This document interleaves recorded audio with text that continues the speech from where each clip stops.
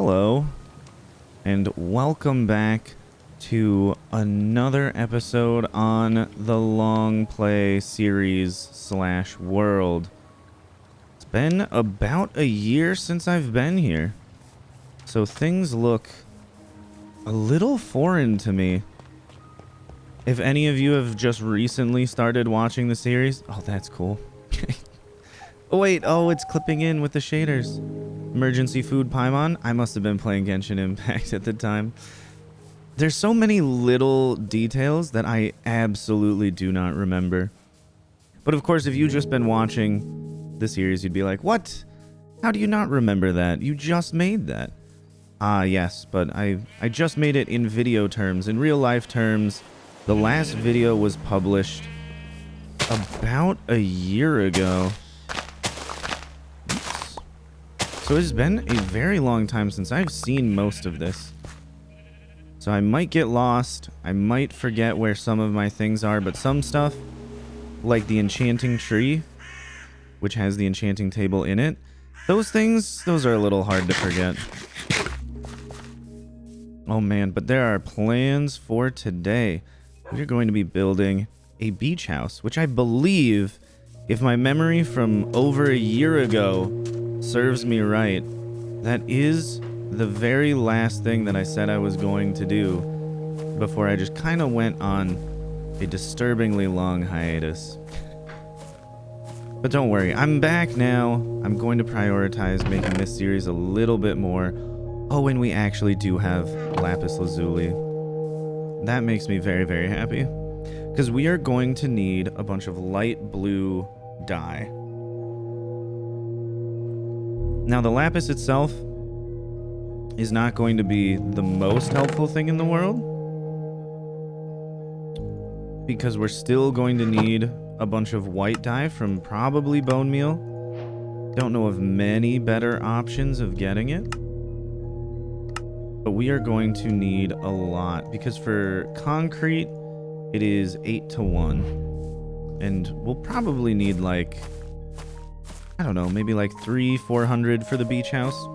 I've been looking at different East Coast, like New England style beach properties for a little bit of inspiration for what to build over here. And by over here, I mean just around this side of this farm, which again, if my memory serves me right, I'm probably going to end up saying that a couple times over the next few hours.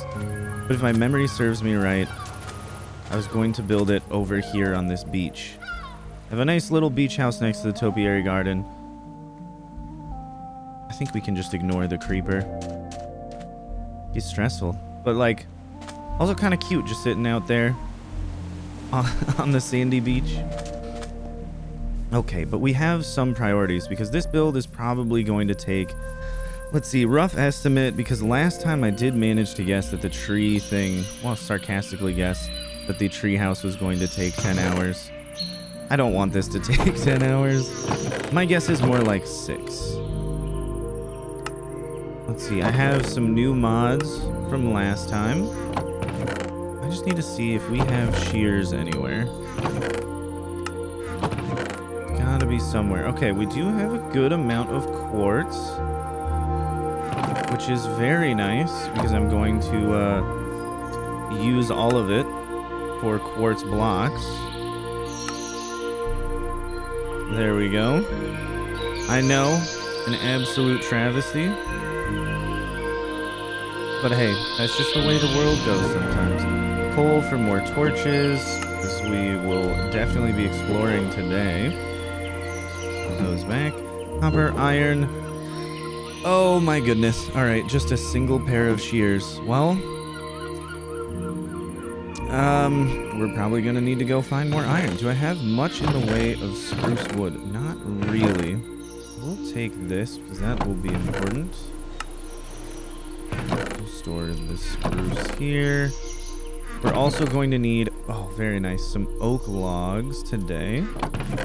And I'm just going to start by setting up a little bit of storage where we're going to be building, probably using oak planks as well. I'm just thinking of going with like a blue siding, white trim style for the build. And because of that, we're going to need an excessive amount of blue. By blue, I mean light blue dye. For light blue wool and light blue concrete powder. Because those two blocks go quite well together. And I have been, to be honest, I have been thinking about this a little bit. We'll store all these in here. Actually, we'll keep this. Should plant all of the all of the birch saplings that we have right now. See, that's one of the things. You get the most raw, uncut footage here because I'm not going to be editing out any of my mistakes or re-recording any audio. It's just going to be silly. But those of you that have been watching, I mean, that's just same old, same old. It's kind of just how we do things here. Let me just space these out a little bit so we don't overlap the leaves too much. Because I still would like to get more saplings because I don't even know if this many, when fully grown, will be enough. Once these are all planted, we can go on a little bit of an adventure. Because I do want to get acacia wood, which we haven't had yet. Maybe find some cherry wood, which would be very cool. A sheep. Come here, sheepy. We need you.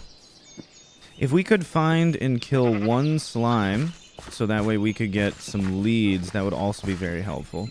Or if we find the wandering trader. If he manages to spawn in, I think we'll also kill him. Not because we don't like him, but because we just really, really need the leads that he has. Because that makes all of this movement of animals a lot easier. Okay, we're just going to put this sheep in here. And then we'll just ignore him for now. Thank you. Thank you, sheepy sheep. Oops. But did he just walk out? Wait, how? What? This sheep is a miracle worker. How did he get out? I have no idea. Why? I don't actually understand that. Oh, he jumped off of this. Oh. That's incredible. Maybe he can also, like, walk around that. I'm not sure. That's pretty funny. Oh, is he also going to get out that way? Oh. This... Well, maybe he won't get out this... Well, okay. You know what? If we just lead him into the sheep pen with all the other sheep, that should work well enough. Go. Lock him in. Beautiful. Well, you know what? No. I'm gonna put this back. Oh, also, I noticed this when I was just doing some testing to see if the audio levels were, like, even remotely okay. This fox popped in here. And I don't remember if I put the foxes in here or if they just ate all of the chickens that were in here. Because he's holding a feather in his mouth. There's eggs on the ground. And it looks like this place used to have chickens, but there's no chickens anymore. So, yeah, that's not good for them. But anyways, we need to get a bunch of wheat because we're going to be breeding a lot of light blue sheep.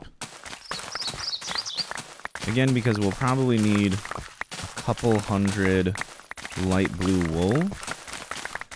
And if we only need like 30, 40, hey, better safe than sorry.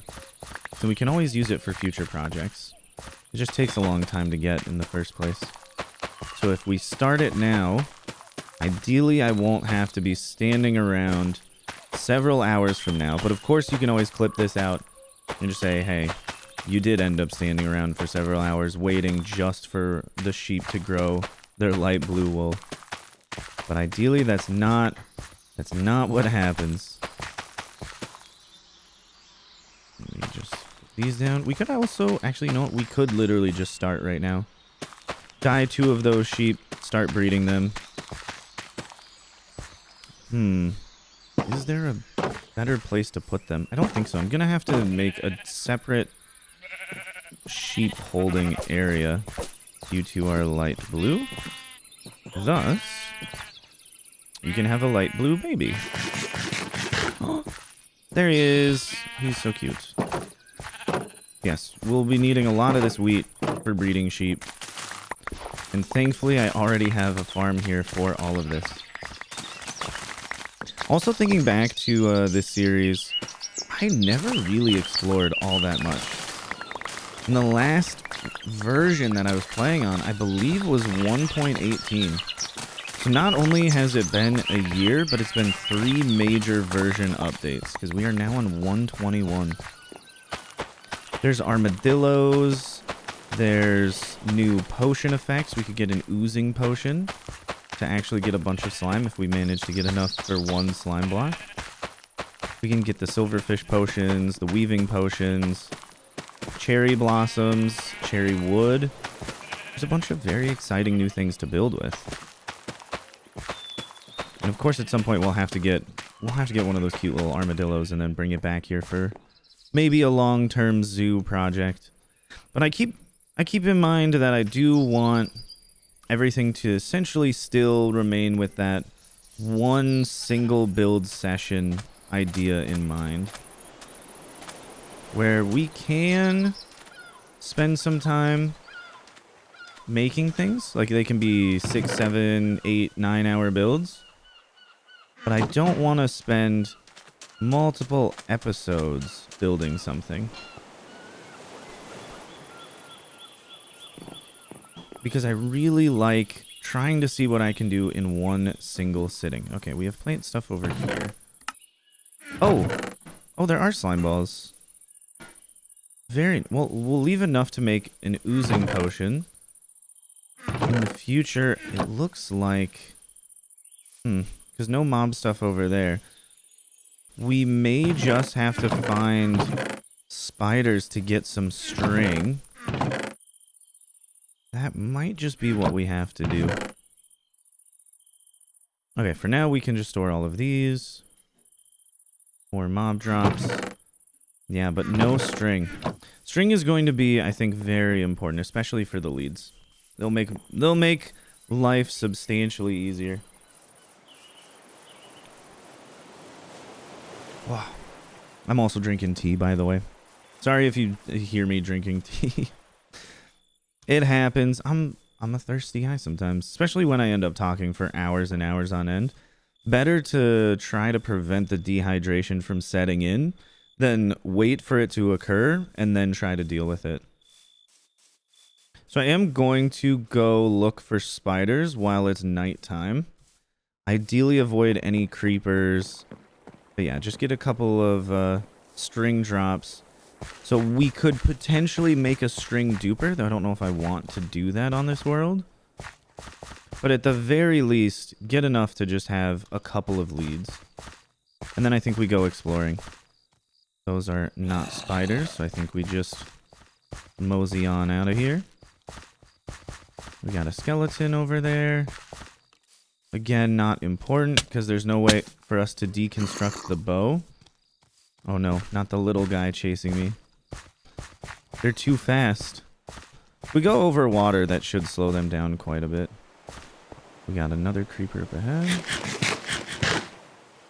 Yeah, but for now, it's just going to be exploring. Also, I love this new setup of mods that I have with the ambient sounds, which I don't think I had on the previous version. All the way back in 118, I don't think I was playing with the M ambience. But we get nice background sounds. And it is just lovely, especially with the BSL shaders. I've also toned down the brightness of them a little bit because they kind of glow too much for my liking. I do really love the color grading and the realistic water. But the beaches, the deserts, they all glow a little too much. Now I'm curious if spiders even spawn in the world anymore. There's a lot of creepers and zombies. More creepers. I know it's not going to be the most relaxing gameplay in the world if we have a bunch of creeper explosions. Okay, we got 2 string. Oh. I don't know if we have any of these. It's been, again, it's been such a long time where I don't even know if we have basic resources. We'll have to go around and look, because there are other storage areas that I have. I just don't know if any of them have the string that I'm looking for. But we really only need, I think, 2 more for the crafting recipe. Maybe 3 more. It's one of those things where I normally just farm so much of it that I don't really think about how much I have left. Or how much it requires. I also never think about how much I have left because I normally have a lot. Now I'm pretty sure I have none. Also, if we stumble upon an acacia biome, that would be very, very nice. We are going to be running low on food, and I did not actually drop off all of the wheat. I thought I did. Is that... Oh, that's water sounds, not spider sounds. They sound quite similar, if I'm going to be honest. Oh! Oh, I think I've been here before. There's gonna be so much rediscovery for me of places I've already been. Oh, another thing that I really like with the BSL shaders is this depth of field. So like this block will be in focus, the one behind it will be out of focus, and that focus will shift based on what we're looking at. And I think it just gives a very, very cinematic feel. Yes, we've definitely been here before. Taiga village on a mountain. We could sleep, but we still need a little bit more string. I think this is where I got all of the villagers from. This looks like my handiwork a little bit. Maybe not. Oh, no, that's my handiwork down there. Let me just get down here as gently as I can. Masterfully done, if I do say so myself. Oh, yes. Okay. Yes, yes, yes. Silk touch, sweeping edge, mending. This was definitely me. Yep. This is not a default structure in the world. Yeah, I remember this upon like actually seeing it in person, but I don't really remember doing that in hindsight. Ooh, more creepers. But I think we just continue exploring and try to generate some new chunks. Maybe we get lucky. We find a birch forest like that. Because again, I'm going to need a lot of birch wood. A lot of birch wood, a lot of oak wood. Oh, spiders. Let's go. Hopefully we're lucky and we also get more string drops from them. Wait, is that where I... The bottom of that trunk is gone. Is that where I initially... Oh, I'm remember. Things are just slowly coming back to me. I think that's where I initially went down and got moss. It was right here. Oh my goodness. These things are an absolute joy for me to find. Playing in a lovely world of just lost knowledge. Was there... Oh. Well, thanks for showing up as soon as I get enough string. What is this dude selling? Nothing important. I think we do it, unfortunately. The chill long play series involves murder. I don't know where the wandering trader went, actually. We don't need to kill him. We just need to kill the llamas now that I think about it. Come back here. Thank you. We got 2 free leads. And that is wonderful. But I'm still going to try and get the string because we might need it for stuff in the future. Also, it's just a very good... Is there a spider like up in a tree or something? Oh, I mean, yes. Just not as high up as I thought. It's also just a very good tool for aesthetic builds because you can use it to just have carpet float in the air or other like falling blocks. So that way they have a little bit of support, but that support is not something that is immediately noticeable. Okay, we are going to be taking out all of the birch trees that I end up seeing for probably a good duration of time. Because we'll need a lot. We'll also probably need to go to the nether to get a bunch more quartz. But that's okay. We'll get to it when we get to it.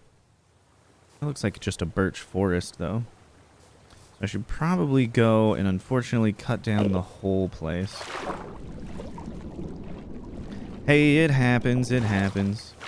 We will need to find a savanna, though.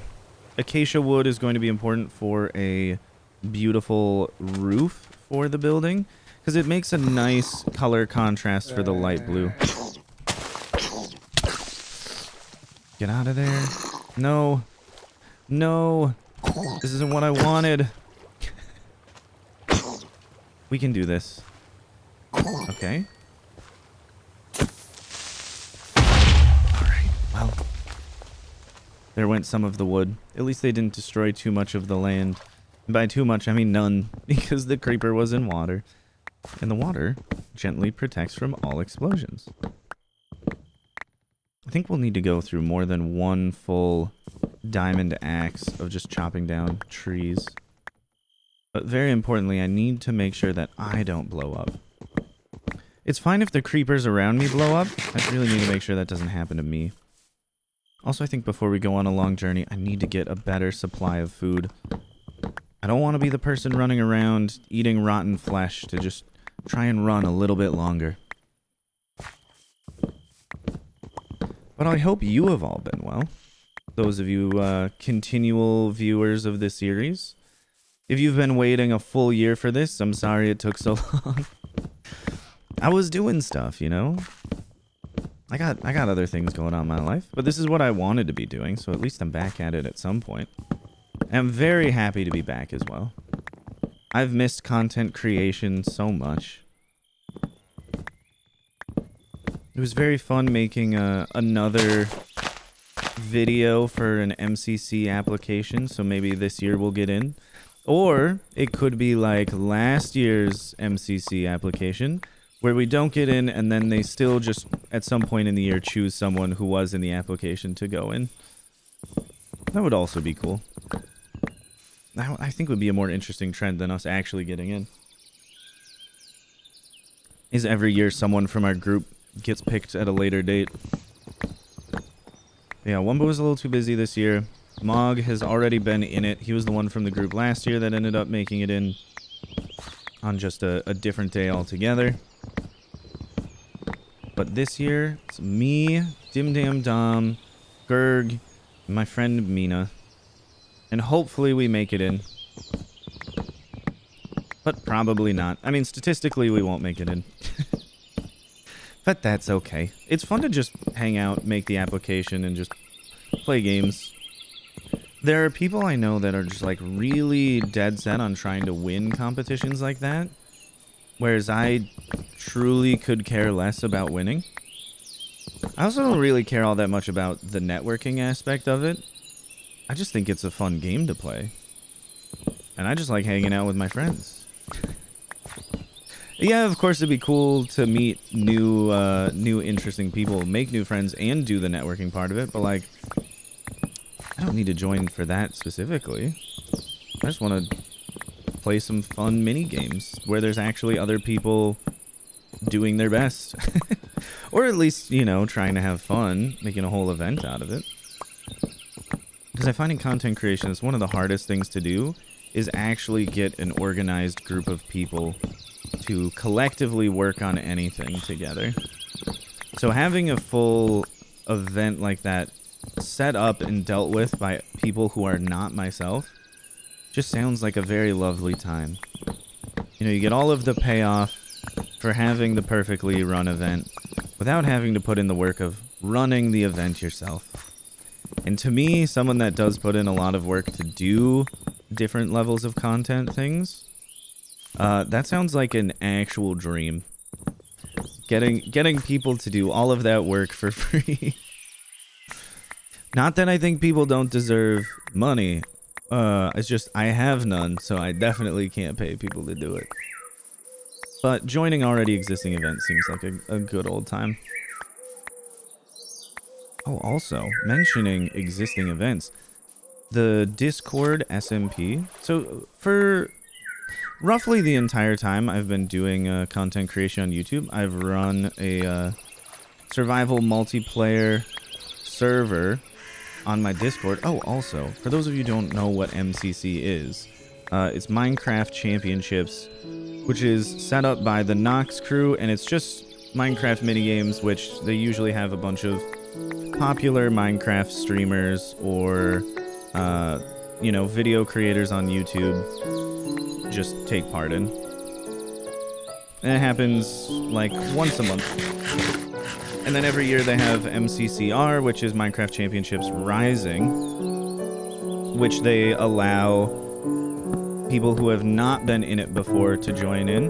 The idea behind it is to mostly let in people who are not like super popular creators, like their normal modus operandi is.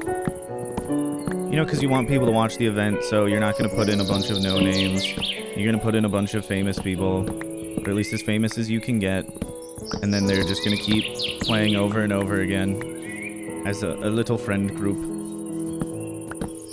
But MCCR is for other people to get in, which is a wonderful opportunity for very small content creators. But they don't always go with very small content creators, which is also fair because you want people to actually be serious about it. And it's hard to say if someone has like one YouTube subscriber, if they are like going to be as serious about it as someone who's like actually been working, making videos, and has like 25,000 subs, but they've been doing it for a long time. So I understand why they tend to go for still the slightly bigger audience havers, but still not as big as their normal cast. But anyways, besides that, the Discord SMP. So the Discord is called the Slime Ranch. Of course, there's probably a link in the description if you want to join. You know, gotta get those plugs in the middle of the videos where people fall asleep. Also, sorry, just a bunch of extraneous thoughts happening at once here. If you at any point want to leave a comment about anything going on in this video, and you want me to respond to it, please, I cannot stress this enough. Dear God, leave a timestamp as to what you're referencing. There is so much of me just rambling in these videos, and people leaving comments about something, and me being like, I have no idea what you're talking about. They're like, but you said it. I'd be like, yeah.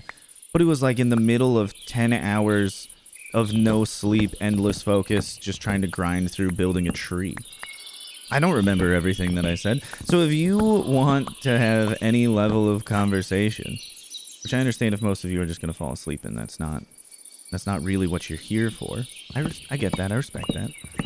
But if you do want to talk about anything that I'm talking about in here, please leave a timestamp.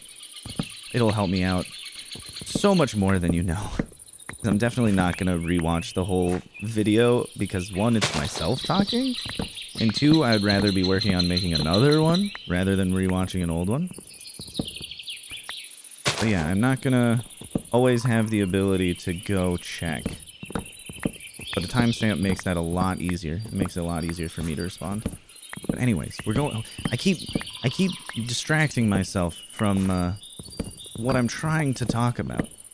The Slime Ranch SMP on the Discord. So, almost the entire time I've been a content creator, I have been hosting a survival survival multiplayer. Wait, I'm so confused right now as to what I'm saying. Yeah, SMP, survival multiplayer. That's what SMP stands for. Survival multiplayer server for Minecraft on the Discord. So everyone in the Discord can join the SMP. And this time around, we recently restarted it for 1.21. And it has been the liveliest the server has ever been. And I think there's a couple of factors in there. One is, what I think is very important, is delayed progression to essentially stopped progression. Because a lot of people, seemingly in my experience, go through the Minecraft gameplay loop, starting from nothing, getting all of your tools and materials, beating the game, getting elytra, and then they stop playing. They go through the full design loop of what could be construed the like storyline of the game, going through to defeat the Ender Dragon, getting the most late game content possible, the elytra, and then they stop playing.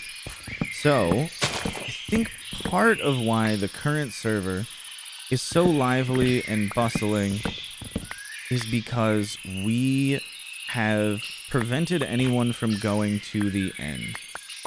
So that way no one can kill the dragon, no one can get the elytra, no one can get shulkers and finish up the entirety of their progression, just be like, okay, I'm done.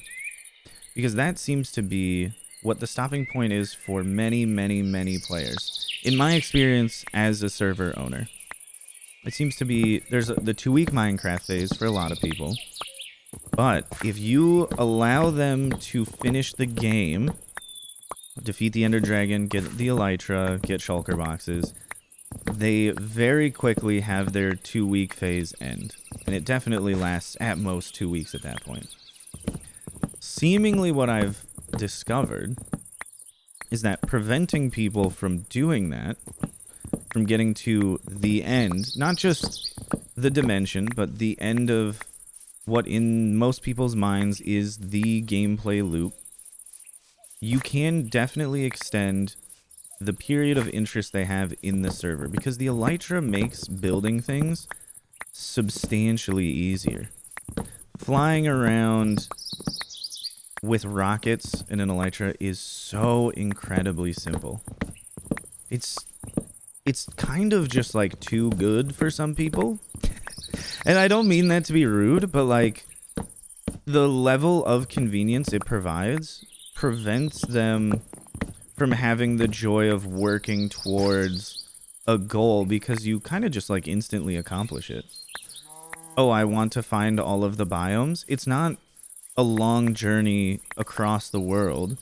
You just get a stack or two of rockets and you just go fly, and then in a couple of minutes you found all of the biomes you want. You've never really made any paths anywhere or any structures. You kind of just got everything, and then you just stop playing.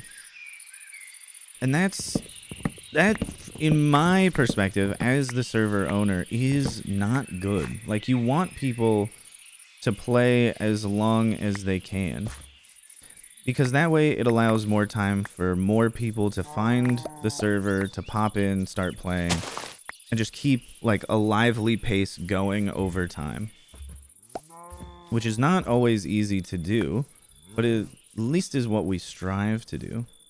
And this time I think it's been very successful, in part to that just prevention of progression. Now, there is not going to be a permanent prevention of those things. We might lock out the end for maybe forever, I don't know. But we're at least hosting events where people can like get shulker boxes. Oh, we're going so slow in the water. Where people can win shulker shells or shulker boxes to give them an incentive to participate in community events and still get those things, but at a slower pace. Because if we did not prevent people from going to the end, within maybe 4-5 days at most, someone would have already made a shulker shell farm, and everyone on the server would have essentially as many shulker boxes as possible. Now, to make the game feel like it's not so much of a slog, we do have teleportation commands. So people do have the ability to set a home and teleport back and forth from it with a little bit of a delay.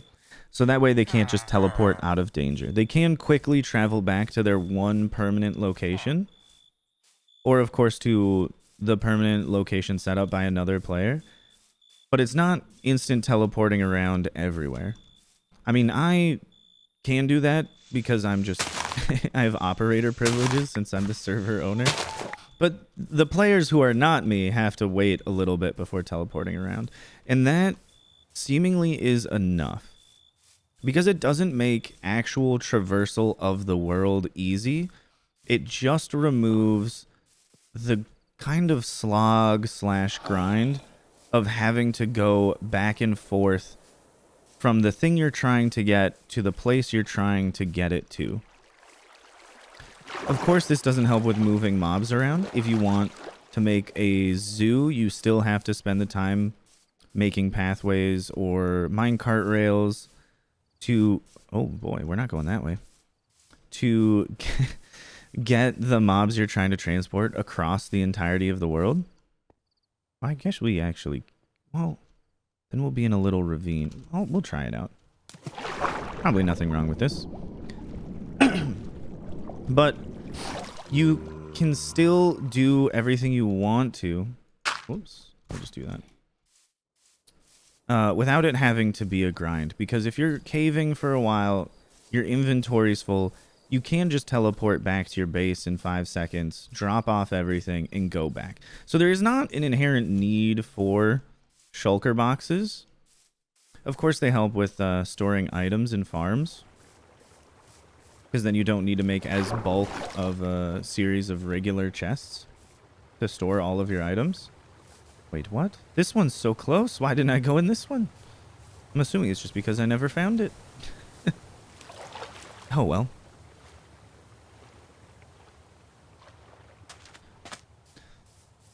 But yeah, it keeps a level of convenience without it being, I think, too easy, you know? Because you still can't teleport out of danger. You can't teleport to just wherever you want to. You can only go between permanent residences and the place you teleported from. Which I think is a very lovely system. Because people are now still at least making some amount of pathways, making sure you can get places with some amount of ease. Because if you fall, essentially, just think about it this way. If you're building a really tall structure like this tree here, that's fine. You can do that. If you have an elytra, you can just fly back up to the top every single time.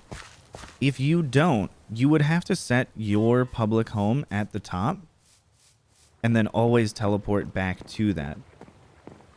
Otherwise, you wouldn't be able to get there without making a convenient path. And since the players are only allowed one home, and you, of course, you could always try to get everyone on the server to just put their homes where you want them to be, to just teleport around. But as we all know, that doesn't really work out that way. So everybody has their one base point, and they now have to make paths to actually be able to get places, since they can't just fly to the top of whatever they're building. It also takes building a little bit more time to accomplish. Let's see. Slime balls, we got the lead string. Take these out. There's a crafting table over here. Okay, store those. We got 6 leads, which is very, very nice. Store those. Store sweet berries. We have a lot of birch saplings, which is very good. Dirt is over here. That goes in there. Sorry, I just need to make sure I'm still somewhat organized. We'll just sleep till daytime. Sorry if you like the rain. The rain will probably stop when we get up. Yeah. Sorry, it's just a rough coincidence. Oh man, look at all of them burning out there. Well, maybe we can avoid the danger. We will need to light up this beach at some point. So those. I will make one crafting table over here for now, because we'll definitely need it in the future. Make a couple of loaves of bread so I don't starve. Okay, and then we can go get our sheep. And I think... definitely need to make a temporary holding area for them. But I don't... Now that I think about it, I don't want to do it over here, because they need to eat grass. Also, sorry if I just, like, completely lose a train of thought and just start doing something else. That's just how my mind goes sometimes. It's not on purpose. I just do, I do sometimes just fully forget what I'm even talking about. And we'll take some of the gates. And then I think we will take our 2 sheep from before, lead them out of there, and take them over to a new holding area where we'll just breed a bunch of light blue sheep. Do I have the... Yeah, I do have the shears on me. Okay. we can start the most arduous part of this entire build. Well, I mean, what is probably going to be the most arduous part of this entire build? Come here, sheepy. Come on. Okay, now don't let the other ones out. This way. Also, one of the most incredible changes, which I really wish was in the game earlier, is the ability to put leads on boats. It makes moving villagers around so incredibly convenient. It used to be the worst thing ever. Now, I truly don't mind it. But it was bad. It was bad in the past. It was something I would actively wake up at night having nightmares about. Come on, sheep. Jump, jump. But now, it's kind of fine. Oh, oh. You got stuck. Yeah, the leads still break all the time. It's still a little annoying. But hey, at least we can drag them across the world and we don't have to wait for them to follow while I'm holding wheat. Okay, over here should be convenient enough. There is like a lava pond over here somewhere. Oh, over there. We just need to not go over by that. Do I have a shovel on me? I do. Let me just take out this little hillside here. Do I even have enchantments on this? Efficiency 2. If it was 1 higher, oh man, we'd be cooking. All of this would be instantly destroyed. Okay, but we will set up a sheep pen over here. Start breeding more, and of course shear all of them. Because we're going to need lots and lots of blue, light blue wool. I keep saying blue, but it's light blue. Ooh. So much to do. So much to do. So unlimited time to do it, but it's really just at my own expense. I would like to make... Wait, can I not? Oh! I accidentally took his lead off. No, no, you come here. Let's do this. A fence in the middle. You are all attached to this now. I would like to make a nicer looking pen for all of them. Similar to how the whole farm setup is that we just saw where we were previously storing them. But for the time being, it's definitely... What? For the time being, it's definitely not the most efficient way to go about this. And unfortunately, we have to think about that a little bit with how much time we're going to be putting into this.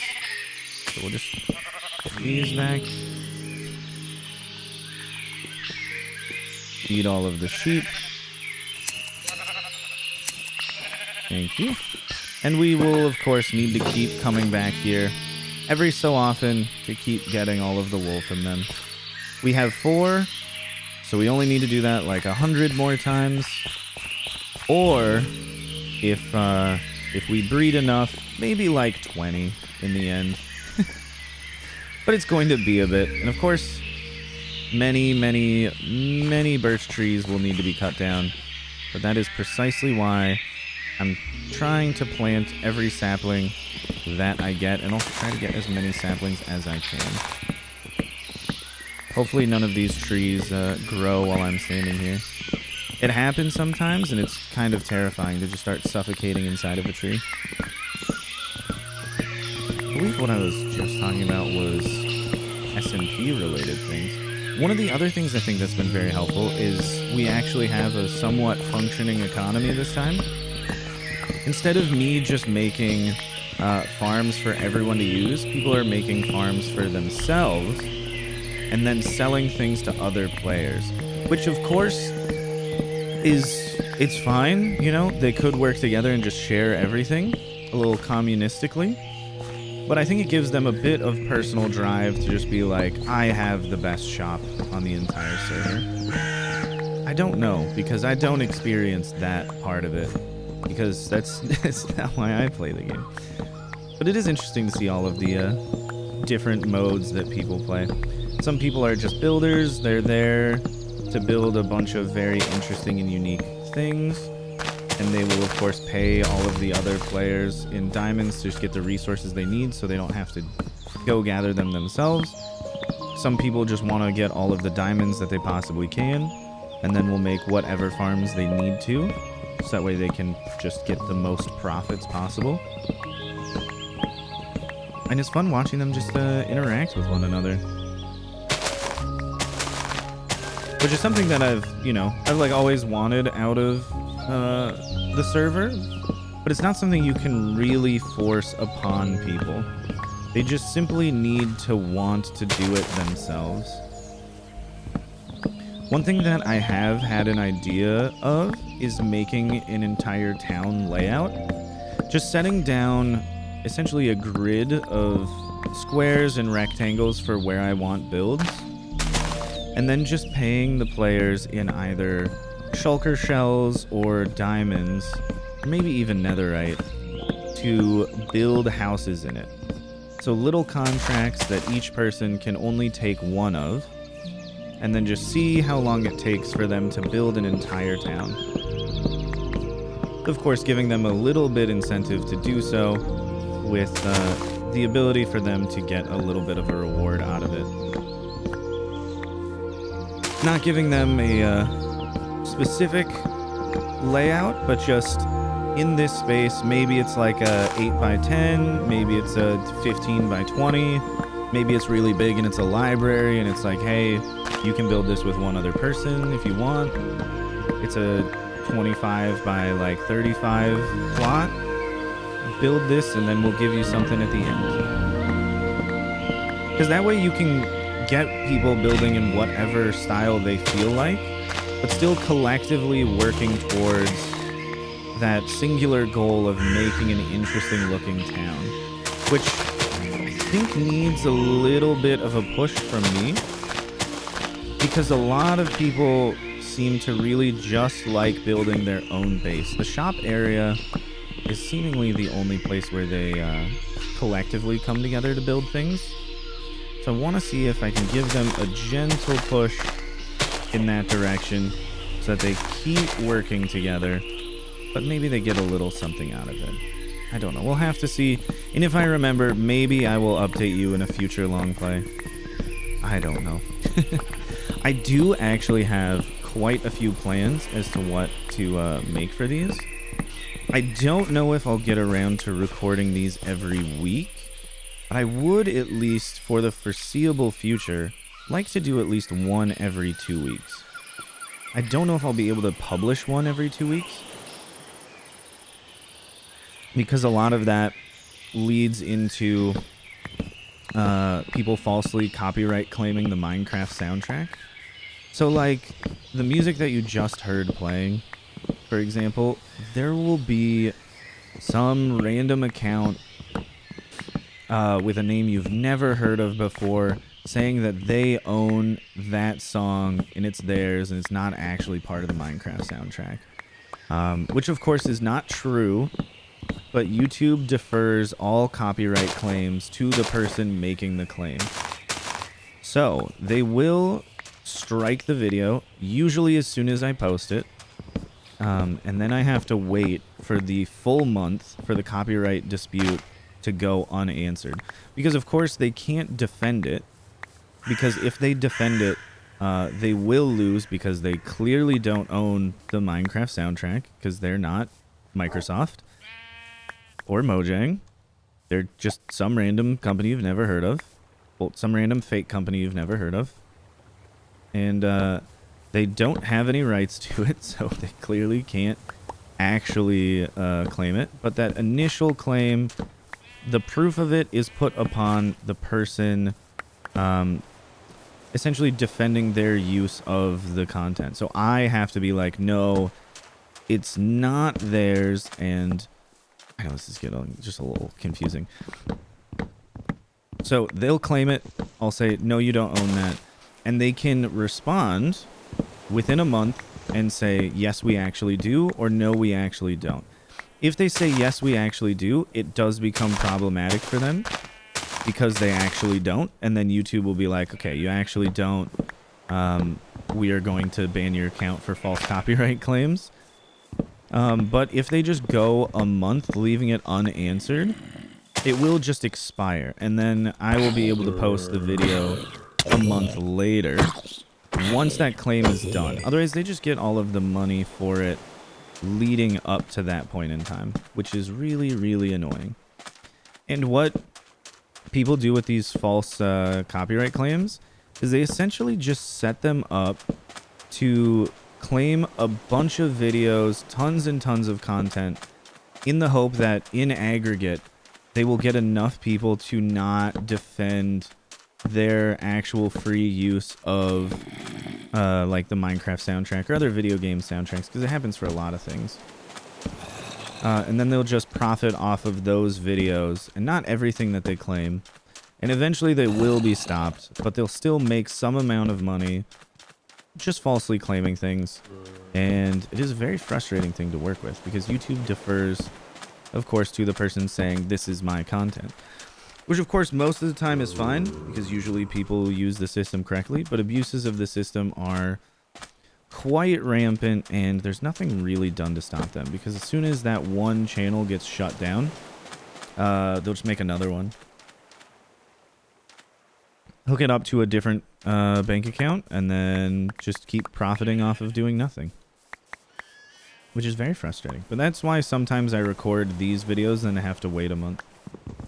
The other videos I can publish almost immediately, because I'm just using music from the YouTube royalty-free music library, which no one can claim because that is directly dealt with by YouTube. So they're not going to be like, hey, someone else is claiming our music. They'll be like, that's our music. You can't get away with that. You can't try to be slick over here.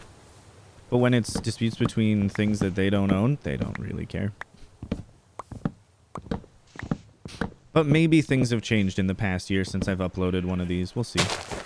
But usually anything, yeah, Minecraft song related becomes problematic, which is frustrating. But that has not stopped me from making these videos in the past, and it shall not stop me from making videos in the future, I promise. I will switch out these torches for something that's a little more aesthetically pleasing, like the ambient lighting over here. Say that as I think there's a torch over here. Okay, but these are directly at the entrance to the main storage area. So this one's a little different. Dirt. Store those. Store this. I don't think there's anything else. We don't need more leads for the time being. Everything else can be stored on the beach. Okay. Good, good, good. Ooh.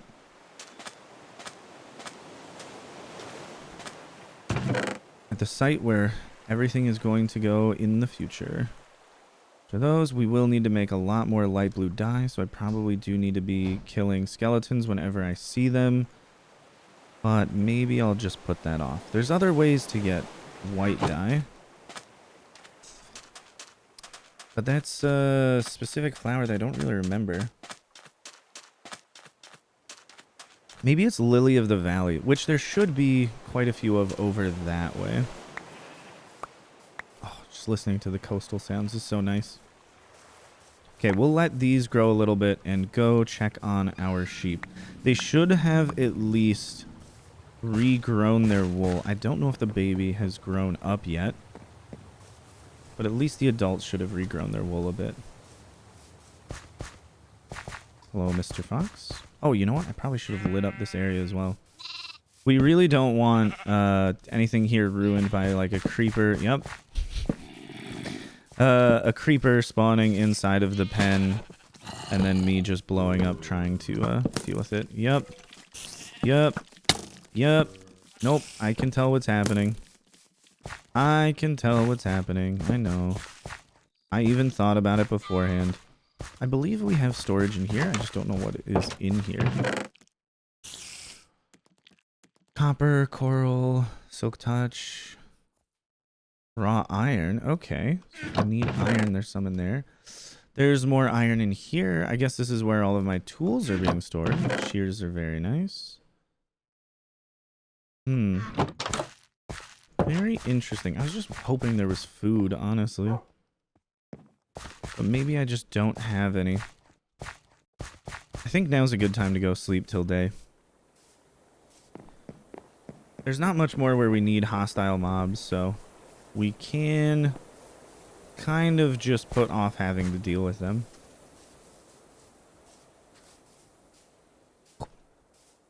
We do still need to go find acacia trees, but that I think can be put off for quite a long while.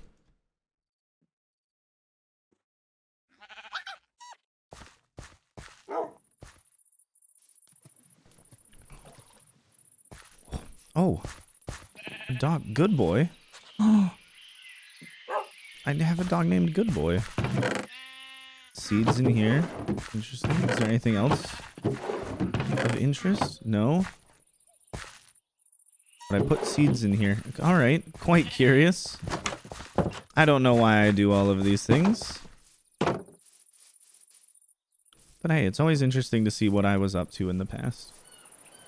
We will need to get more food, but I want to save as many of these pieces of wheat for sheep as I possibly can. We'll also need to go around and get sand and gravel, which might mean exploring to a desert for the sand. Gravel, I think we'll just go swimming in the ocean, probably. Or mining underground. We can always find very large patches of gravel underground. And of course, dropping everything on a torch makes it so getting a lot of gravel is not that difficult. Sadly, the shovel that I have is not insta-mineable. So it will be slow if we don't upgrade it at some point. But I don't know if we have a convenient way to do that. I do have 38 levels. We do have an enchanting table, so there's a chance we can just find an efficiency for enchantment. I don't know. That might be worth it. If we get fortune, though, with it, that's gonna be something that we really don't want to have. Oh, I've also been working on, separately, I've been working on a mob head farm, which was featured in the latest video that I had, which is the 24-hour challenge. But now I have the struggle of making a tutorial video for it, which for some reason I thought would be a lot quicker to work on. But with the level of, like, perfectionist that I've become, even though I know we're not going to end up with anything remotely perfect, it's still something that I think is going to take me quite a long while to finish. I have most of the script done, but that means I now have to sit down and record doing a voiceover for that, which, I mean, come on, that's not the hard part at all. The hard part is doing all of the video editing side of it all. Because if I talk about something specific, I know I can get a nice replay mod recording of that very specific thing. It's just how crazy do I want the video to be? Because I ultimately want it to be more of a tutorial on like how the components of the farm work, to show that you can make the farm however you feel like and make it work best for you. But that also, I think, just ends up being a lot more explaining than just this is what I have here in front of me. But with everybody now, thankfully, just using Lightmatica schematics, it is a lot easier to just share things. So I don't have to make a block by block tutorial anymore. Though that would be the most helpful thing for Bedrock players, I don't know if mechanically the same thing would work for Bedrock. Because there are some differences in how redstone works. So maybe there's differences in also how, like, water sorting mobs will work. Sorting them by height might not be as simple to do in that edition of the game. It is also very sad that they've very recently essentially blocked all mod support for Bedrock Edition by no longer releasing the PDD files. Very sad news for everyone there. Like, I've never been a Bedrock player. I never want to be. I will never probably never play that edition of the game unless it's like for a video. But still, there are people who can only play Bedrock Edition, and it is very, very unfortunate whenever things make it harder for them to enjoy playing the game. Especially with all the added monetization aspects of Bedrock Edition, which I'm so incredibly thankful every time that Java doesn't have. There are some mods for Java that people will charge money for, or at least charge money for early access for, which is perfectly fine. I get that. People making things would like to be financially compensated for their time and effort. Literally nothing wrong with that. But it is bad when the structure of everything is set up in such a way where you cannot do that. You can only do paid mods only for Bedrock from the marketplace. And that, I think, is really, really unhealthy, especially for kids to get into. Because that just starts the microtransactions like pipeline, where they will eventually just get into buying loot boxes because they're already used to, oh, any little change I want for the game is something I have to pay for. When in most cases, no, you shouldn't, because that's part of what makes gaming so wonderful, is the community support for these types of things, where you can just have somebody do it because they also just really like the game. I'm not saying everyone should do it for free, but it is very nice that we have a community set up where things can be done for free just because people want to do them. Because when your product is digital, you really don't have to charge for it.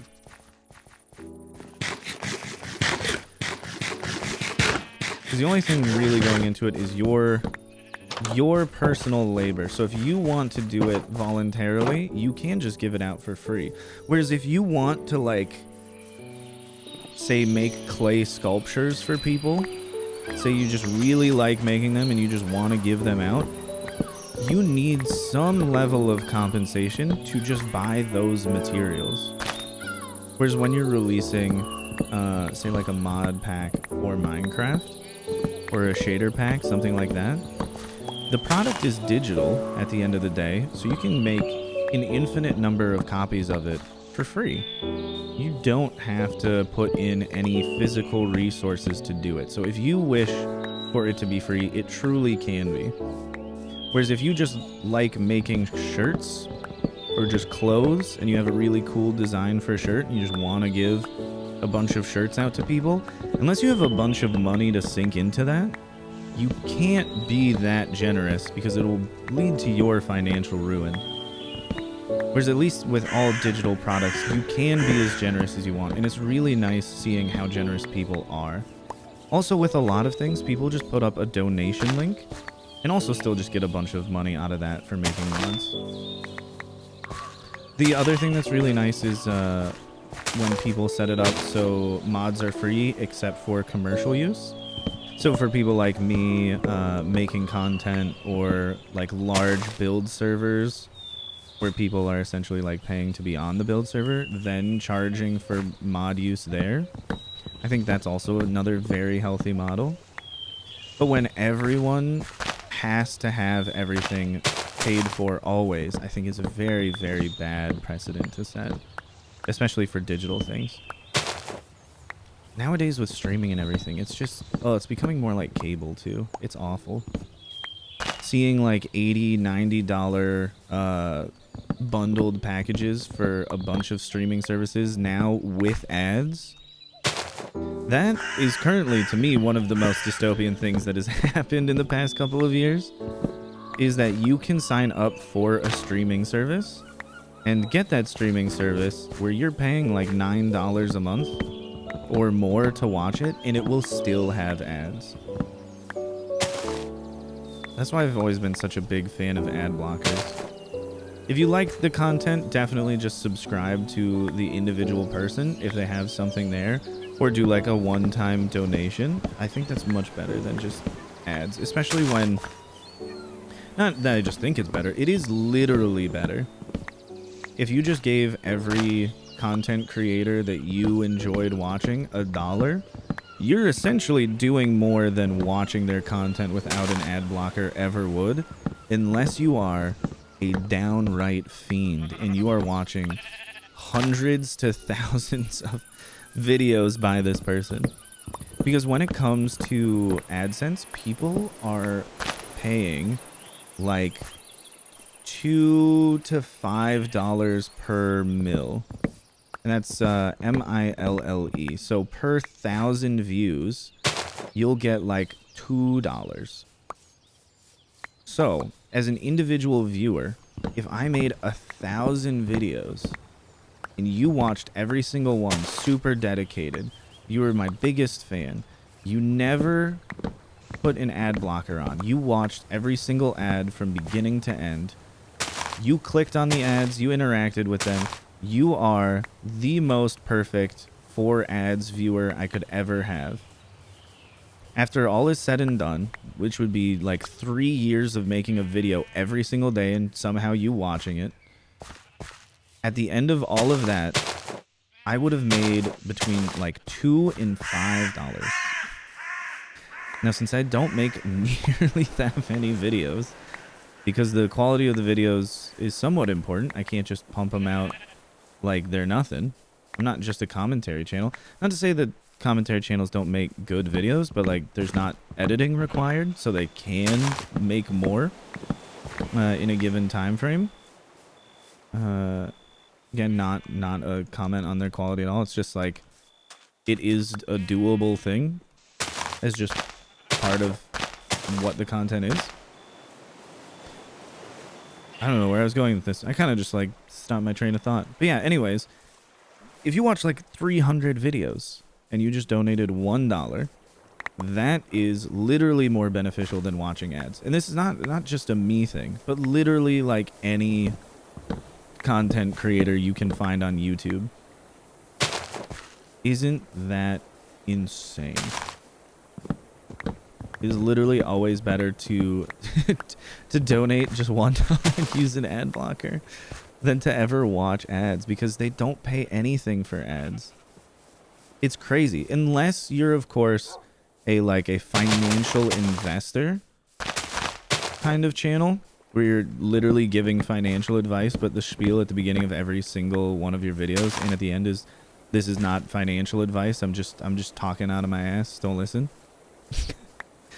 Even if you say no financial advice, it literally is. We all know it's financial advice.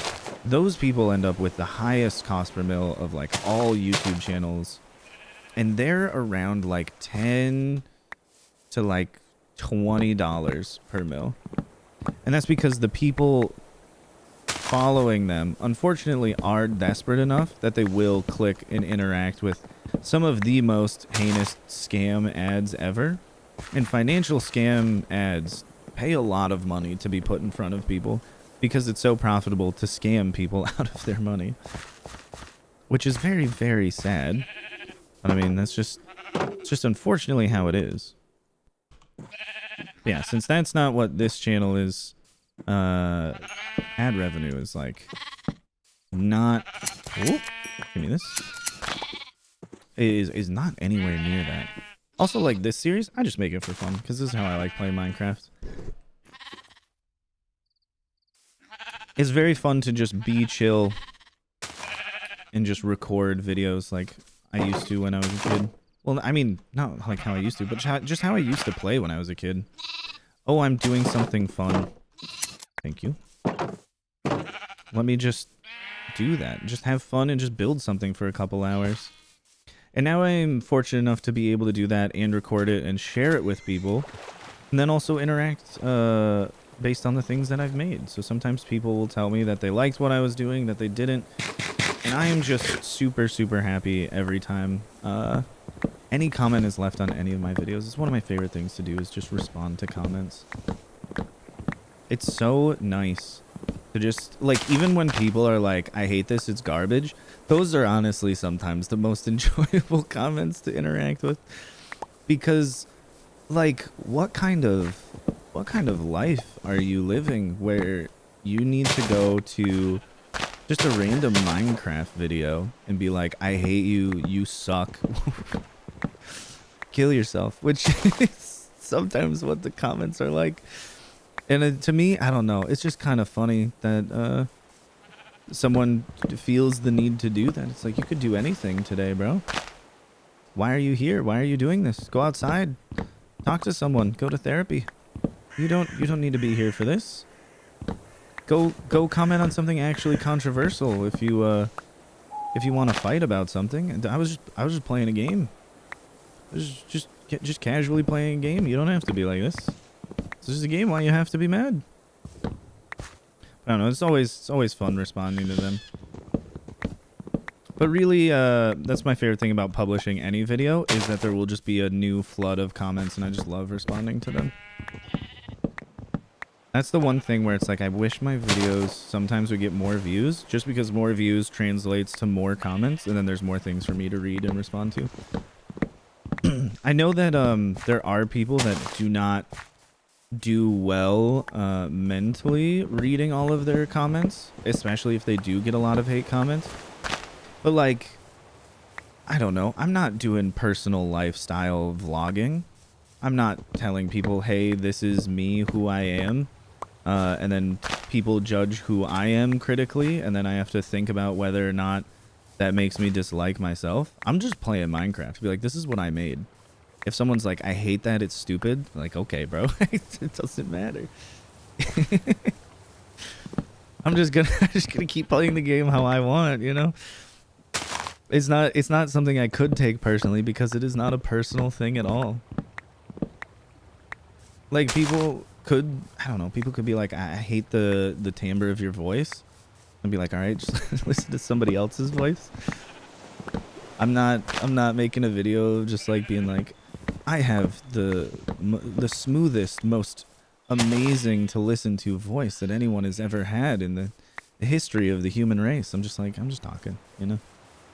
For some reason, some people like listening, and I appreciate you guys. I do. You allow me to get away with not having to go into an office. And I appreciate that more than you know. Because one of the best things about like working from home like this, when it's truly for myself, is just the flexibility of it all. If it's a really, really nice day out and I want to go to the beach, I can just go to the beach in the middle of the day and then just record stuff at night or early in the morning. You know, I have that flexibility to work around stuff, and that is something I am literally always grateful for, and I ideally will never ever take for granted. Because it's just nice to be able to get out when there's a nice day. Unlike a lot of people that do this, I do actually go touch grass, I promise. May not seem like it, because sometimes I sit down and record videos that are 10 hours long of me just building a big tree with a donut around it, but hey, when I'm not doing that, sometimes I go outside. Which I've been doing a lot more of recently, especially now that I've gotten back into playing Pokemon Go. Which I know you can make your Hillary Clinton 2016 election references of Pokemon Go to the polls, because I do as well. It's one of my favorite presidential quotes of all time. That one is up there with the George Bush interview, where they're asking him about the Iraq, or it's either Iraq or Afghanistan war, and he just says some shit and then goes, now watch this drive. It just goes back to golfing. God, it's horribly insensitive, and it's, I don't know, at the same time, it's just so funny to me. It was just like how terrible he was. I don't know. I find a lot of humor in some of the worst moments, because if you can't laugh at it, you're just gonna be bummed out, and I'd rather not be bummed out. So I just take it as a chance to just laugh about how silly life is sometimes. We put all of our I really kind of just wish there was a bridge here to just speed this up so I don't have to walk over here or swim, but when I make bridges, I try to use them. I try to stick to all the paths that I have.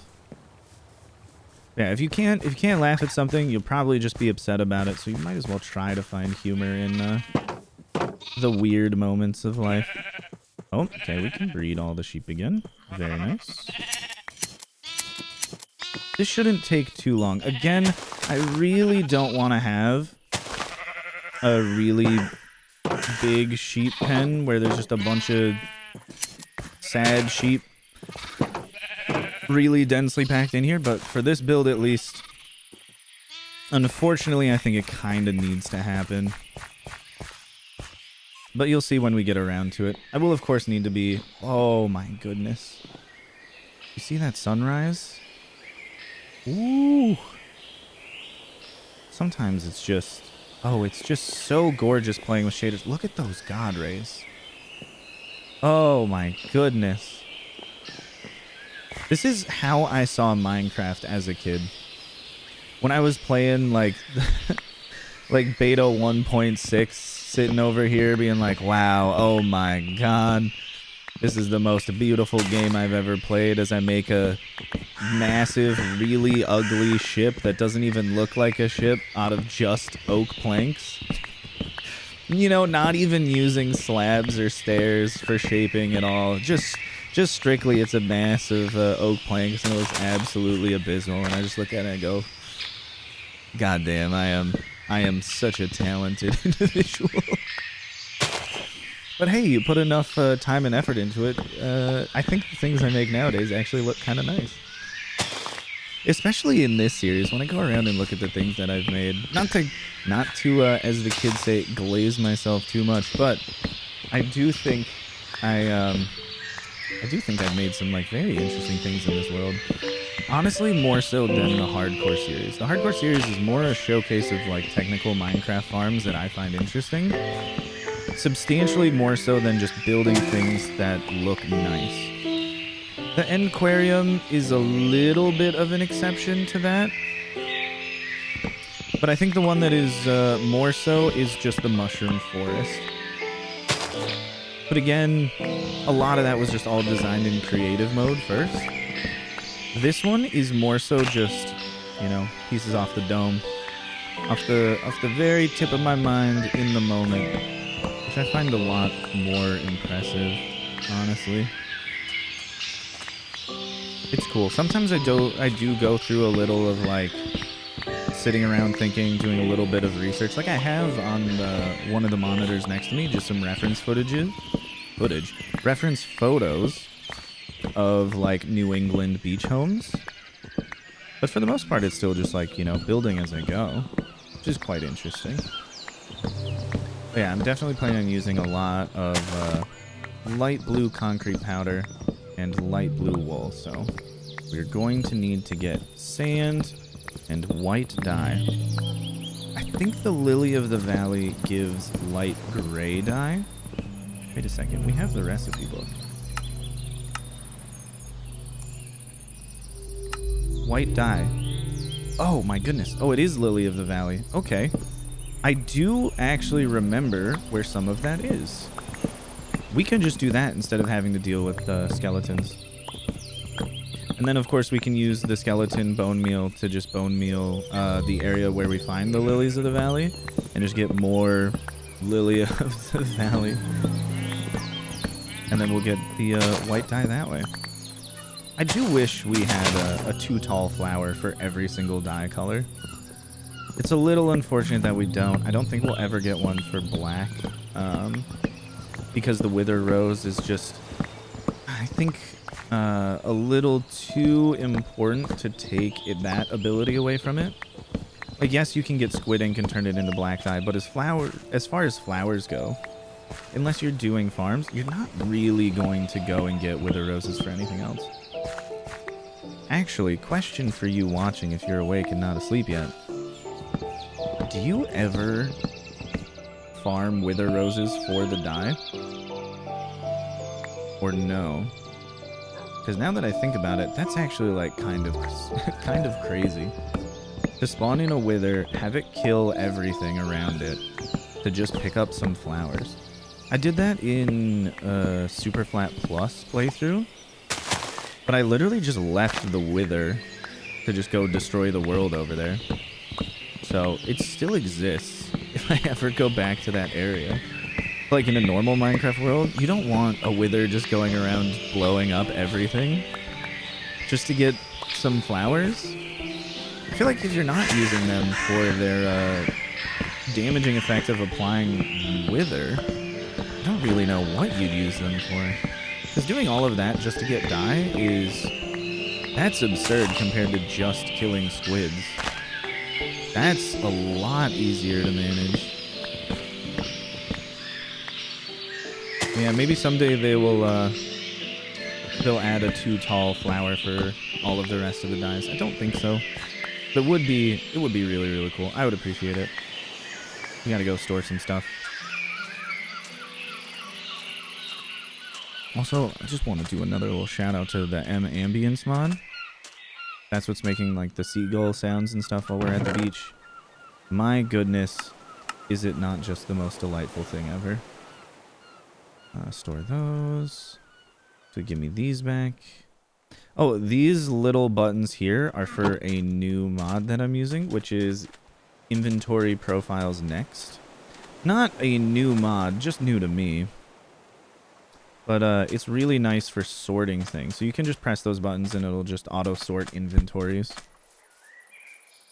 There's different ways you can set it up for how to sort things. Excuse me. There we go. But it is super, super convenient when I don't have a full item sorter. So in most of my playthroughs of Minecraft, I do make a complicated redstone item sorting system.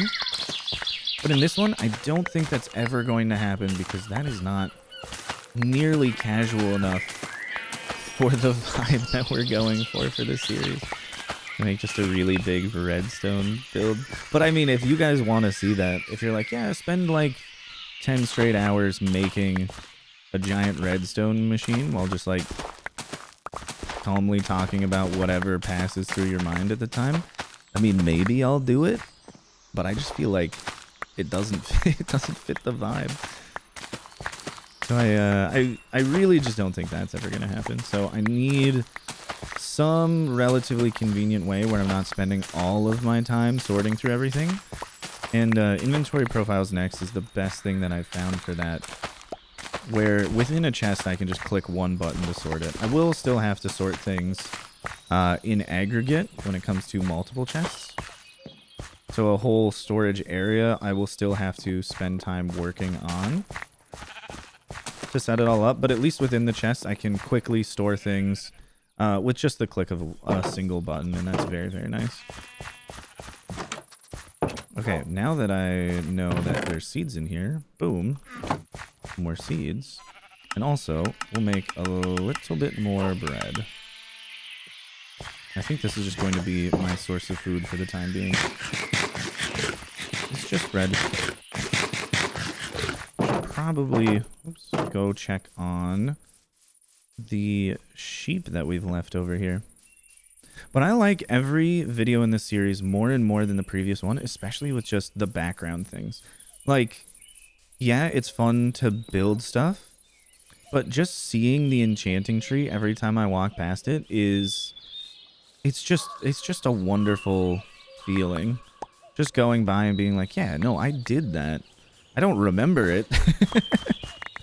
I don't remember the act of it, but it's now just a part of the world, and it's a really cool part of the world, in my opinion. And ideally, we just keep densely populating this entire area. We might be able to make like a cove over here, or a little wharf, and then put in some ships. Those ships are absolutely not my forte, but I think that's all the more reason to actually spend the time working on them. I probably should do more practice before sitting down to do one in a long play, just because that's a single sitting build. I don't know if I want to take all of that time trying to understand how to build ships, so I might just do a bunch of that, you know, off camera, and then once I get in the swing of building ships relatively easily, then I'll just hop over here and make one. But I think in the future, something I have in store is making a little cat cafe. which should be a very acute and fast build to make. There you go. More sheep. But we will need to get cats. With the villagers up there, we should be able to get cats relatively easily. Might just need to get a couple more villagers. That's really just giving the ones that are there some bread. Let's see, 14 light blue wool. Dang. Things are going crazy. We're almost to 400. Oh man, it's gonna take some time. That's okay. That's what it's all about. Just sitting back, relaxing and playing. I don't remember if I used to be like a lot more calm, but I feel like at least being a little bit more upbeat right now. Now I may come to regret that in a couple hours when I lose the ability to speak, because it's been so long since I've played like this. Also, if you ever see me running around a long time strafing and not looking, it's almost certainly because I'm drinking something. That is the most, like, apparent way for you to figure out what I'm doing. More torches, more wheat. Okay, I think what we need to do right now is go to sleep. And then probably... either enchant this diamond shovel or just get a new one and enchant it so we get efficiency 3. And then go into one of our various mines, because I believe I have at least 2. And then try to just find a bunch of underground gravel.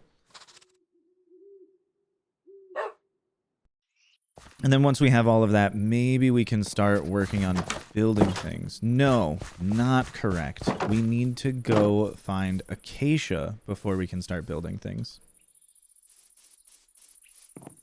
Okay, but first things first, we're going to go check the tree storage, since that seems to be where all of the tools are. Which is it's kind of cool that the storage is just in a really inconveniently far away place.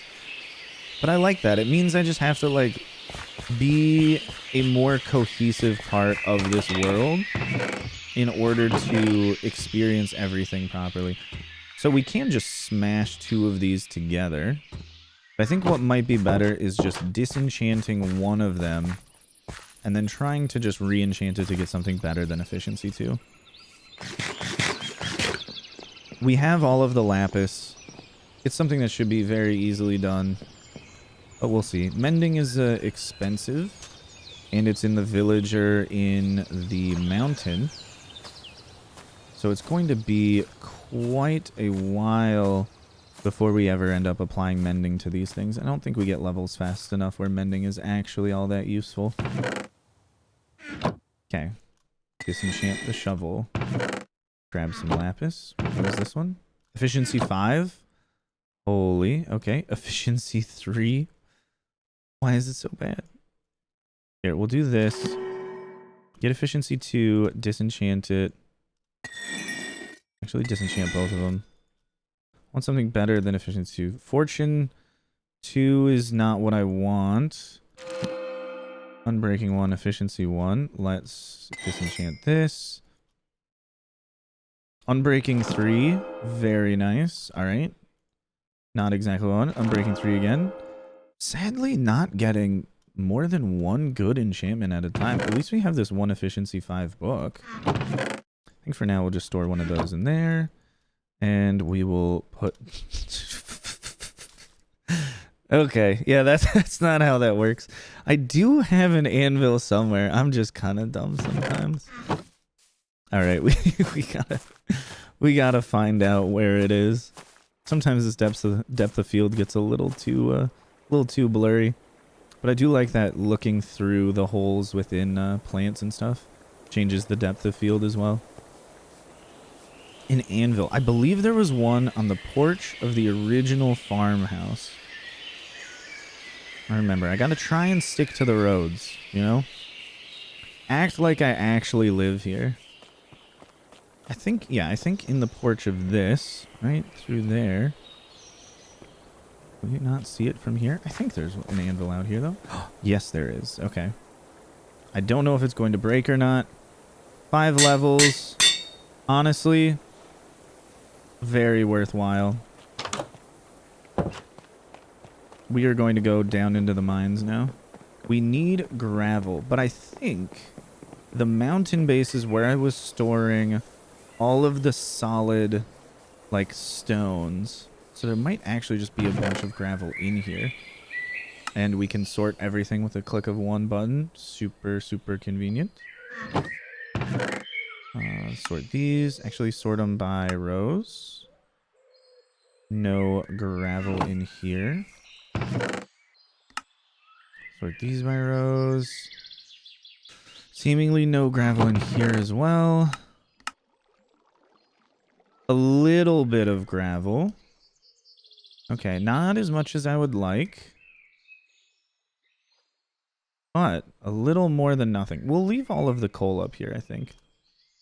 Silk Touch and Fortune. We'll Silk Touch everything that we can. Efficiency 2. We'll store that one off to the side. And see if we can find some gravel. The cave sounds get a little ominous. Kinda spooky. Kinda spooky. Alright, let's go, I think, off to the side from here. Maybe one day we'll need to come back and get a bunch of diorite, but probably not for a while. Whoops. So we'll just keep mining until we find a large patch of gravel and then mine it all out. And then do that a couple of times until we have... Whoops. Enough gravel for all of the concrete powder we're going to be using for this build. I remember why I hated it here. Everything is just a fully waterlogged cave through and through. That's why this mine was not that good. Let me just put two stones back. One here. There we go. That way we can at least see at the end that it's really inconvenient like that.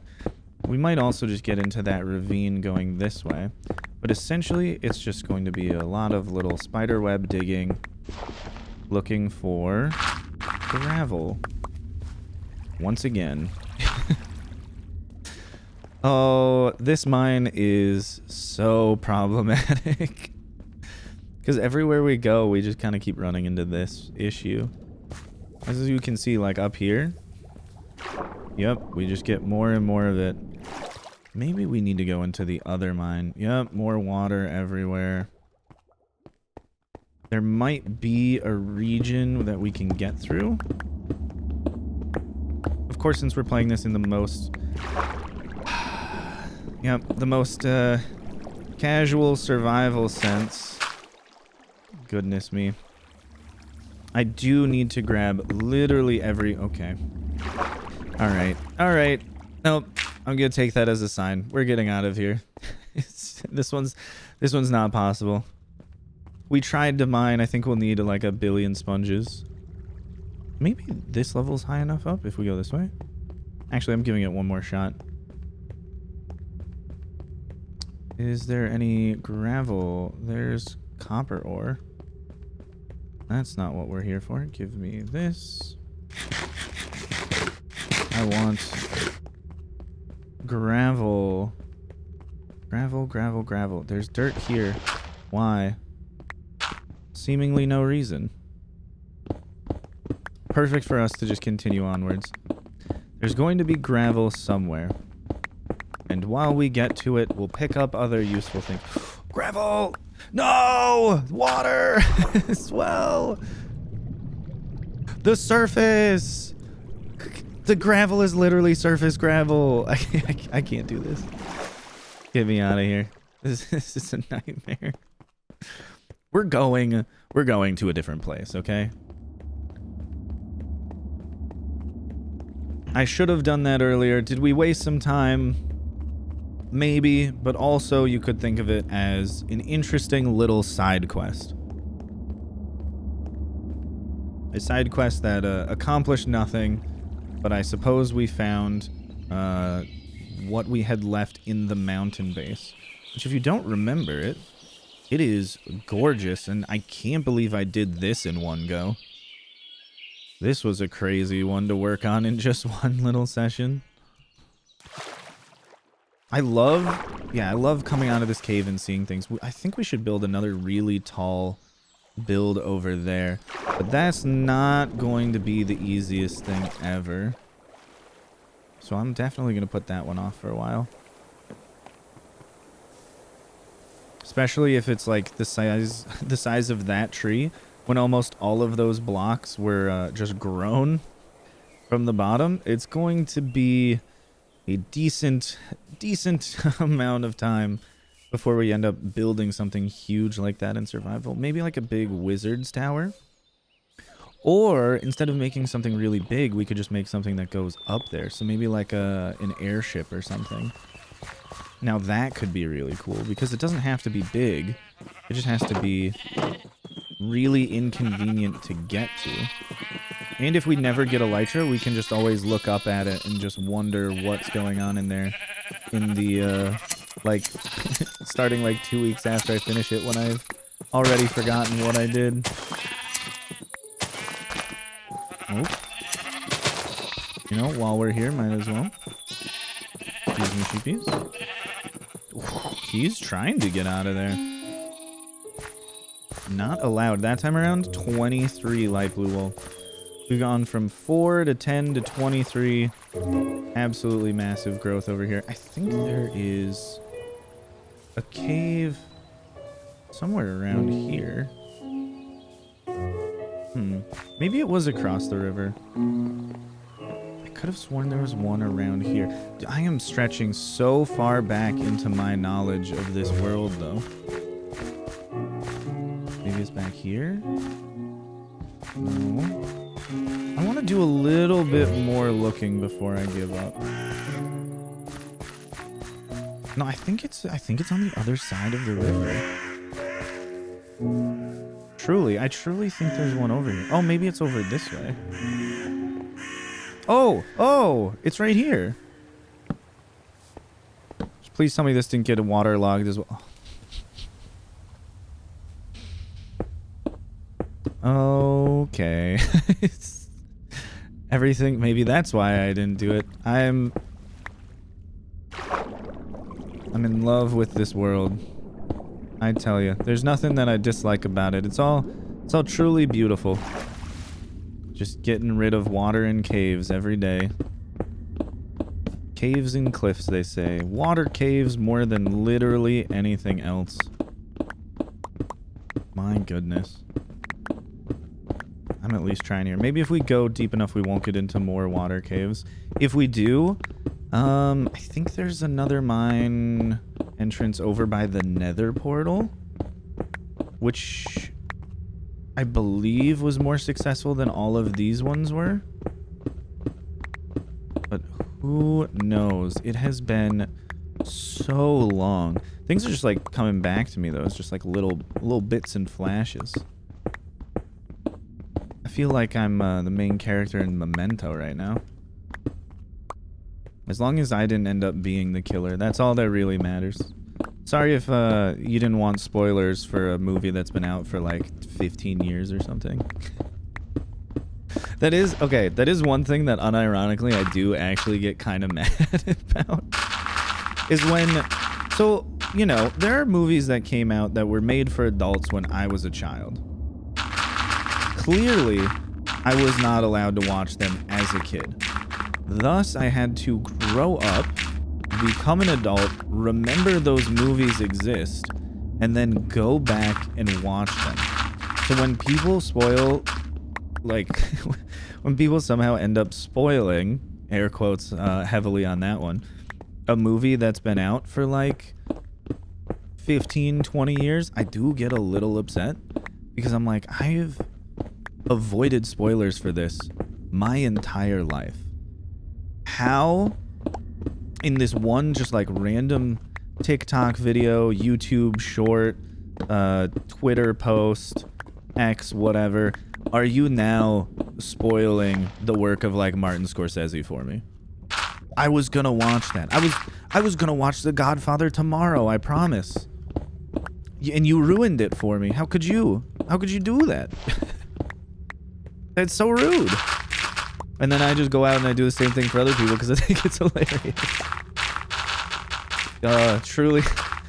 Truly the most interesting dichotomy. Ooh. Ooh. Some gravel over there. Little lava caves we found for ourselves. We are going to be getting more flint than I would ever want, but hey, maybe we end up making tipped arrows for like a tipped arrow shop in the future. I suppose I could just make like a little villager village and just make a bunch of interesting buildings, and just one building for every Longplay episode. To just encourage me to make all of the buildings a little more intricate and detailed. I think really more than just like the time crunch of doing it in one sitting, because if it was in creative mode, that would just be nothing. That's not a challenge at all. The real complication is the fact that I just don't have the resources. And getting the resources and building it in that time frame is what makes it difficult, and means I have to make quite a few very important decisions throughout the duration of these projects. Because I could always go bigger, I could always go better, I could always go more detailed, but it's not just, oh, there's time and effort in designing and building that. That's whatever. That's maybe like another 20, 30 minutes, an hour. But when it comes to having to actually build it, now we're talking about adding on like 3 hours just because I wanted to put a quartz staircase trim on a roof. So I now have to go get all of those blocks because I have no farms for anything. But that's okay. Those projects are for different video series anyways. I do want to make, and I will, ideally, make essentially just like a infrequently updated casual survival world series where I do just off-camera mining and farming and just be like, hey, I'm working on these really big projects that I find interesting. Here's an update on what it looks like. And ideally, that will be entertaining if I do it all properly. Oh. Don't want... Is there any hostile mobs over there? There's a lot of bats down here. Oh, I did not mean to hit him. I'm sorry. I was trying to break the lapis. Dang, these caves just get really weird. I do like the really big ears on the bats now. They're still just really annoying mobs for everything that I do in in more technical playthroughs of this game. Bats get to be super annoying to the point where people will make bat switches, which are just little machines that spawn in a bunch of bats, so they're all in one location and you can't spawn anymore elsewhere because they're just really, really annoying to deal with. Oh, we've done a loop? Oh no, we were down there. Oh, I think this is one of the things where people are going to get mad at me because I put my torches on whatever side of the wall I feel like and just get lost. Because they always go, no, Ryan, if you just always put them on the right-hand side, then when you want to leave, just follow all the torches on the left-hand side. It's like, yeah, that's true.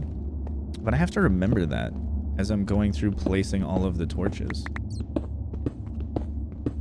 This is good. This is very good, finding all of these materials. If I ever want to build with copper in the future, ideally I will just have enough saved up so I can do one copper build at some point, and then over the course of the rest of the series you can just watch it slowly oxidize.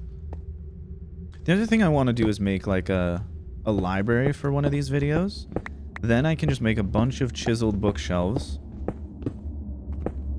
and in the chiseled bookshelves we can just write out what happens in every episode. Dang. My inventory is getting full. Get rid of some of the diorite. This means we need to go back up and drop off some of these materials. I'm definitely not tossing any of the ore blocks. That's too important. So we were back down here. We didn't go this way. I might as well grab this copper ore while we're here. There is some level of we need it, but I also kind of just want to go back and get out of here for the time being. Shockingly, not all that much gravel, though. Coal, haven't mined any yet, so it would actually be very inconvenient to grab it right now. You can always grab it later. Oh, and now we're already below deep slate levels. So we should definitely go back up and, at least when we come back down, mine a little more horizontally. Except for this section here. We definitely should come back and get all of this gravel here. Okay. Is there more this way? Nope. Okay, but at least there's more ore blocks, which are always very useful. We'll get all these and then we'll go back up. Goodness gracious. I know, like, some of the previous Longplay series, I was talking about, like, the shows I was watching at the time, but I haven't really been watching all that much lately. A new season of The Boys came out, which I'm excited to see at some point. A new season of The Bear came out, which I'm also very excited to see at some point. I just haven't got around to watching them yet. Let's see, that was on that side. So this, not this way. This way is the way out. Yes, so up here, up here, up here. There we go. That is our exit. Yeah, but ideally in a future episode I'll get around to talking about those again, because I very much enjoyed those shows and I want to watch more of them. It's just something I've put off with along with a lot of other things. You know, there's only so much time in a day, and sometimes it's better spent just out skipping rocks than it is inside watching a TV show, even if it's one you've been anticipating for a while. But yeah, season 1 and 2 of The Bear is some of my favorite, and I think some of the best TV that has been produced so far by people. And it's very, very entertaining. Season 2, episode 7, Fishes, if any of you have seen it, is, as you well know, a very heart-pounding and stressful episode. And the amount of anxiety that is able to be displayed in that singular episode of TV is incredible. And I love it. Something I can very much relate to. Not that my family is the type where my mother will literally drive a car through a building, but we definitely have some anxiety moments, as I'm sure everybody does.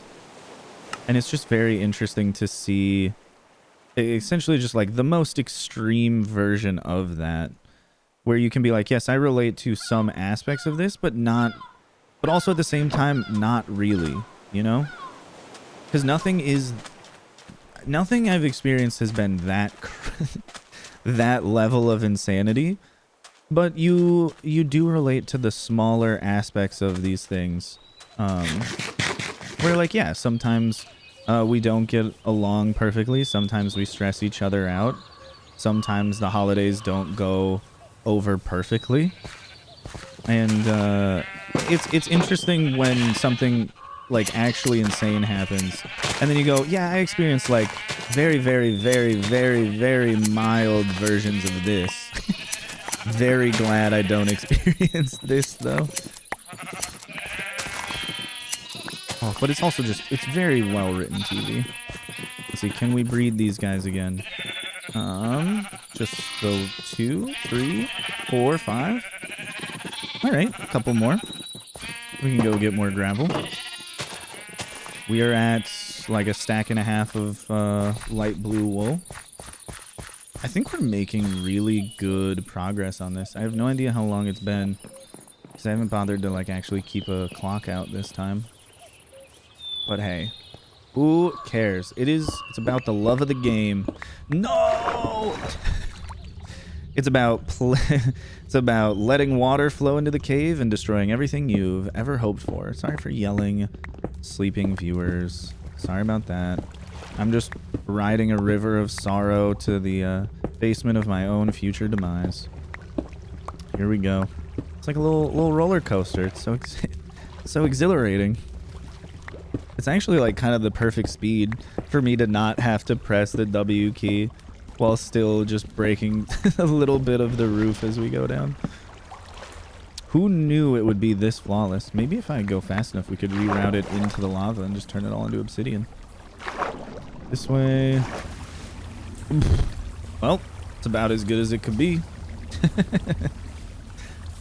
One block almost completely solves all of the problems. Before I get that gravel, I'm just going to grab the coal here before I forget. Okay, then we had gravel, I think, back up this way. Yes. Yes. Again, we're going to need, like, I believe roughly 400 of this. I'm just trying to do some estimates in my head. Not 400. Gravel will need, like, 200, which will be a little over 3 stacks. Oh, that's not bad. A little over 3 stacks. We do that super easy. We already have like half of it right here. Oh, we made a little window. Nice. Sorry, I just get a little distracted by these things sometimes. We'll go this way. And then when we get to deep slate, I'll just go back up and start making little pilot holes off to the sides.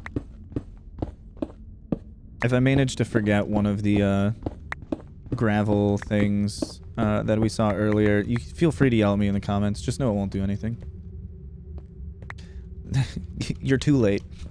I've already recorded the whole thing. I'm not going back. Maybe if I remember in the future, I'll go for like just a bit in a future episode, but I also highly doubt it. I'm kind of lazy in that regards. Jokes are okay. Jokes that require me to do work? I don't know. Then I start thinking they're not so funny. Start feeling more like a job than humor. Okay, putting efficiency 5 on this is absolutely the right call. Oh, that looks like it was a part of a cave. Oh, more lapis lazuli. Whoa, coal ore. We're finding everything. It's incredible. Yeah, I know that I've mentioned this before, but one of the reasons I'm very excited to see the new season of The Boys whenever I get around to it is just because I think Anthony Starr's performance as Homelander is incredible. Which I know is specifically what I mentioned in a previous episode, but like he does such an incredibly good job of being the right type of unsettling. Where like he could snap at just like any moment and it's going to be really bad for everyone around him. And I think that makes him a perfect villain. You don't want your villains to be the most evil of evil people. You want them to be a little human, but also kind of terrifying. And I think he does a perfect job of threading that needle. Let's see. No gravel over here. A little bit of ore. We're just going some classic caving right now. And then if I ever want to make a little mine area for a build, we will have a bunch of ore blocks to put in for decoration.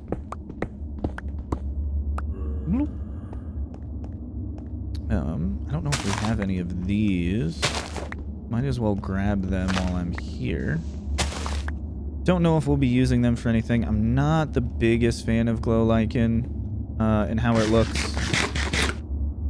But sometimes it is just the right block to use. It is also nice that you can just give a very, very small, subtle glow with it. Okay, then we'll go the opposite way. Break through this. And then we keep going. Whoa! Very nice. The things that I'm looking for just keep falling right in front of me. Thankfully, it's not water. So that could happen anytime when we break through this. We could just start flooding again, and then I'll just get really upset.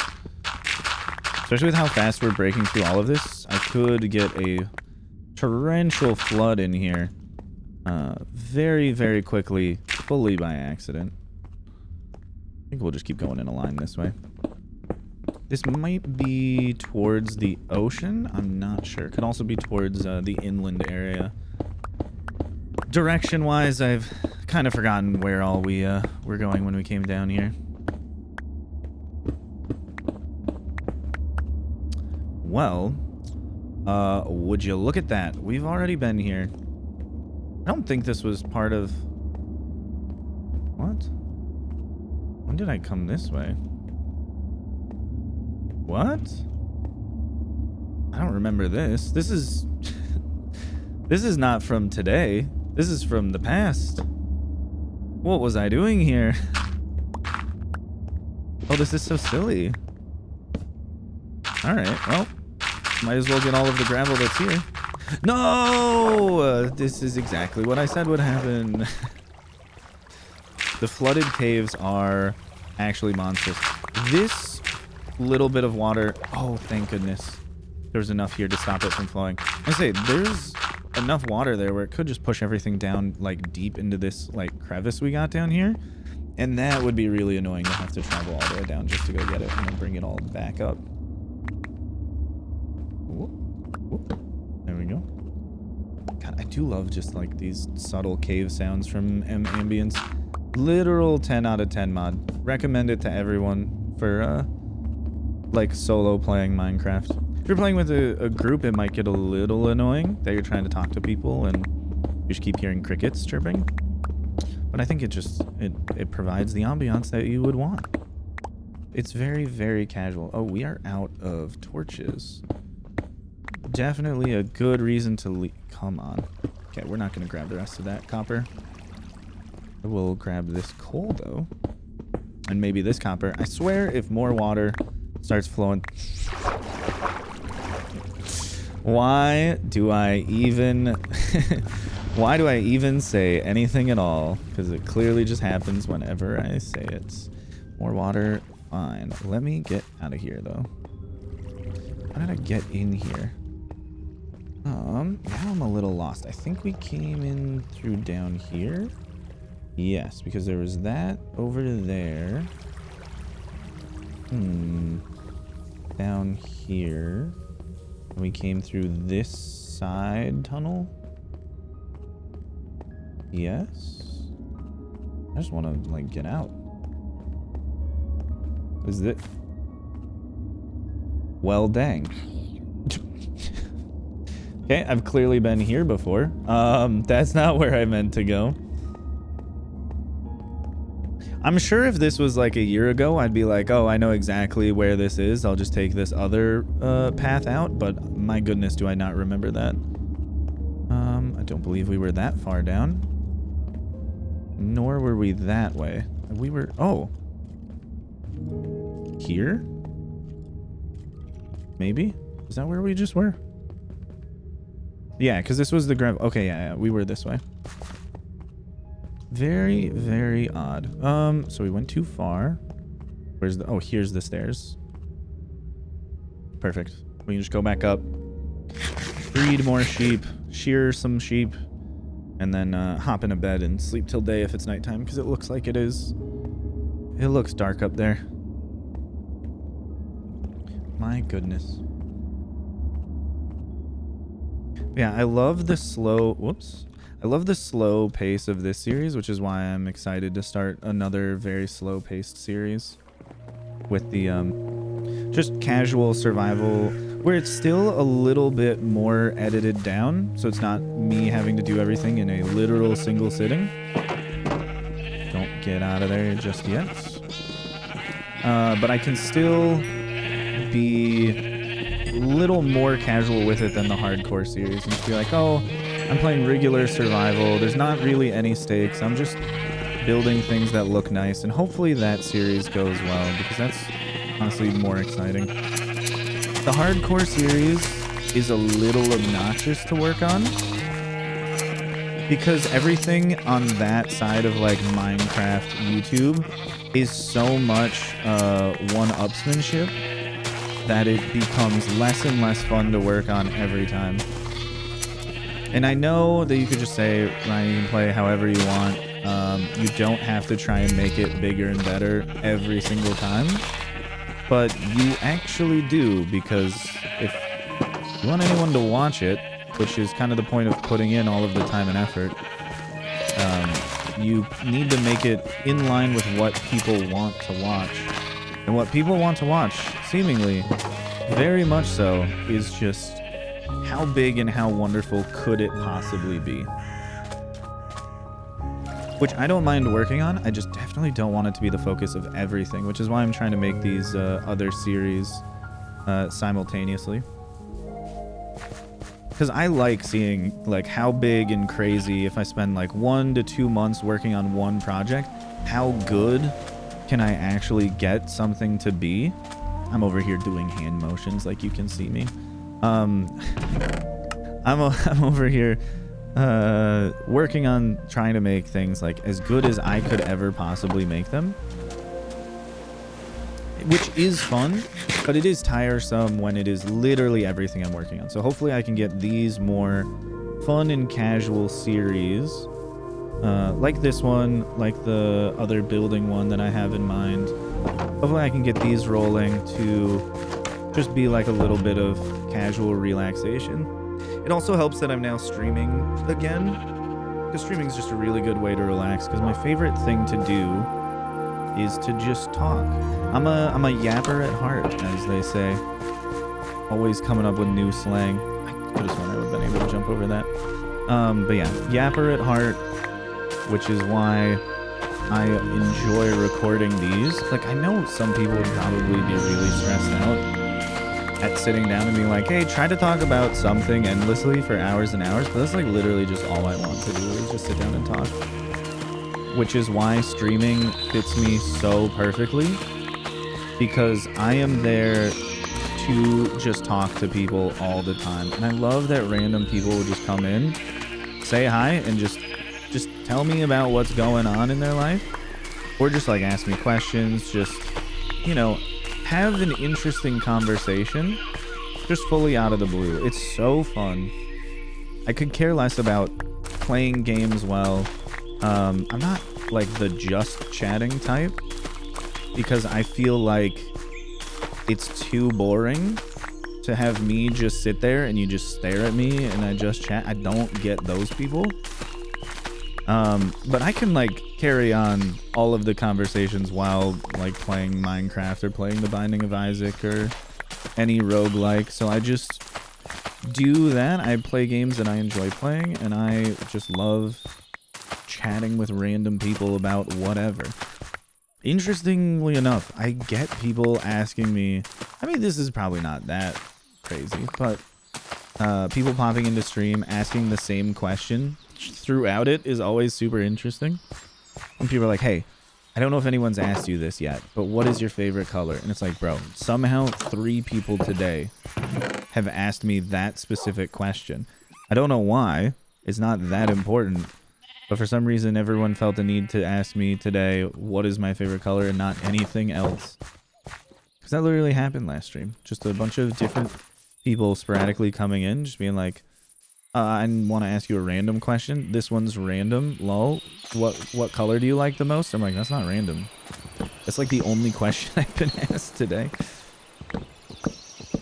And it's just fun. I love all of the stream interactions. They're a blast for sure.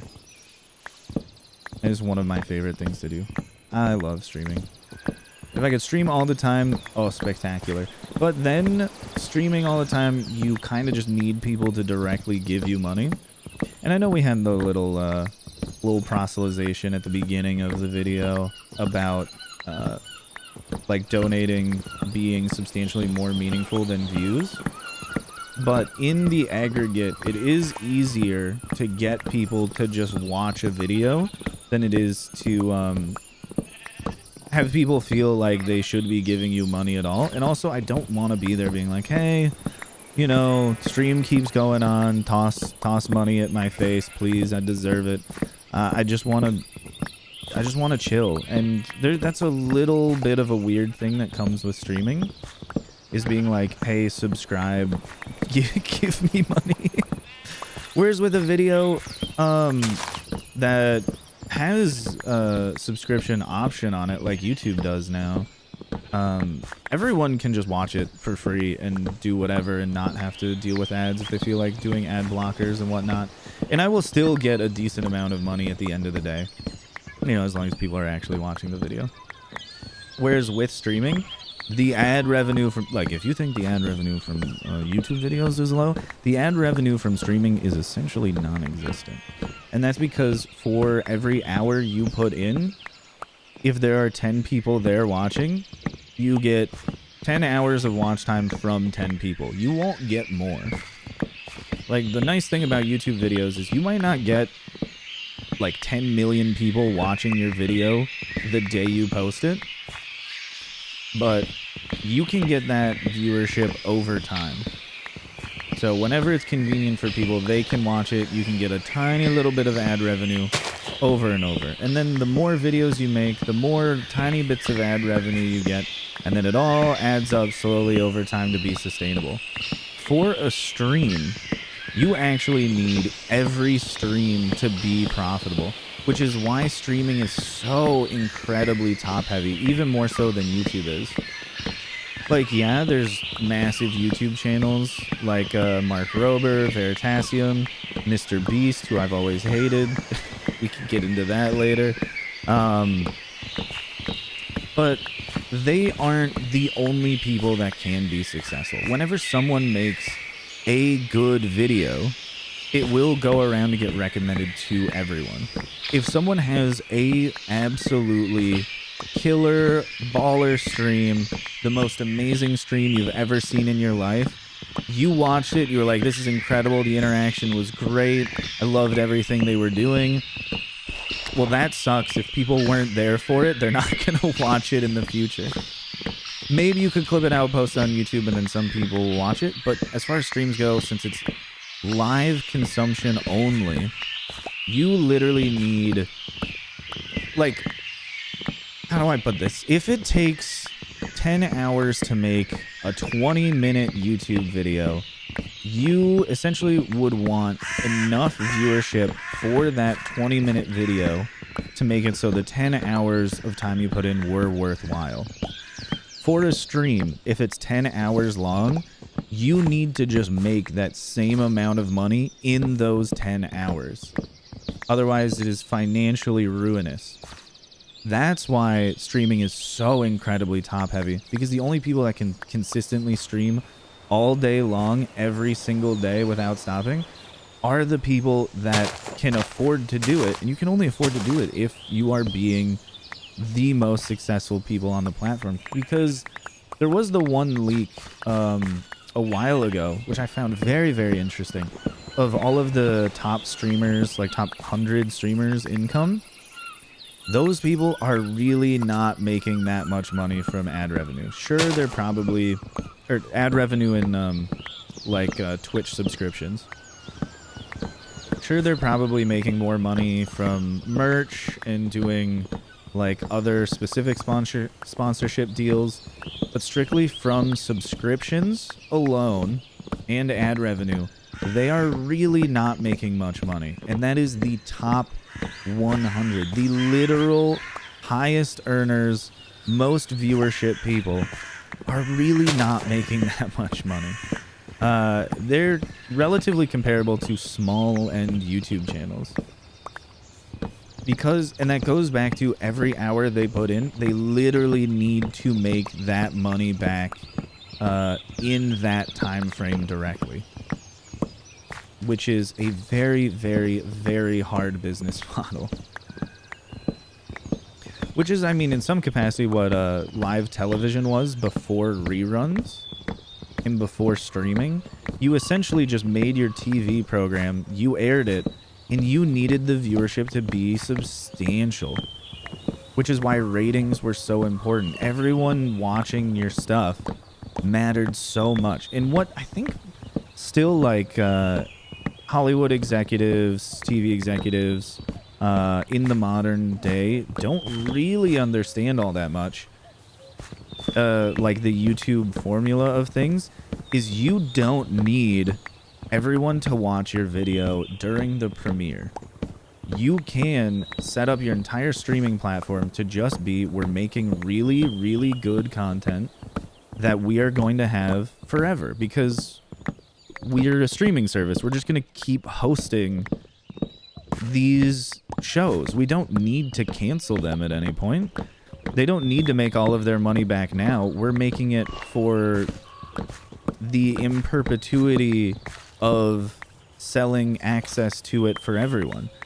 So if you make one really good show, people will pay you subscriptions to watch it forever. If you make a really good YouTube video or video series, people will keep coming back and watching it forever.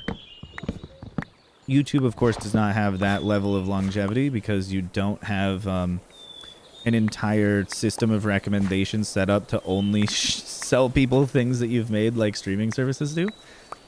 But it is at least a little bit more analogous than live streaming stuff is. Because once your live stream's over, it's done and dusted. It is really, really, really hard to have that be worthwhile. Which is why, for me, I'm never, ever going to go into any stream being like, ah, yes, this is the job. Today we gotta make money. Because that's just absolutely abysmal. It's awful to be a part of. It's very stressful to be trying to do streaming as a professional career. If it ever ends up working out that that's the case, cool. I'll be the most fortunate, luckiest person in the entire world. I'll never take it for granted. But my goodness, am I never going to pursue that. I just stream because I like streaming. And it is super duper fun. But imagine like if you made a YouTube video, premiered it, and then you just had to delete it the next day. You'd be like, what? That doesn't even make any sense. But that's just what streaming is. It's like you publishing videos and they just keep getting deleted. So you just have to keep making more of them. It's a horrible treadmill to be running on all the time. I don't know how people do it. At least if you make a video and it doesn't really do well, you can always try to change the thumbnail title or hope that you can grow your viewer base in the future for people to go watch your back catalog of videos. Like, there's still some amount of play you could get with it. But my goodness, if your stream doesn't go well, your stream did not go well. It never will. That's the end of days. Good luck next time. It's just too much. It's just too much anxiety. I wouldn't care for it. We're getting many, many, many light blue sheep. And we will soon get more and more and more. Are we going to ever put them in a nice little, like, farm setup? I don't think so. We're going to stick around like this. Okay. Hopefully these sheep are not too loud. But maybe they are. If they are, definitely comment, and in the future I'll turn hostile, or not hostile, friendly mob sounds down. If the hostile mobs are too loud, also just let me know if it's ruining the vibe. And you're watching it, I'm not. I can always boost the sound for myself and just edit it down later. So that way it's quieter for you. That's not even a full stack? Oof. Oof. I mean, a stack is 60, so maybe we're good with this number of sheep. No. Can we push him back in? I think it works okay. We're good. We're good. A little over a stack. Almost 70. 70 if we need 400. Yeah, we only need to do that like 3 more times. I think we're very much good on this. We just need to go find some acacia trees so we can get that nice orange wood. I think I'll also replant all of these. We might need to farm oak wood a little bit more, but farming oak wood is a little bit more of an annoyance just because you can get the big oak trees. Kind of wish there was like a game rule to just turn off big tree growth. Now I know that we could just place blocks above them to prevent the large tree growth. It's just annoying. I don't want to do that. I've said this before, I'll say it again. I'm a very lazy person sometimes. I don't mind sitting down and working on things for hours and hours, but there's just like little things that for some reason I'm like, nope, that's I'm not doing that. Is it really a complicated thing at all? Not even in the slightest. I just don't feel like it, so I'm not going to. Because you know what? Dang it, it's my world. I'm gonna play it how I want. And I like going about it this way. But there are some things that I would like to change about the game. Like, I know a lot of people have been complaining about the most recent updates. I'm not a fan of them. Like, I love the cherry wood, the cherry groves. All of those things are wonderful. The armadillo is whatever. That's one of the things where I'm like, I don't really care all that much for it.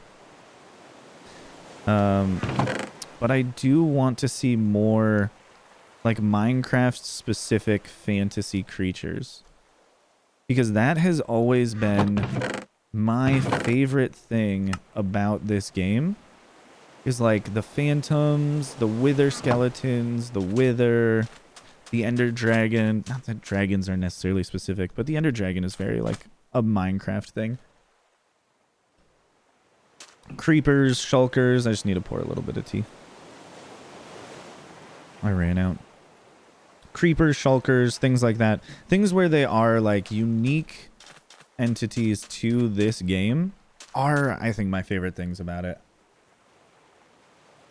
Which I know it's not going to be easy to come up with those things. The Warden was kind of a controversial one when it initially released.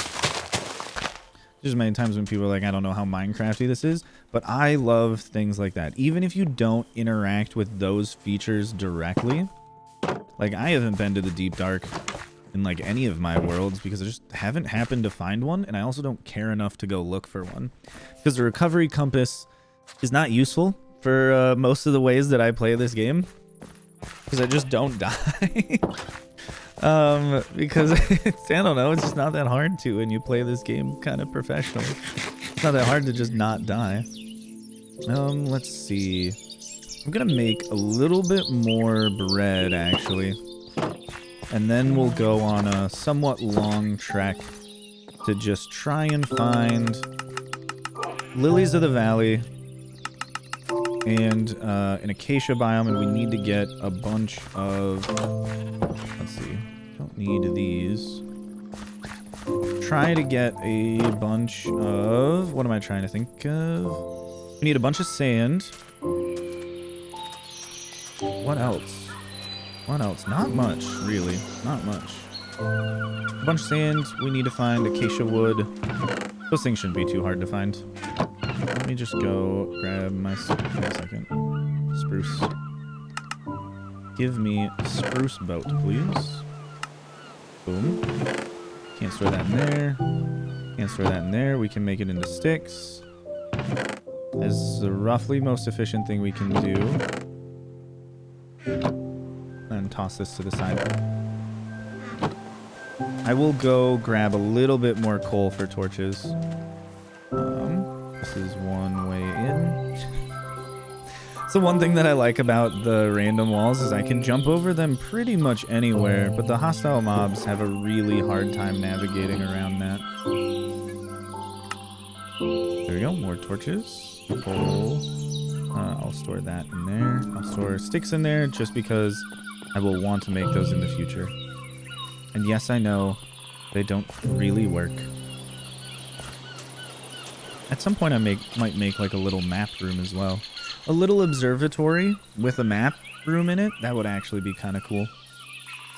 And then just have a wall where we just slowly update the map over time.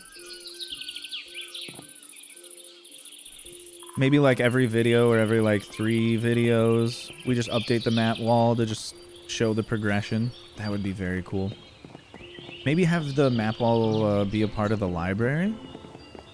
So that way we can have the stories of everything that we're working on tied up with what the world looks like at the time. That might be very cool. I'm not taking those lilies of the valley down there because they're a part of the design of this, or the entrance down there. I think there were more up here somewhere.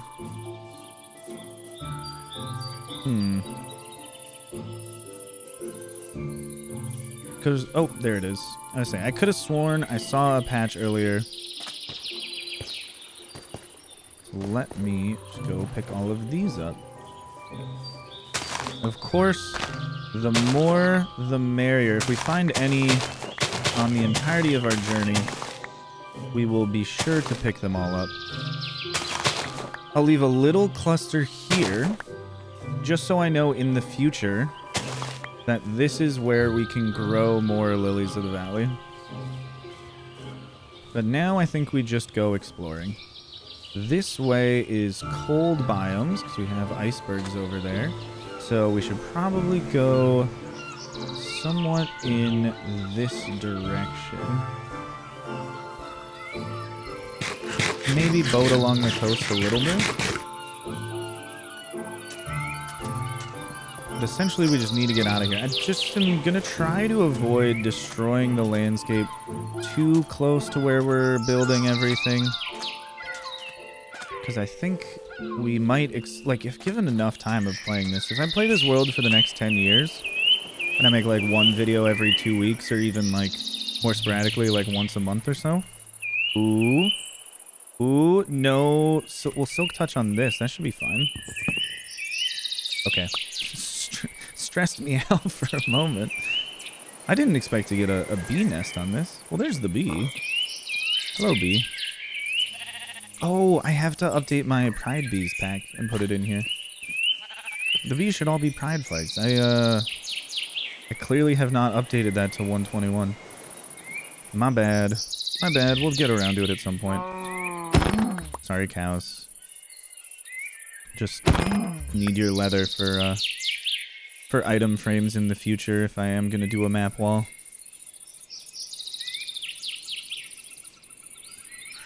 Oh, this is where the ambient sounds really go crazy. Just walking through forests.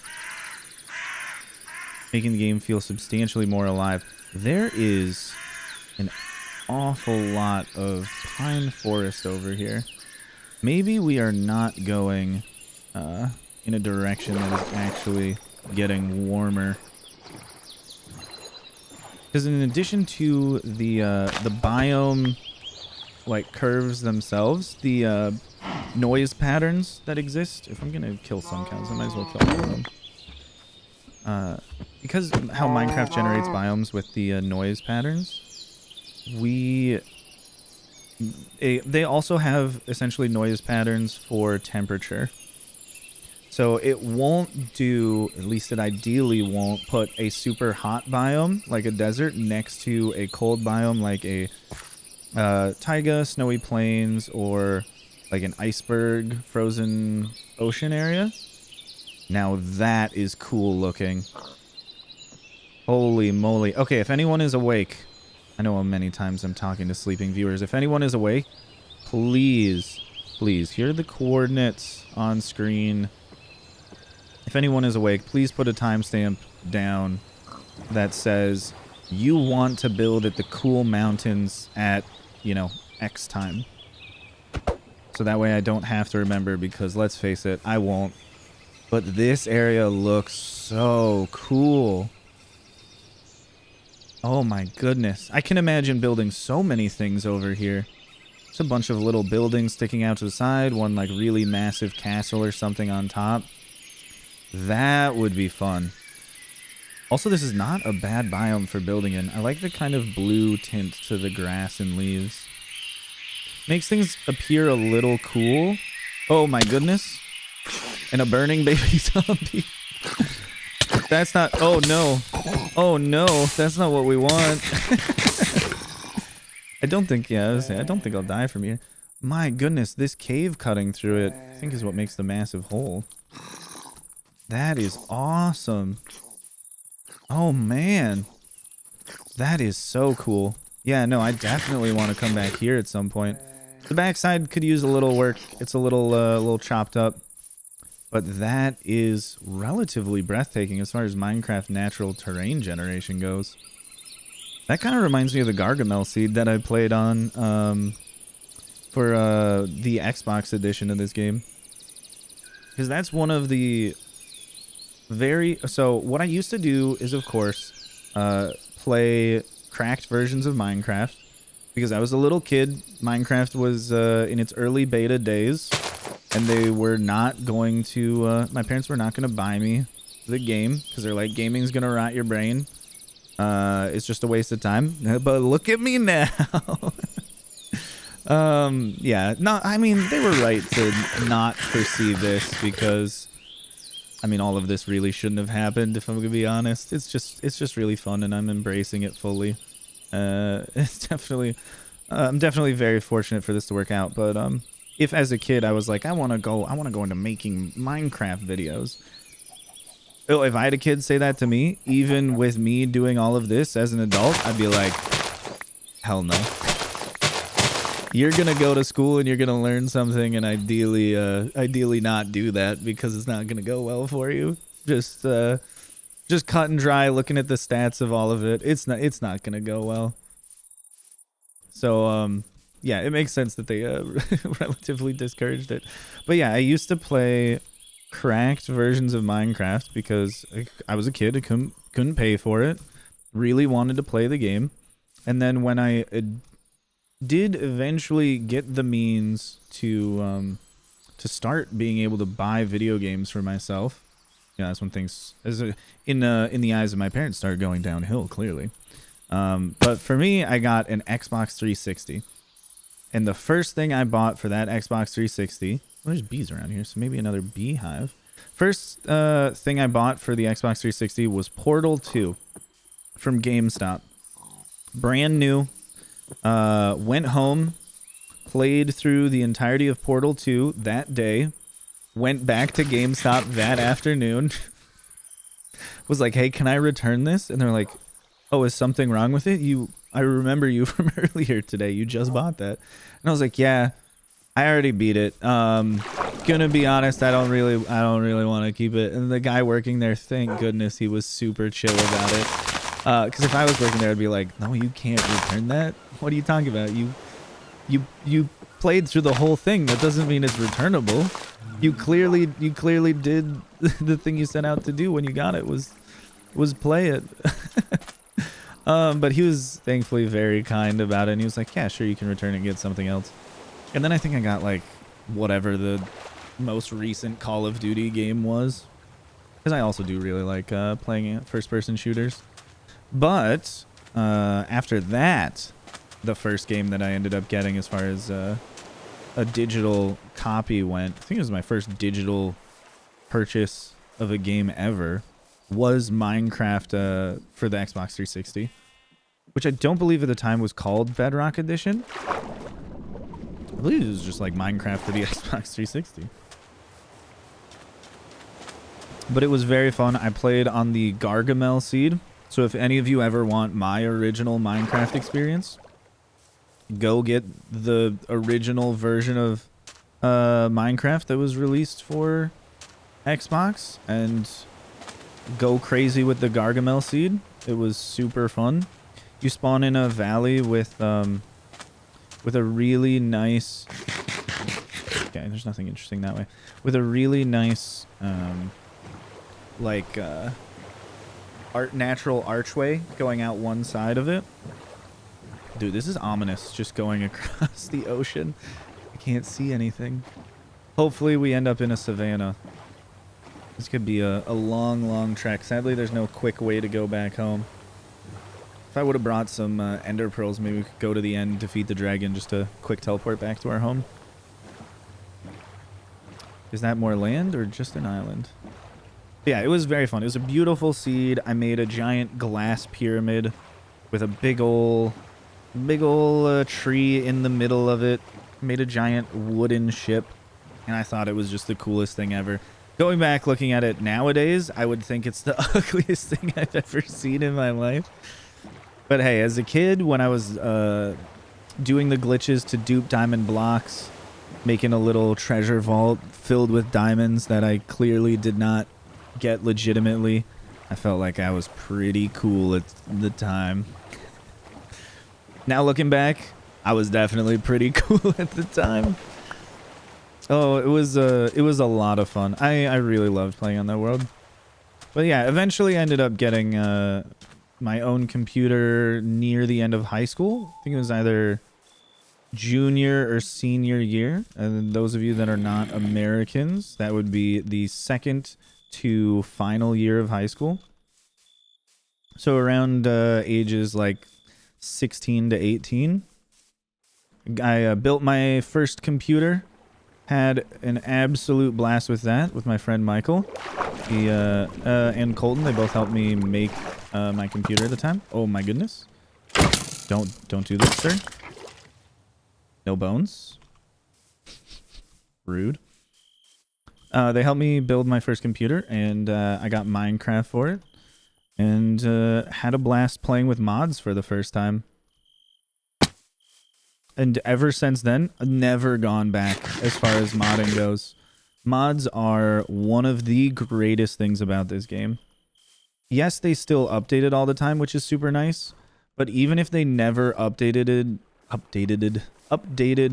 Minecraft ever again, my goodness, would it still be just one of the most amazing games of all time, just for the love of the community. They do such an incredible job with all of the mods that they end up making. All the quality of life ones, like the Moe's Creatures mobs, the Aether mod. There's just so many things that could essentially just be updates to the game that were just put in by people free of charge because they thought it would be a fun thing to do. And that is what gives the game more staying power than anything. And my goodness, the mods have gotten so much better over time, especially with Axiom, the creative building tool mod. That looks more plainsy. So if we go towards the plains, we might get to a savanna. I think this is the first time I'm finding a lot of these 2-high flowers, which is why I keep picking them all up. Whoop, whoop, whoop. Yeah, we might be able to get to a savanna over here. I just keep exploring. Yeah, Axiom is insane. It's like Blender, the 3D modeling software, but for Minecraft. Which I don't really know how Mulberry managed to do all of that, but it is remarkable. And I am so incredibly thankful for it. I'm sure everyone that uses it is super thankful for it. It is one of the most amazingly made mods I've ever seen. And it's so thorough with everything that it does, too. Okay, here's where I think we just start taking in a lot of sand.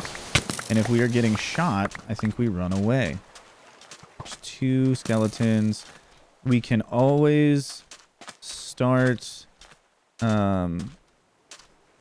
digging just elsewhere. Maybe we'll find a savanna if we just keep going forwards. But for right now, we can just take out little bits of sand. You can always continue mining later.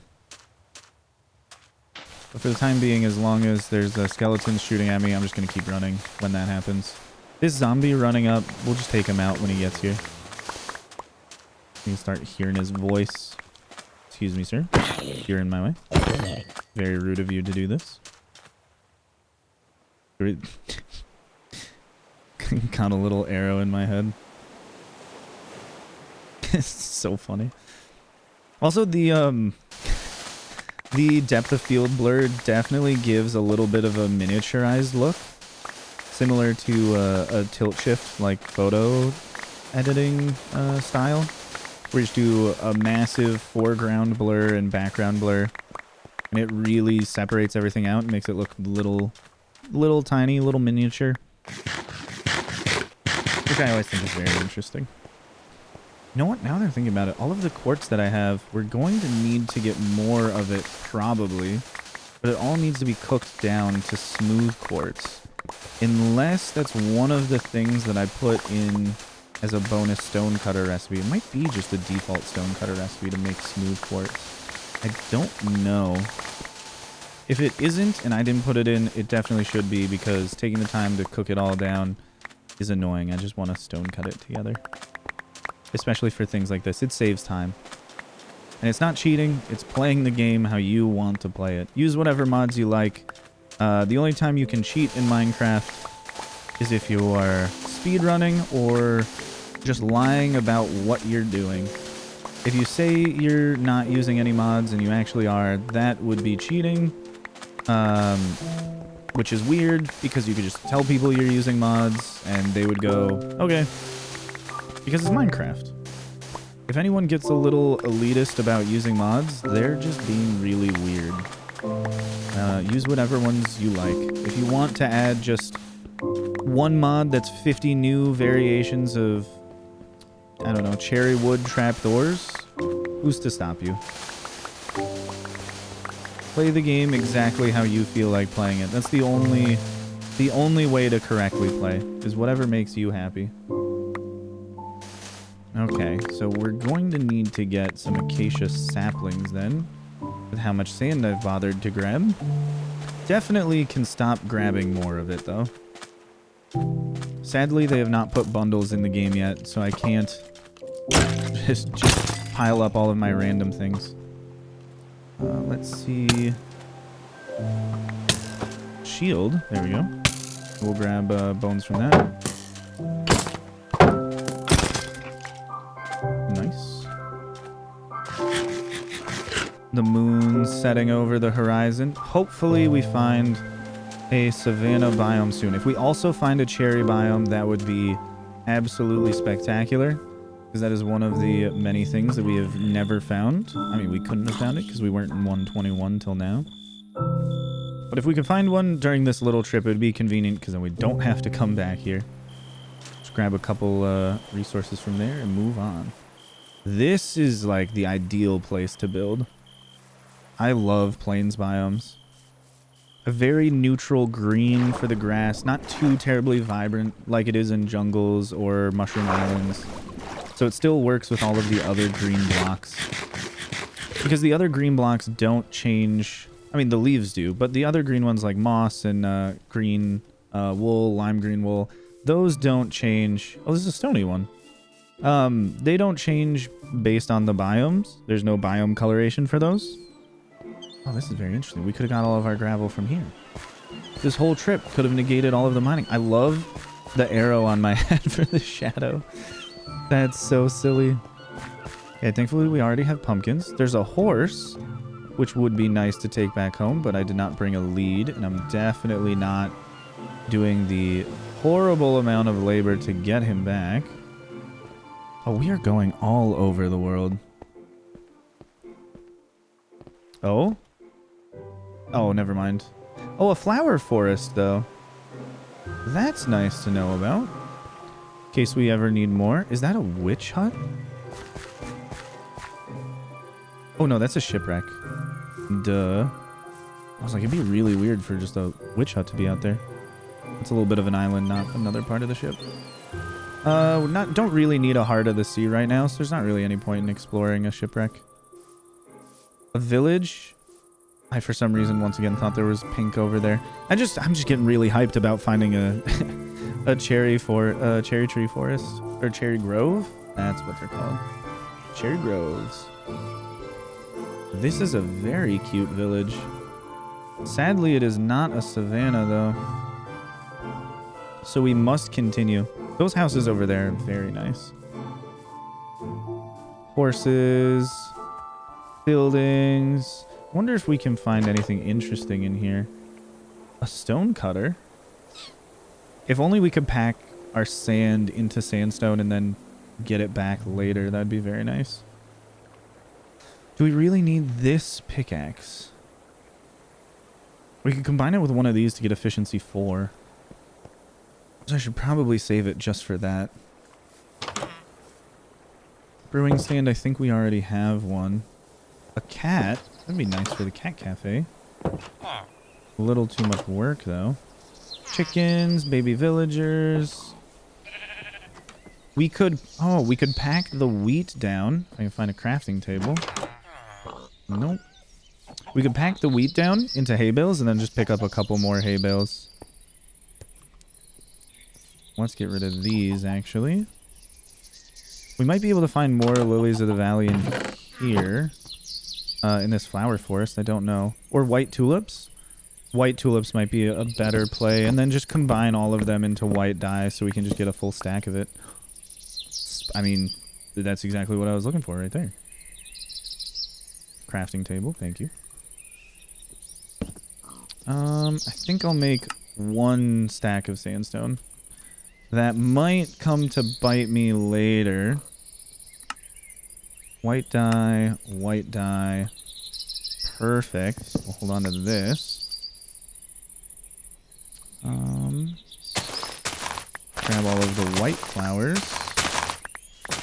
Very, very nice. Don't want them for building. We can always get them later.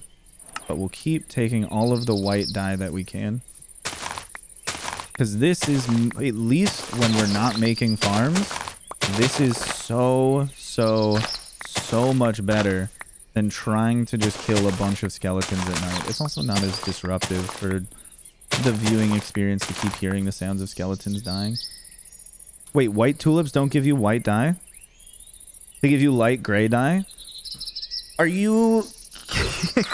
Are you insane? Okay, I'm actually mad. I'm actually mad now. That's the dumbest thing I've ever seen in my life. What? White tulips don't give you white dye? I am livid. I am livid right now. Holy crap. That's so infuriating. Why are they called white tulips? Why aren't they called light gray tulips? What kind of psycho did this? Oxide Daisy, that's also light gray. I hate this game sometimes. Ooh, cornflowers. Excuse me. We get a little bit of blue dye out of this. Not all that useful. More bees. Thank you. We'll probably actually just toss the, Oh. That's what I wanted to do. Hay bales. We'll probably just end up tossing the blue dye at some point. The fact that the, don't tell me these are also gray. The azure bluettes. I swear to God. Sorry, I'm flaming right now. That's just the most frustrating thing I've experienced in this game in so long. White tulips do not give white dye. Do I need to put in a custom crafting recipe to change that just so I'd stop being mad? I think I might, because oh my goodness, that is annoying. Okay, I'm gonna steal all of this village's hay bales, because if I want to build with them in the future, my goodness, it's so much nicer to grab them right now. But also we can just use them for food. Imagine if we could just gnaw on them as is. Nah, we'll have to set down a crafting table and work with that. Nothing in here. I guess I could take the bed to reset my spawn. It's really annoying to know that all of these are worthless. Also don't really see many lilies of the valley. Ugh, infuriating. The most anger-inducing thing I've seen in so long. How long have all of you known about this? Please let me know. I've never been so mad. I know I don't sound that mad, but like I think I actually am. just trying to refrain from the actual anger. Oh yes, these are the village churches for over here. Yes. Or maybe they're more like apothecaries. No, because there's those churches. What the heck are these buildings? Because they also have an enchanting. But those are the ones that have the brewing stand. I'm very confused. Maybe it's because it like happens to be in a different biome over here. That one I'm confused by quite a bit. Oh well, we'll keep looking for Savannah. We're just on our journey through the plains. Through the plains, through the endless frustration. That's a really big flower forest. Dang, it goes up onto that mountain and all the way over here. Well, that at least is very, very cool. Maybe I should have done a little bit of nether travel. Or at least brought some obsidian with so we could do that on the way back. You kind of just need a lot of pickaxes for that. At some point, I should definitely end up winning this game. Killing the Ender Dragon. Moving on to the outer end. Just so we can get shulker boxes. That would be super useful. Oh. Yeah, sometimes to be honest, I've gotten a little burnt out of Minecraft just because of the hardcore series. But like streaming Minecraft and recording things like this is really what gets me to love this game. Is just casually playing it. Playing it on like the most professional level is honestly just like a little too tedious sometimes. Especially when it's like, hey, 30, 40, 50 hours of work are going into almost nothing. Which I understand is just what it's like to make videos. If I was making movies in Hollywood, it would also be hundreds of hours of work for just a couple minutes of footage. But when you're the only person doing the entirety of it, it is a little bit of burnout inducing. You don't have the thousands of coworkers that Hollywood movie people do. You're just doing it all on your own. Which I don't mind all that much. Because it's fun. It's a fun journey. It's just sometimes you do get a little bit of burnout on your own. But mostly recently it was just I had like real life things to deal with instead of this. Oh, Savannah? Yeah, I had real life things that I had to deal with, which is part of the like 9-month break that I had. I was working at a hotel restaurant because I just love cooking. So I was like, I'll just do this while I'm dealing with stuff because it's at least regular work and income when I can't focus enough to make videos, which is much more complicated work to do. Just a lot of creative decision making going into it. Whereas cooking is just kind of chill. You can do a little bit of a brain off and just work. Okay, this area is also gorgeous. What is this? Shattered Savanna? At some point we'll get an achievement for exploring all biomes. I think it's going to be a long time though.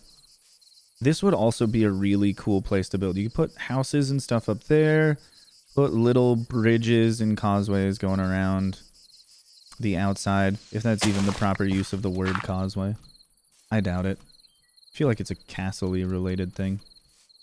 But not like the hit show Castle. Featuring the one dude that was in Firefly. You know, everybody's favorite sci-fi show. Sometimes we fall down. Why do we fall down, Mr. Wayne? So we can learn, pick ourselves back up. Alfred had a way with words, and I have a way with falling off of objects. But I do my best to avoid it. Alas, up and up we go. At some point, we can't really go higher without doing a little bit of digging. So here we go. Into the mountains. Like literally into the mountains. Up we go. Because I don't know if there's going to be a normal savanna behind here, so I kind of just need to go all the way up here and get this. Oh, lava flow. Very cool. Let me see. Is this a shattered savanna? Windswept savanna. All right. It's an interesting one, though. A very rugged biome indeed. So let's see. What can I get rid of?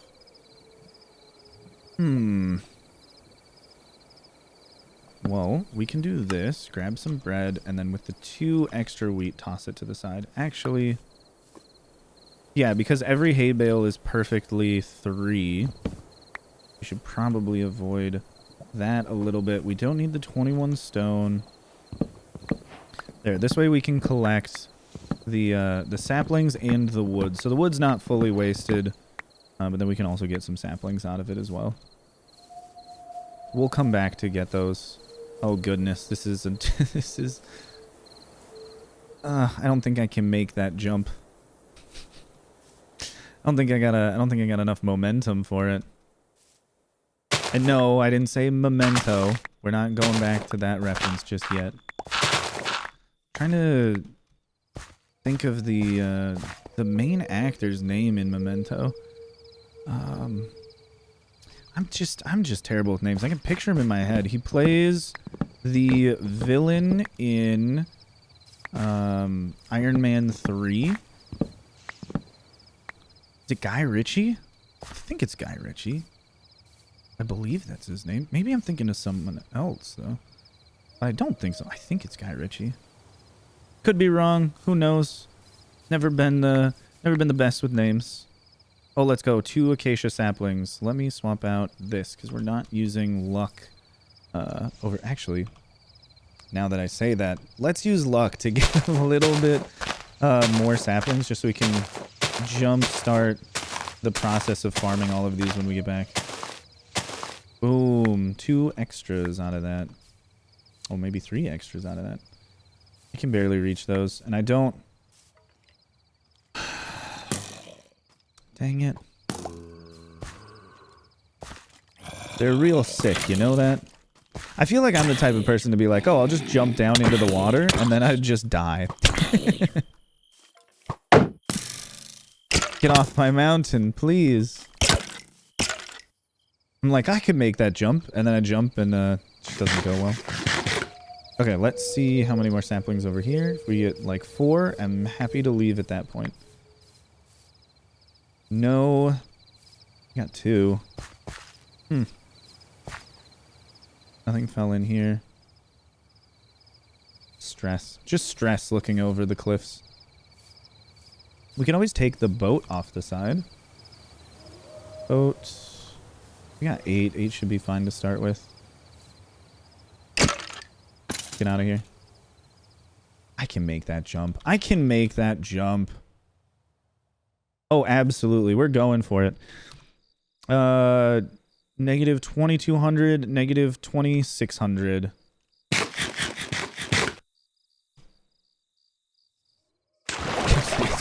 Never, in real life, never jump into dark water where you don't know what's at the bottom. In Minecraft, it's fine because any amount of water will be okay. But also part of me is like, I don't know if there's actually water down there. It could just be land that I can't really see. Alright, now we just start looping back. We can take any waterway to speed things up, but I think we're going to go loop around that way. Just to generate new chunks on the way back, and maybe, just maybe, we find something that we're looking for. Ooh. Actually windy. Very nice. Some ambience mods are a little too much. I think ambience is just kind of like the perfect amount. It gives you those like nice ambient sounds and not terribly loud and not terribly annoying. Because even when you're in the windswept areas, it's not windy like literally all the time. It's just sometimes when it's windy time. Oh my goodness. Well, crafting table, get out of here. These ones do turn into light blue dye directly, right? Thank God. Okay. Yep. Yep, we're taking these.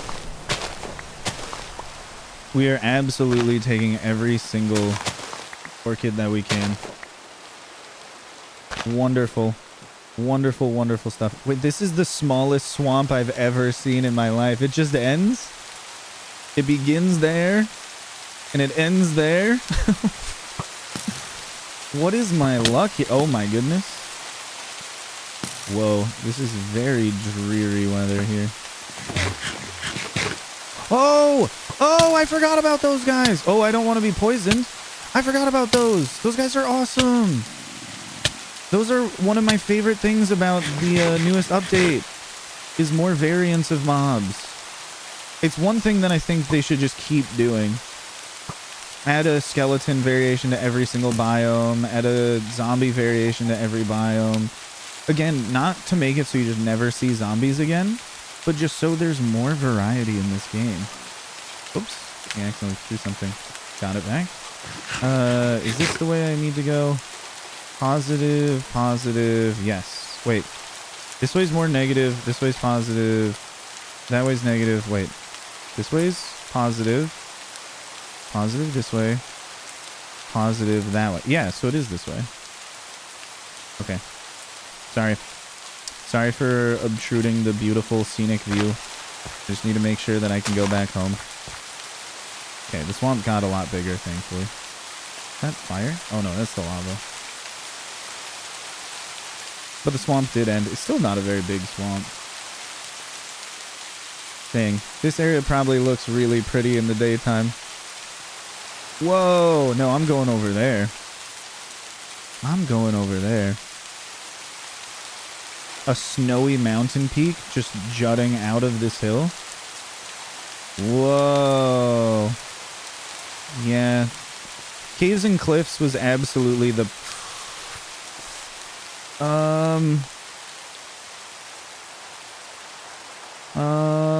what do I get rid of? Honestly, we don't need the leather. Sorry, cows. Sorry, people that like cows. I'm taking the emerald ore block. Those are way too hard for me to find. I'm never in these biomes. Let's go. Making tough decisions. This... ah, yes. The swamp on top of a mountain. Truly how the game is meant to be. Kind of looks sick, though. Just up here on the hillside. That's another thing that I really like about this series. More so than anything else. Where I try to just never generate any chunks or go anywhere. Because it just makes the world bigger. I don't mind exploring in this one a lot. I don't care if this world pile just kind of like blows up. I can always go around and cull chunks if I need to. We're still really only building in one area, but I like going around and exploring. It's quite fun. We'll probably make little roads through the nether to just travel around more easily. Whoa, again with the just beautiful cliff sides. Wait, is that savanna? Oh, those are savanna trees. What does he say? There's no way we needed to go out as far as we did. Negative 2,200, negative 2,500. That is so far just to find one thing. But also, I guess we still haven't found a cherry grove. So, maybe we can be lucky and find that on the way back.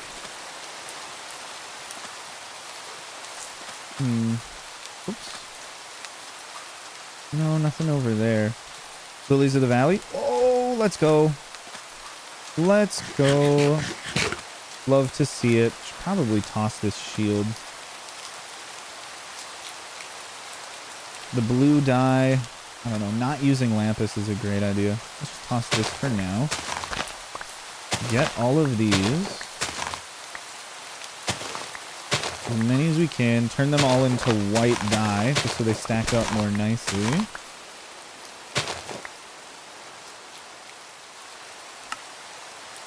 Boom. We can take our shield back.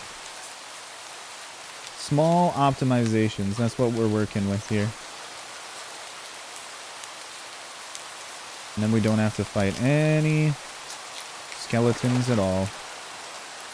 Let's see. I really should just bring a compass to point me back home. I'm still going like pretty much directly back. Ooh. We could find something interesting, I think. I don't remember what all is in these. Nothing useful. Nothing at all. We can always get crying obsidian later. It's not really useful. I mean, there's the nether anchor, but let's face it. Unless we're living in the nether full time, that's not that important. Also, the fact that you can just blow up really easily putting in too much glowstone is kind of scary. I don't want to blow that up. That one's a little more of a frustrating thing to learn about, because it doesn't give you like a really unstable kind of audio cue to it, where it's like, oh, you're getting to a dangerous amount of filling it. You're just like, oh, it's filled. You'd think that right-clicking more glowstone on it wouldn't do anything at all. But no, it just goes kaboom and you die. Which, I mean, at some point you just gotta learn that that's how it works, but it's still, I think, a frustrating thing for most people to figure out.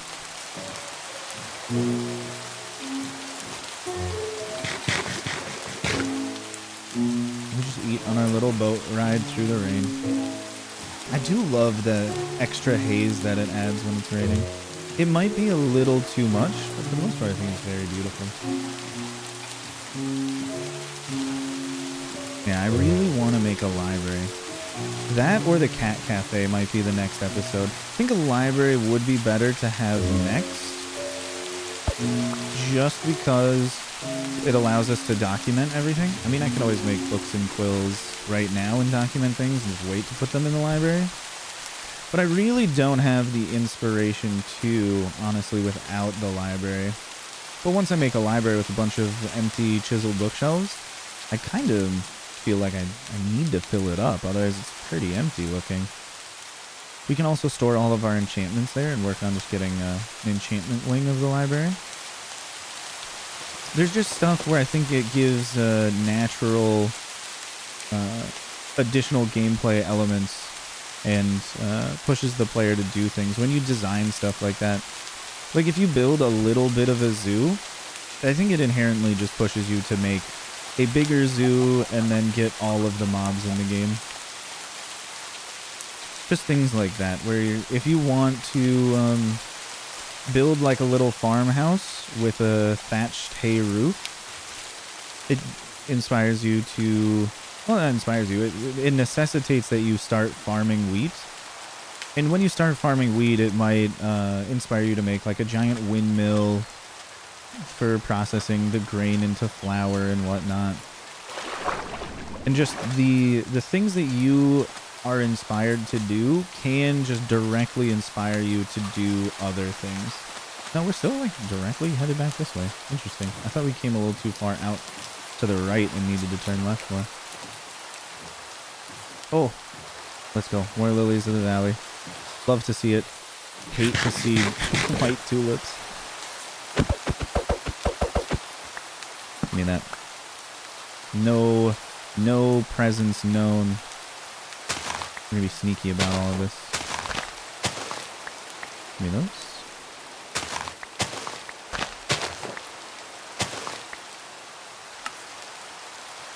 White dye. Oh. And one thing I find interesting is the people who watch the commentary-free version. Because sometimes I feel like I have to look like a little bit of a psycho with what I'm doing. Like, why is he going around picking up stuff for white dye? Why doesn't he just kill skeletons? Without hearing all of the background reasoning for it. There are, of course, a lot less people that watched without commentary. But there's still like a sizable number of them. There's like thousands, which is still insane to think. If, like, once you make a couple videos that get millions of views, there's a level, I guess, of disappointment some people feel when they don't attain that level of viewership again. Ooh, a golden apple. That's more important than something, I'm sure. It's more important than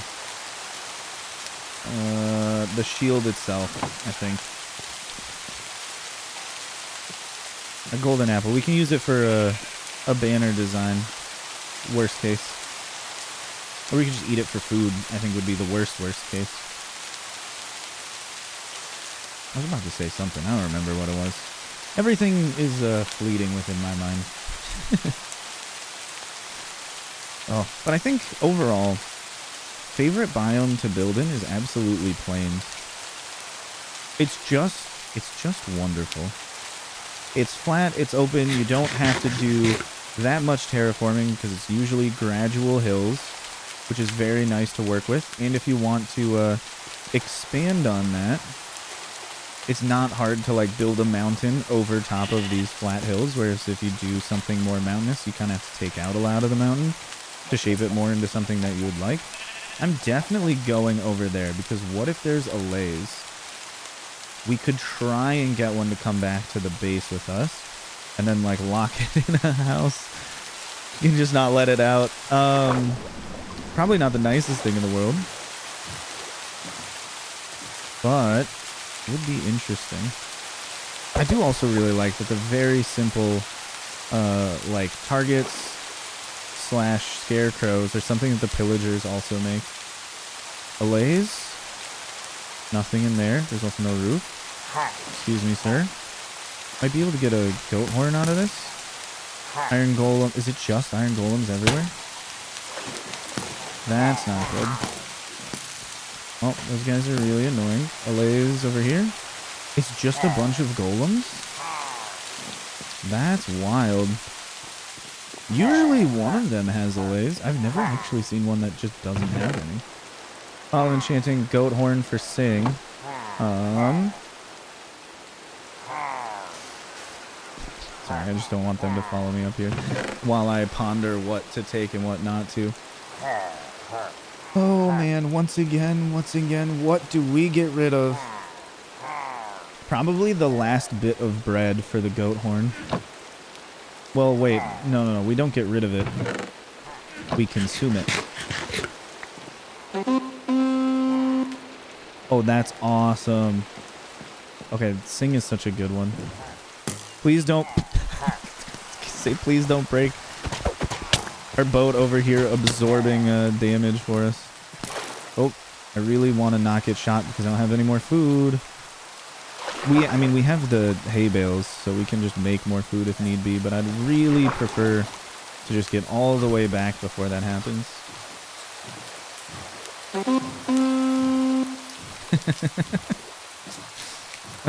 Hopefully that doesn't wake anybody up. Sorry. I really like the goat horns in this game. I really don't like getting them by having the goat charge and have its horn break off. But, just finding them in pillager outposts is quite fun. Oh, maybe we can get another golden apple. Let's see. Oh, another golden apple. Crazy. Never would have guessed. Dark oak forest. And yes. Yes. This is what we're looking for. I think we're like actually really close to our base right now.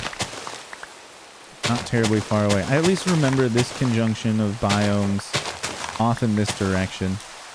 Crazy, the only one that we found was a windswept savanna.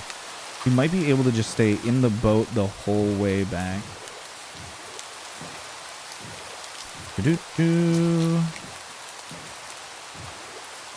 Yeah, I think if we go around this way and then swoop to the left, we can get all the way back. I can always check the map. I kind of like just exploring off of coordinates only, just to give you a little general sense of direction. It would also be very nice if you could make a world-based compass. Okay, well now I'm a little lost. Okay, I went in the wrong direction, but we can get back to our base if we just leave here. Was it going out this way? Out this way, out left to the ocean, and then swoop around. Okay. We did it. Victory! Victory!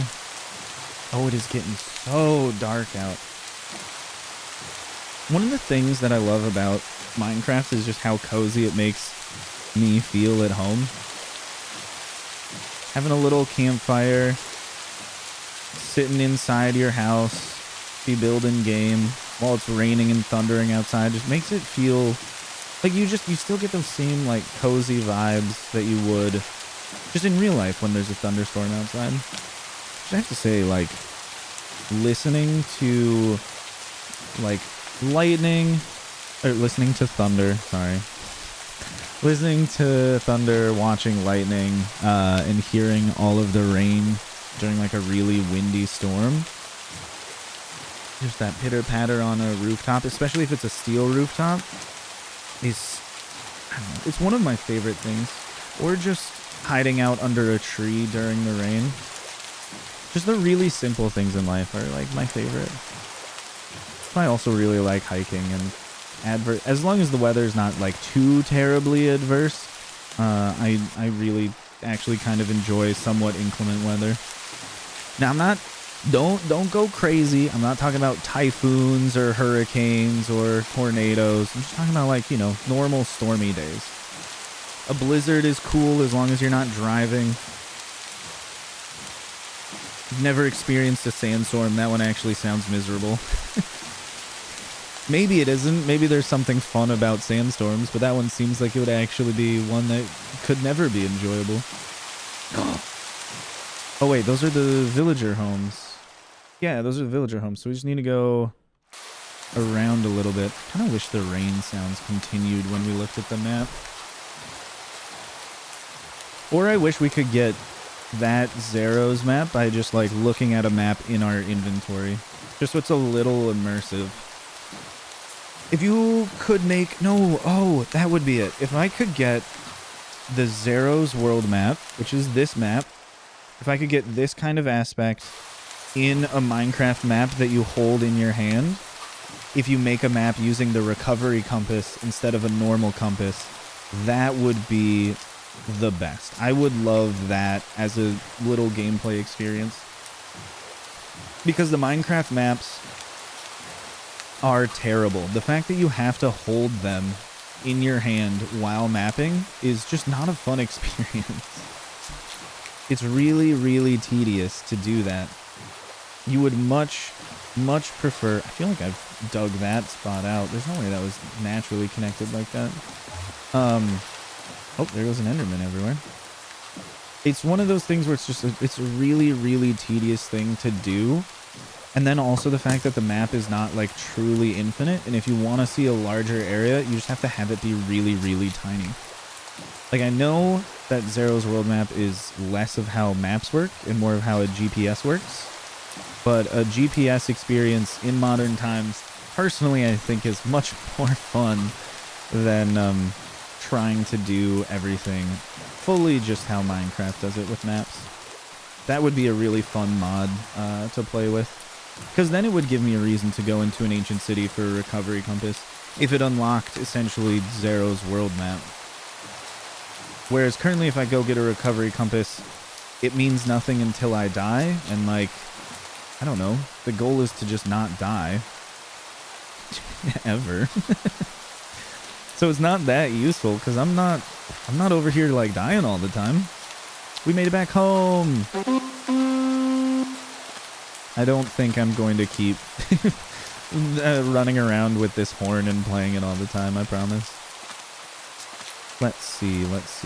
We need a chest. This is enough for a chest. Oops, not sticks. Oh yeah, this is one of my expanded crafting recipes.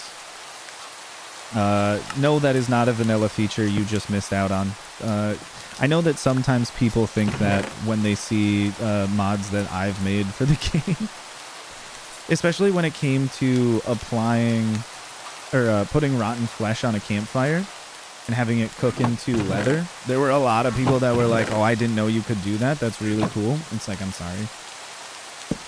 I hate to break it to you. You can't actually do that. That's not how anything works. Let's see. I need more food. Oh, which is what the hay bales were for. Uncraft all those. Give me... I literally think we can just do one full stack is fine. I don't think we're going to need to breed 105 sheep. But let's go take a little nap and then get back to it. I have added expanded campfires and the wood cutter from the stone cutter. So the stone cutter essentially does all of the wood crafting things, but just with a stone cutter, which I can show you in a moment if I just get one. It's also really nice for just stripping a lot of logs at once. But yes, that is not vanilla. It is one of the things that I've added on. Ideally, the link to a download to that data pack will be in the description. If not, you can at least get them all on my Discord server, where I always post them. Iron. He's not actually in the iron chest, right? Yeah, no, we need to go elsewhere. But for stone, cobblestone and derivatives, 3 of these, and I need a little bit of iron. Oh, when the music hits, this game is just perfect. Yeah, I'll show you the expanded wood crafting, and then I think we can actually get around to planting the terrible saplings, the acacia ones, growing those for wood, and then we can get around to starting to build everything. We have the sand, we have gravel, we can make a bunch of... Wait, I'm not going up here, I'm going down here. We can make a bunch of light blue concrete powder. There's the crafting table. Here, thank you. Also grab a second set of shears. So we can go back to working with all of our lovely sheep over here. Oh, no. Don't do that. I don't want you to run out of there.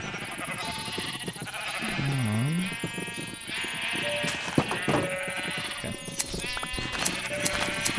Let me grab all of the wool, and then we'll breed more, and I think that'll be the very last cycle of breeding them. And if it just takes more time to wait for them to eat grass and grow back, so be it. I think if we just put in too many more, there won't be any grass. And they will just mostly be naked sheep. Of course, the grass will always grow back on the sides, but it'll just be really slow for them to pathfind through each other to find it. We don't want the world to get too laggy just because we got a bunch of sheep that are horribly obnoxiously loud. It's kind of terrifying when you take out a little bit of wheat and they all instantly try to get to you. With those dead eyes that they have staring out in both directions. Yeah, there's not going to be too many more. Sorry if this is awful to look at. Okay. That should be it. We should be good then. Yep, like, what, 10, 20 new baby sheep? There we go. We just got 100 there. We really shouldn't need more than this. We can probably start culling them at some point, which I know is not a fun thought, but I really don't have anywhere to put them. Maybe we can save them and dye them in the future? But who knows? Maybe we can just forget about it and just not think about them. Ideally, I'd like to at least get a double chest of light blue wool before we get rid of them. Just in case I need it in the future for something.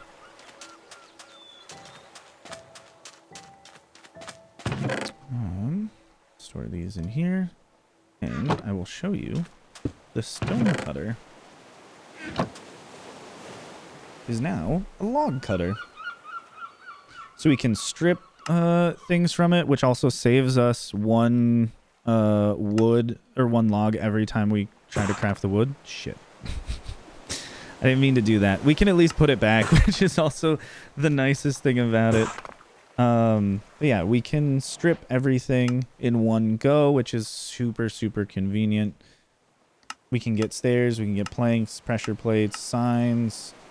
We can craft everything usually a little bit cheaper than normal, sometimes not so much.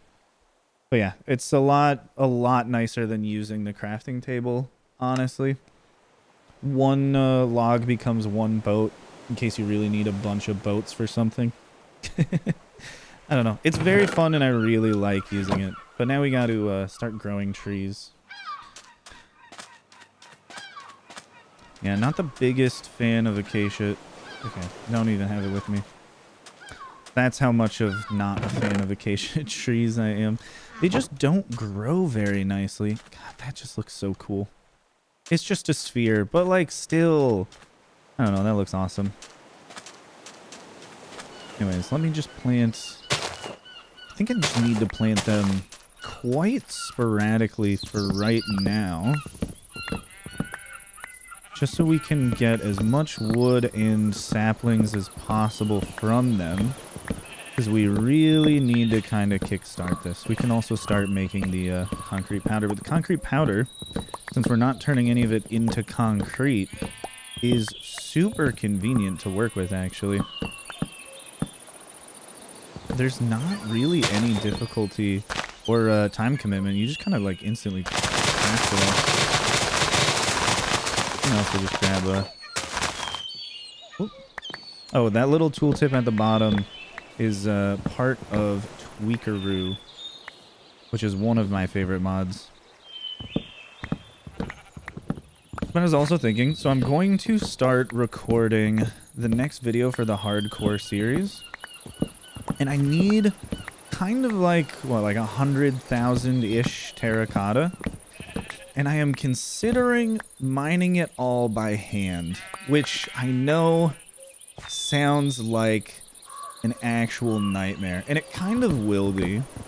But one of my favorite, like, sets of streams was digging a really big hole for the hardcore series by hand. This entire video series that we're working on right now could honestly just be called Random Thoughts with Ryan.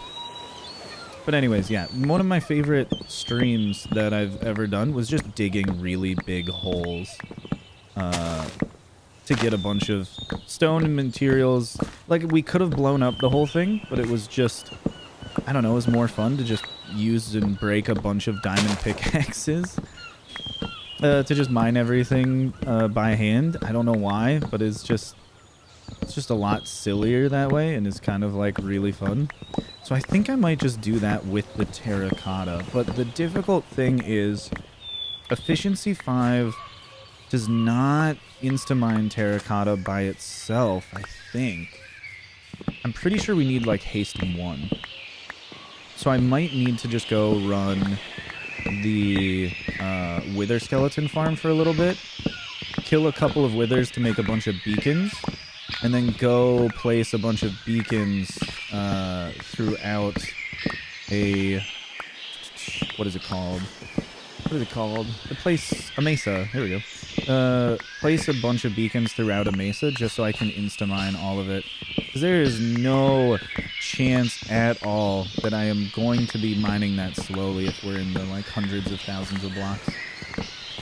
Because for the next project, a bunch of candy-themed builds, I'm going to be using as many colorful blocks as I can, and since it's still in 1.18, a lot of those have to be the terracotta and concrete colors. So in order to accomplish that nicely, I am going to have to get just a bunch of terracotta, because we can't be using the bamboo blocks for anything. Oh, wait, we can use bamboo blocks now. Oh, for future builds here. Oh, my goodness. Sorry, I just haven't played 121 much at all. I've mostly just played 118.2 for the longest time. Thinking about actually using new block colors is so exciting. But yeah, I won't be able to use the greens and yellows from bamboo. I won't be able to use the pinks from cherry wood in the hardcore series, because I'm sticking for 1.18.2 for a little bit longer. Mostly because of update suppression stuff. There's a couple things I still wish to do with update suppression before updating the world. And one of those things is going to be just designing a bunch of a bunch of nether portals with update suppression. So we can have very interestingly shaped portals and whatnot. And we'll do all of that before we update, because the update suppressor stuff in the future is kind of nightmarish to actually use. Some of it, depending on the update, is actually kind of nice because it's relatively small, but they're like update skippers more than update suppressors. So you can't do the same things with them. And some stuff is complicated. And I don't know if I want to do another, like, sliced portal farm. But if I do want to do a sliced portal farm, absolutely it needs to be done before updating. which so there's something that's ran on a world that fixes all light updates going from 120 to 121. I guess from any previous version to 121. And I need to get a mod to stop it from fixing all of the lighting errors. Because if we do any light suppressed portal spam farm, which I kind of want to do for a witch farm in the future, since the raid farms will be broken, I will have to also run the raid farm for, like, I don't know, 200 hours maybe? Just some absurdly long period of time where I will never need those resources again in the future, ideally, because it will be an absolute monstrosity of a pain to do it without a raid farm, getting just hundreds of thousands of emeralds by any other way.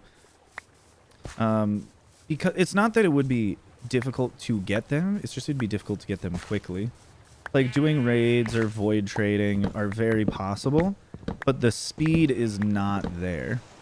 And if I want to build anything with emerald blocks, the speed is unfortunately something that becomes the most important aspect of the entire project, because I don't want to spend 400, 500 hours void trading just so I can build something silly with a couple of emeralds.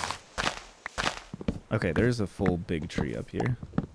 Makes me feel a little bit better about the fact that I have to climb up here. But yeah, this is back to why I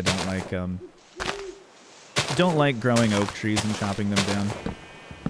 I love that they grow like this because it makes the trees in the game look a lot more interesting. I just hate having to deal with them because this is not fun to deal with. Too much climbing around inside of trees for my liking. And then there's always like one block that's somehow magically left up in there and then it won't all despawn. The leaves will just keep floating around. It's interesting. Oh, another thing that I kind of want to do, I don't think I'd make a series of it, but maybe stream it, would be Vault Hunters, which is something I haven't really thought of till I raided Great Lakes Girl on Twitch because she was playing Vault Hunters.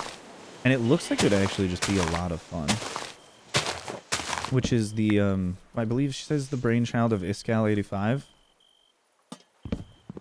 Looks like a very fun little game mode. Going around, raiding vaults. Doing a little bit of skyblock at the same time. And having some level of, like...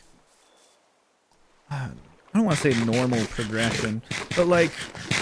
progression in an MMO sense, like normal MMO progression or RPG progression, where you have skills and levels and you're just trying to like permanently improve your character. Whereas Minecraft is more just obtaining things that are good rather than making your person good. Because your person doesn't really matter all that much in Minecraft.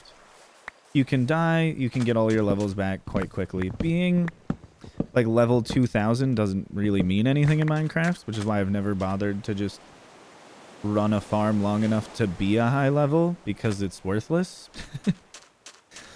I know I'm not trying to start any arguments with the people that make videos specifically like, oh, I got to level 1000 in Minecraft hardcore. That's not hard to do. You just have to sit around doing nothing for a longer period of time.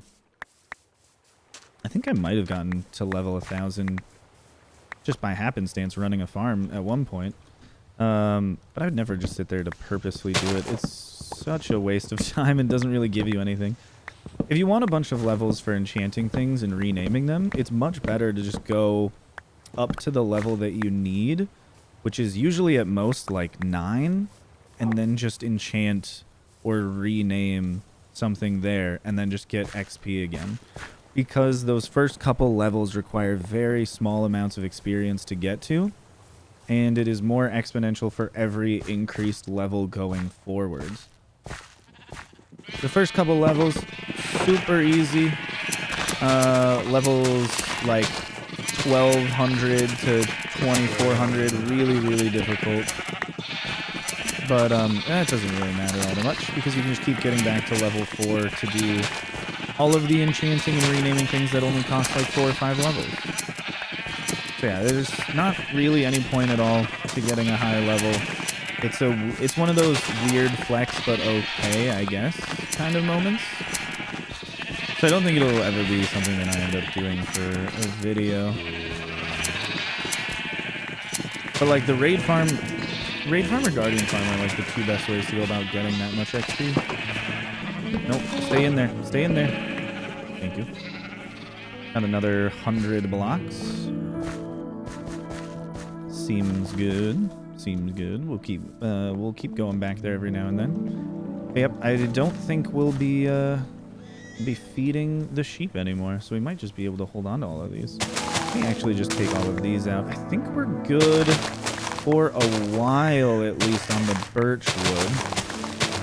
All of the birch spawning areas can now become acacia spawning areas. And once we're all done, I'll plant more spruce trees back here.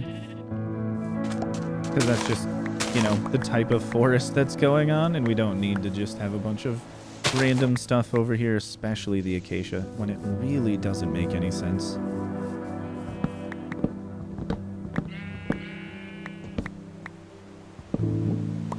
Ooh, thank you. Whoa. There we go. I don't know. I think overall I'm just not the most enthused with the state of Minecraft hardcore. It's just really obnoxious more than anything. Like I don't mind, like I've already said, I don't mind doing all of the lots and lots of work and editing for a very short I made a big object videos, because I kind of like the making a big object thing or making a big build. All in one is, you know, not the most fun way to go about it. It would be much nicer to make like a couple videos about it. But at the end, it's a little bit of a who cares, you know? But it's just the competition for doing something the biggest or the fastest always is a lot of like, what are we doing here, guys? And a lot of the audience has ended up caring seemingly more about how fast and huge and amazing a build can be, more than like, you know, how I feel like Minecraft does a better job of like the storyline behind doing something. The growth and journey to get from the beginning to the end is the more interesting story to tell, I think, which is why the whole Hermitcraft server does an amazing job. And they're always super popular, all of their videos, and their seasons go spectacularly hard.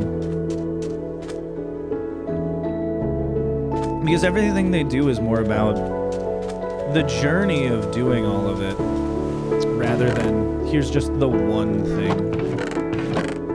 Dang, there's so much birchwood already. I really hope that's enough sand. Let me take out all of the wool so far. Store all of these as well. Don't need the 6. Sort, which again, I love this little sort button for inventory profiles next. Okay, could I grab all of these?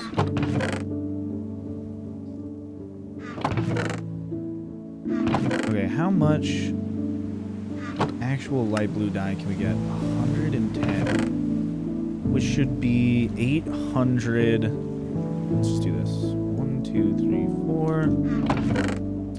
1, 2, 3, 4. Boom. And that, I think, essentially just matches. No, a little bit more than how much light blue wool we even have. So ideally, we don't need more than this. We're definitely going to need more acacia wood. Let me take these out of here. I think this will just be a chest for just logs. It's not even going to fit all of the logs that I have, I don't think. Could be very close. Oh, no, I think that actually does fit it all. Very cool. Store that in there. Sort all of that. Yeah, very nice. Okay. You know what? Now that I think about it, right here is actually where I want to build this. So these are going to be in the way. That's a little unfortunate. Toss all of those. Thank you for this. I should move these off to the side. This is just a little oversight on my part. But thankfully not much of one. Because moving these like 20 feet, not that difficult. If it was like, oh, I'm actually building in that one desert we dug up all the sand from, that would be really, really bad. But moving these a little bit to the side, absolute non-issue. Absolute non-issue. Give me these. Ideally, I get the chest soon. Thank you. The most obnoxious thing about it is that you don't just prioritize picking up the chests first, sadly. Store everything here. Actually, let me just do this, and then we can shift move those, and it'll take everything that is not in my hotbar. Which is one of the very nice things about the auto sorting and movement stuff from inventory profiles next. I think we got the chest from that one. It'll move everything that isn't in the hotbar. So as long as all the things not in the hotbar are things I want to move, we can just do a little click of a single button. Saving me just a bit of time. And of course we can resort them, which is spectacular. Sort. Oh, glorious. Almost a double chest of birchwood. Definitely got too much of that. But that's okay. Okay. Set these down here. This down here. Let's see. We can start with some of this. Well, not that many. Start with 4 of each. Grab some birch logs, which we can quickly strip. Oh, that's another inventory profiles next thing. It auto refills your crafting area for you. That's so good. I forgot about that. Let's see. We also will need... Let's see. We'll take some of these, put these in. Give me birch slabs. We're probably going to need quite a few of. Oak. Give me oak planks. Probably also need some oak stairs. And we can store some of those. We'll also need some oak slabs. Okay, store those. Give me back like 1. And store those back in. We can probably start building with just this. One thing I do want to check is if the blocks of quartz... Can I make them smooth quartz? No, I cannot. Okay, we will need to cook those down. As the acacia trees grow in the background, we'll go get those, and we'll keep shearing sheep. But for the most part, we're just going to start our build over here. And I think we're going to go with a roughly square layout. How close to the water are we? Probably back up to here.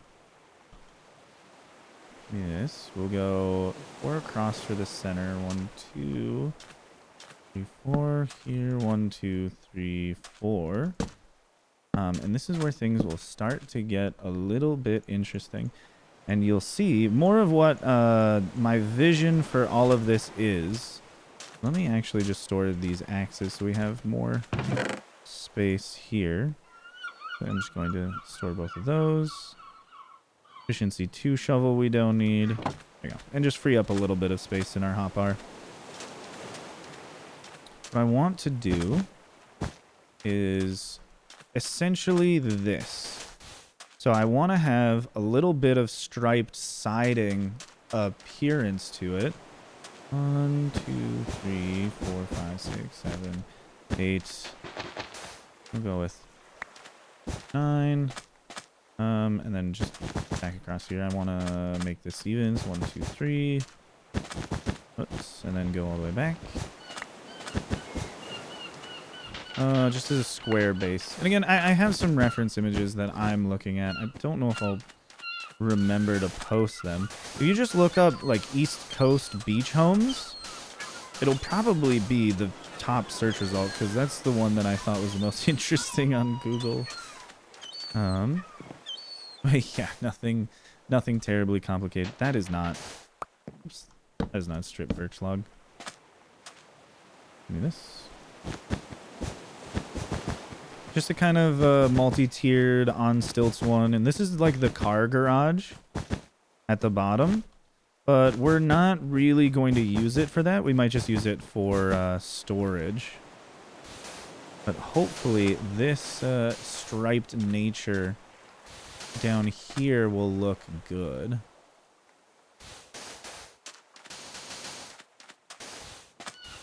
I also probably want to push some of this beach back a little bit. Okay, I thought I could make it. I don't know why I thought I could make it, but I did. And then we'll put in like a big garage door here. Yeah, I want to push some of this beach back on the sides. I will need to light up this area as we go. I'm trying to remember if I did defeat the Ender Dragon or not, because it would be nice to use end rods for this build as a little bit of modern lighting. But maybe we have to skip that for now if we haven't beaten the Ender Dragon, because that one makes it a little difficult. But I think you'll see what I'm going for as the build comes along. I do really like having the front and back separated and out on the sides by just a little bit of depth with the wall sticking out. Like this gives a little bit more visual intrigue without really having to do all that much. 1, 2, 3, 4. Should be fine.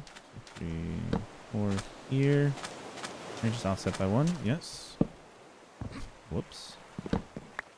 And we'll build. Let me just move the sand out of here. Match those all up. Still can't make that jump. We're just gonna keep taking small amounts of damage as we do this. Okay, definitely keep setting torches back down though, so we don't get any hostile mobs over here. Again, we'll go for better lighting later. For right now, the most important thing is we don't accidentally destroy everything as we go. Let's see, 1, 2, 3. Line up with the back. Okay, what if we go to the back and we do 1, 2, 3, 4? Okay. Because I want to essentially have a supporting porch. Let's see, 1, 2, 3. Yes. And then kind of off here, but also in line with this. Probably here. 1, 2, 3, 4. There's gonna be a lot of counting. Oh, and we're gonna have turtles over here. That's super nice. Okay, we still need probably another one out here, so in line with this. Because it's weird when they don't line up. And we can have a staircase coming down the front and a staircase coming off of the back. So we're going to need the back to line up with the front here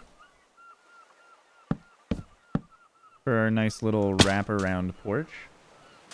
And then probably a support strut in line with that here. Because you essentially want to connect all of these things together. And then on this level, we can do... This is part of where I want the smooth quartz. So I guess before going further, I need to get a furnace and some fuel. Store the matching things. Any matching things in here? Guess we'll store all of those. We've ballooned up the inventory so much where we can now no longer store everything. That's okay. That's just gonna happen. Let me see if we got cobblestone over here and some coal, which I think we do. Coal. We'll definitely have to take these. Cobblestone. Let's see, there's no like functional blocks around here, right? No. Nope. Okay, so to get a furnace, we're just gonna have to make one. I just don't have cobblestone. Oh, no, I know where it is. Let's go to sleep. It's in the mountain base. We looked at that earlier today. Oh, on a separate note, thinking of Lightmatica related things. Not that it's what I was talking about, but just thinking about it. Another thing that's wonderful about the Discord SMP is a little bit of a throwback, you know? Couple hours, I guess, at this point. Actually, let me just change this. I don't want to open the Malilib config ever, but I do find myself strafing left and zooming in too often. And A and C are those two things separately, and together it opens the config menu, and it's just really annoying that it does that. Okay, but all of the cobblestone is over here, as far as I am aware. Okay, we're getting close to actually working on beach home stuff. Did I have... Yes, I did have furnaces already. We'll take the flower pots. Those will probably be useful. Glass will probably be useful. Stone cutter, we already have one. Smooth stone and cobblestone. I don't think we need any of those. Yeah, we'll just take... Wait a second. That's just 2 coal ore. Here, oh, here's more coal. We'll just take all of that. We can leave those.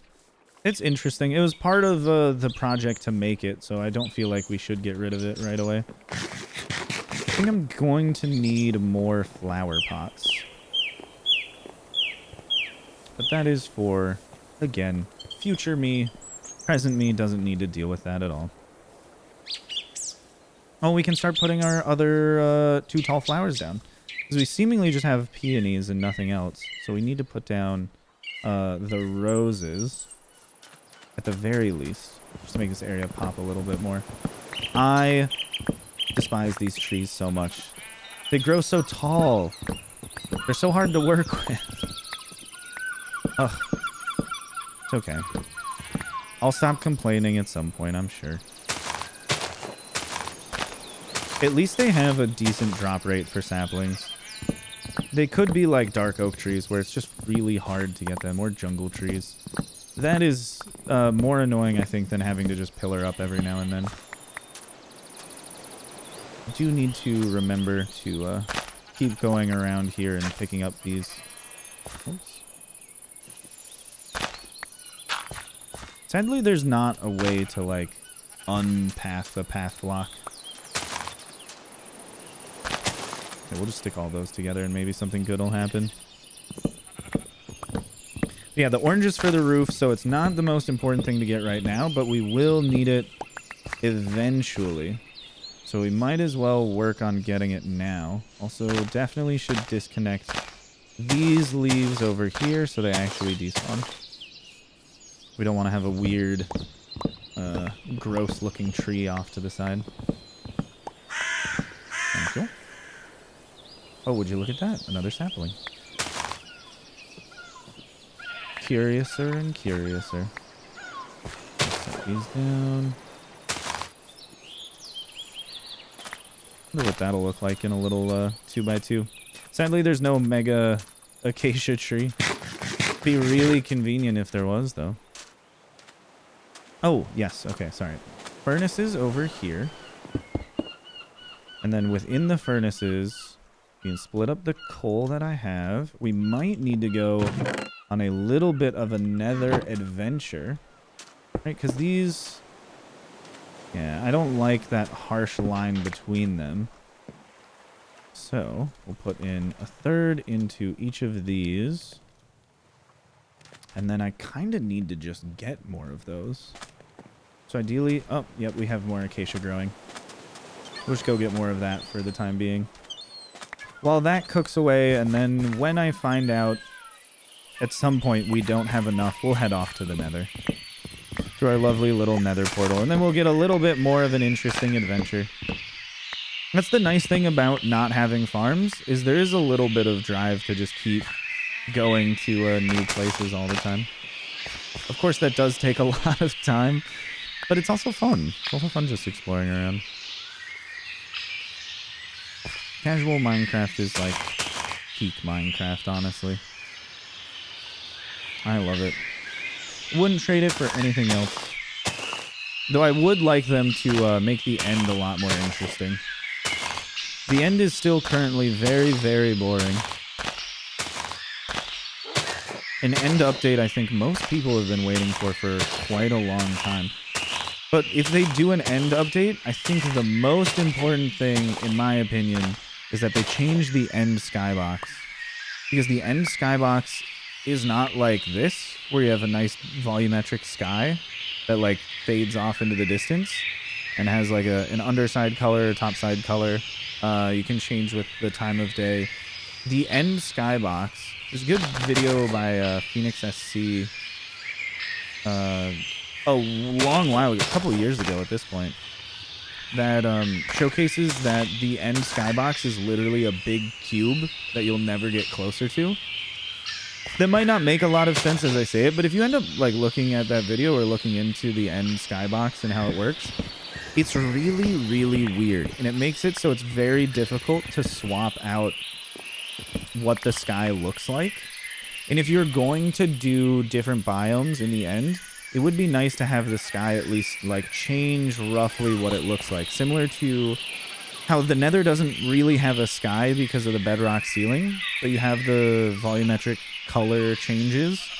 And also when you go above the bedrock ceiling, you experience a quote unquote sky up there, where it'll change colors depending on what biome you're in, stuff like that.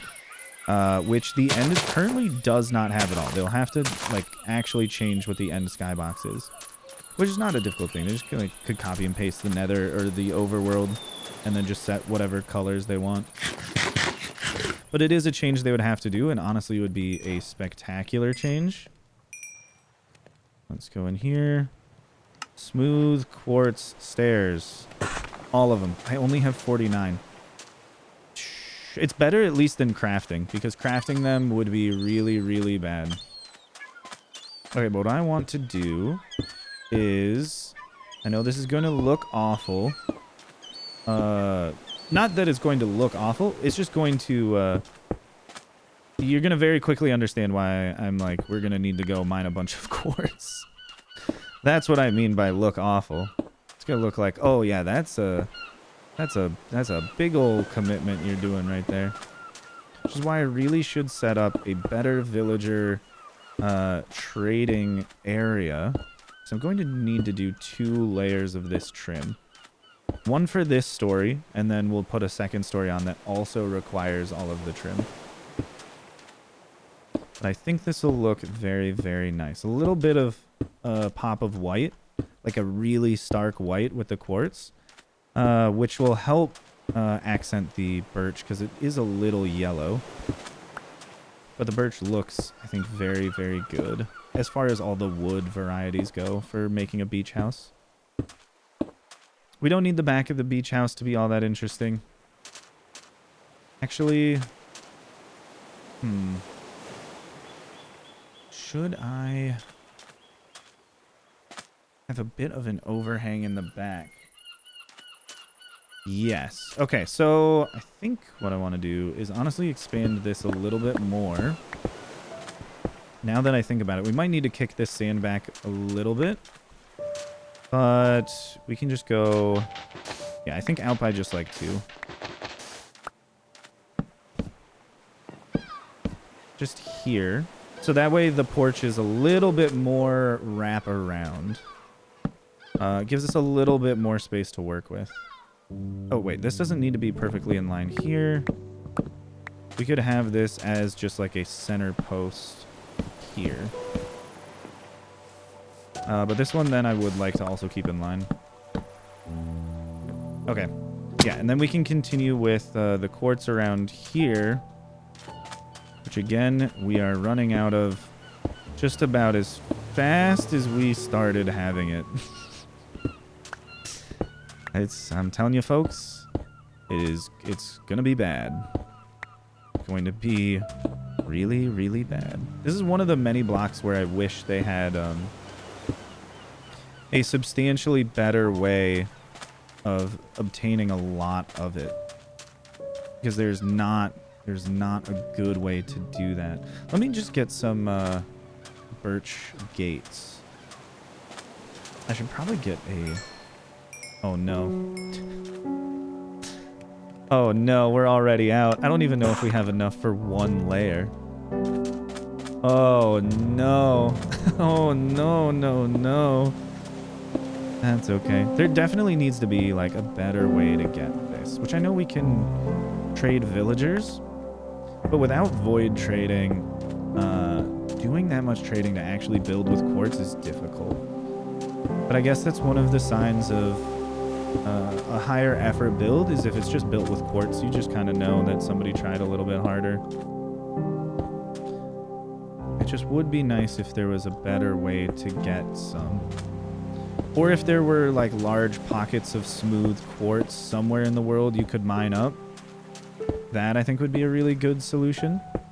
Similar to how they added the calcite to mountains. I think that would help a lot. Just somewhere where you can obtain a lot, even if you don't make like a somehow better crafting recipe for it. Oh man.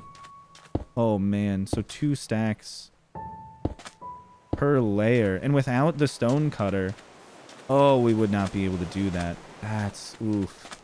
That's a big oof, actually. Big, big oof. No, no good. Yep, 4 more. Thank you. Yep, we're kind of cooked with this. I'm gonna have to mine a lot of quartz. Because 4 stacks of ore. Oh man.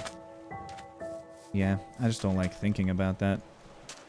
Okay, well, let me quickly... where's a way in? Kind of blocked most of them. Ah, here it is. A way in, and then we'll go to sleep. Things are going spectacularly. I do also, now that I think about it, I just want to do more Minecraft, like, challenge videos. Not... like complicated things, but just like doing a small skyblock series would be fun. Just little one-off things. I just don't know if people would watch them. I just really enjoy making stuff like that and doing those sorts of challenges. Here, we'll just get a bunch of birch fence gates because we'll need them. Whoops, this is the right thing. Okay, because I want to do, let's see, a little bit of an accent here. And this will make, I think, a little bit more sense when you actually end up seeing what we're going to have going on. Yeah, stay like that on that side. We're going to need, yeah, we're going to need a lot of birch for this. And I think we should also put pillars in here. I originally didn't want to, but I think it does look a little too bare without them. We don't need to have these supports on the back.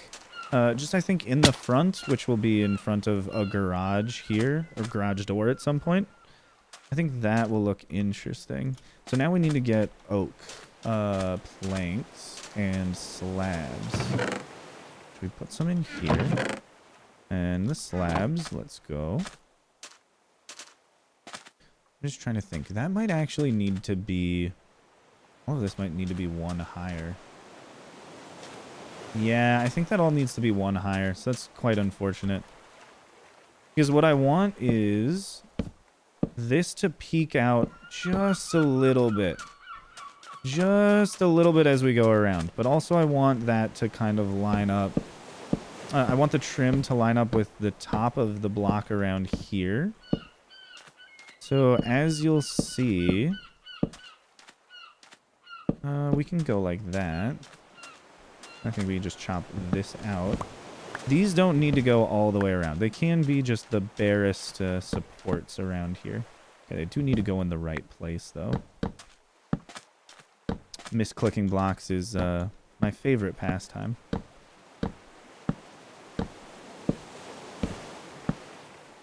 As we go around here. Yeah. Yep. Nope. Those all need to... These absolutely need to be one higher up. That's quite frustrating. It does give us a little bit more room to work with here. Let me just, while we are at it, do a little bit of a staircase over. The build is going to be taller, so this will at some point be useful. But this will need to be capped like so. So then all of these... Yeah, all of these need to go up by 1. That's... That's a little unfortunate, but if I want it to line up and you actually get the nice angle view to those little support structures underneath, these little supports there, this all will need to be 1 higher up. So essentially we're just going to place this 3 times, as long as I don't do the next layer off by a little bit. Here we go. Yeah, then it'll also give a little bit more verticality to the build to make it feel not imposing, but a little bit grander just because the scale is a bit higher. We also can't lose any of these blocks. Unfortunately, I can't be too lackadaisical with picking these up. I need to, like, really be on top of it. Yeah. They are much too precious to lose. We could always barter with piglins for quartz, but I think trading with villagers for just solid quartz blocks is a much better option. Then we have to get a stonemason and trade them up to being, I think, max. And then we can get 4 blocks per trade. Something like that. There's some relatively large amount. Here we go. We need to increase all of those, all of these, by 1. That there. This, that there. Yeah, and then over all of this. Okay. Yep. Because then this hits the upside down stairs that are going to be coming around here, which are the trim. We could leave this a little bit hollow. Like this strip here, we could do this, whoops, and truly just go around it and ignore it because this will be a little bit of the interior and you won't see it.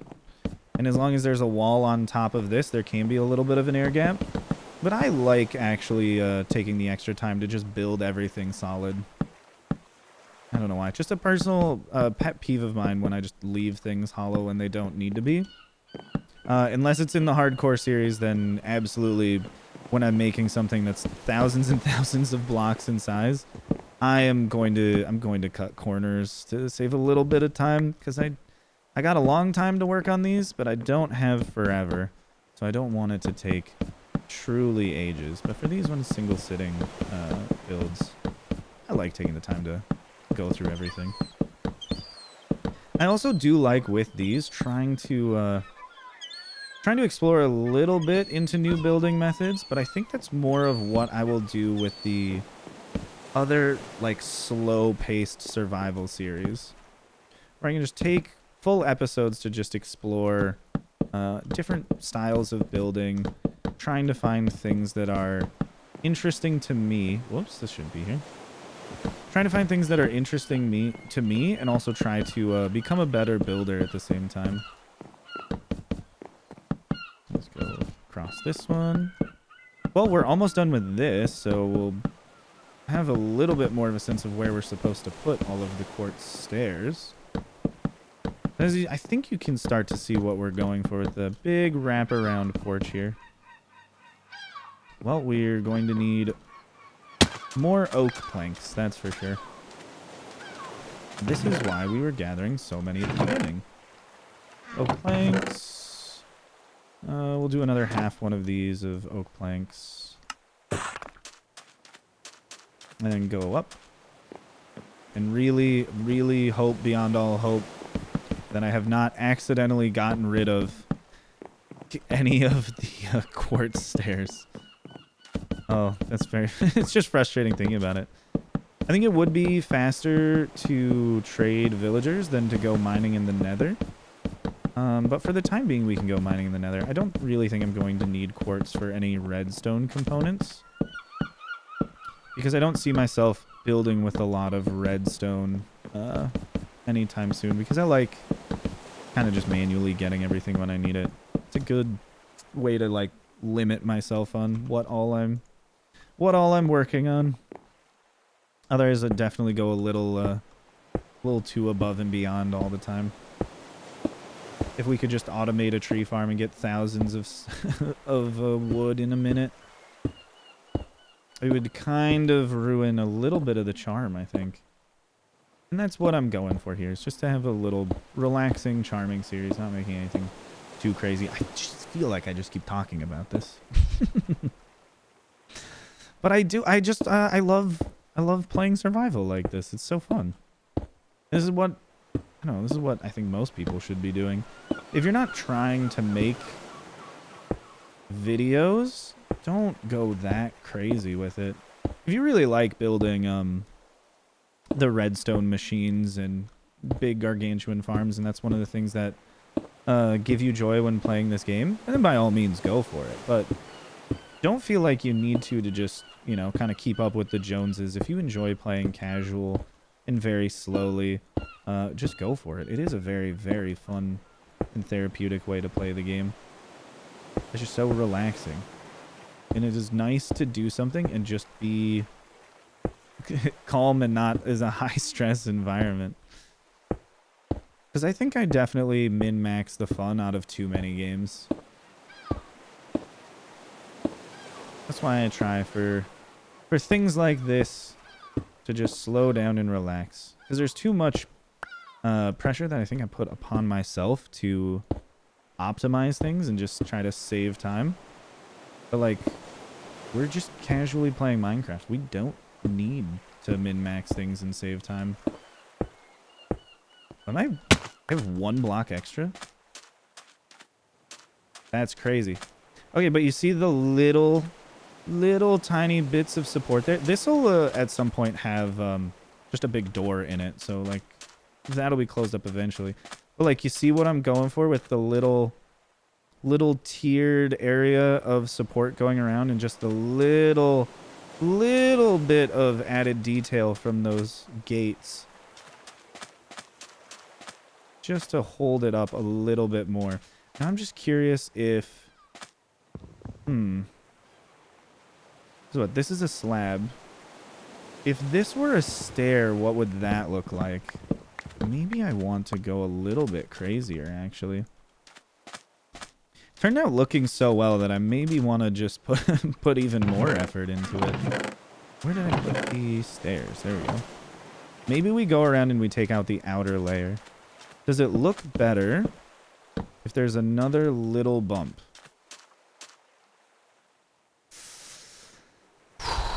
That is subtle beyond all subtlety.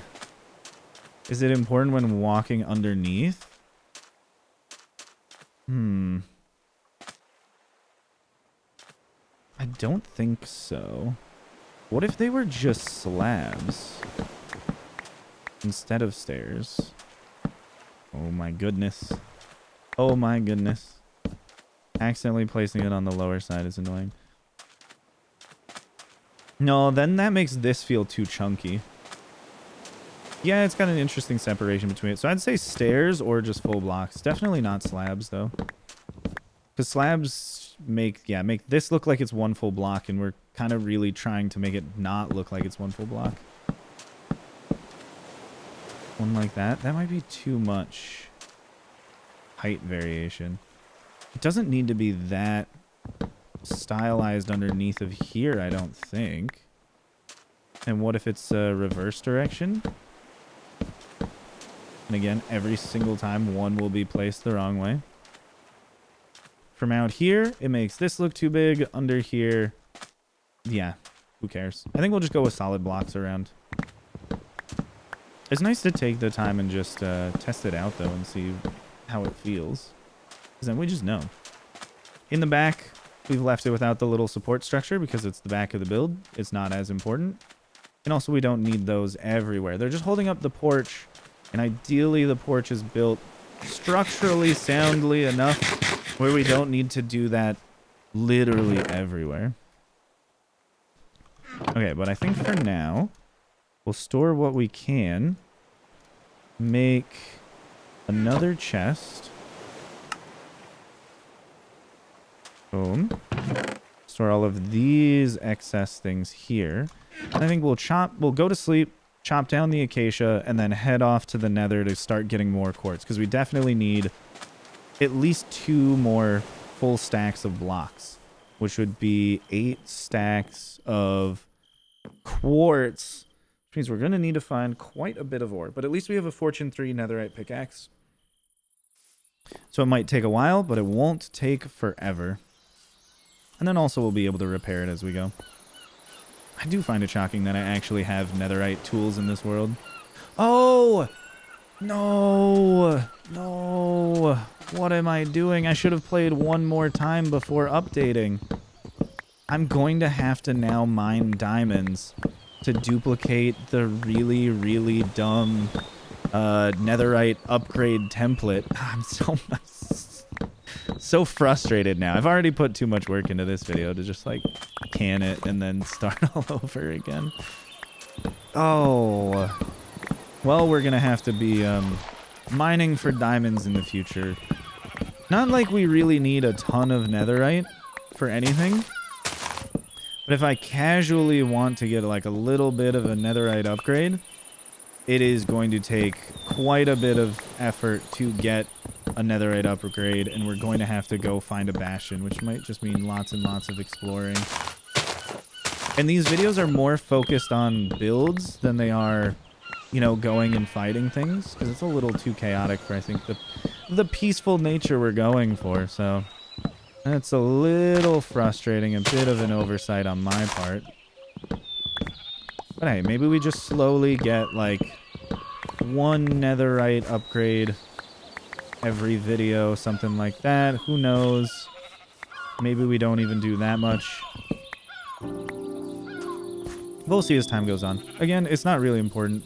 I don't even have mending on these things. I don't even have any enchantments on my armor. So I guess netherite is far off in the future. A better way to get emeralds would be something to look into, though. What do you guys think? Should we make just like a full village setup and just start making like a blacksmith shop, a stone carver shop, and just work on everything like that? Set up a little fishing wharf, put some villagers down there, and in that way, slowly build up a quote-unquote trading hall, where we will eventually be able to get emeralds quickly because we'll have every trade available.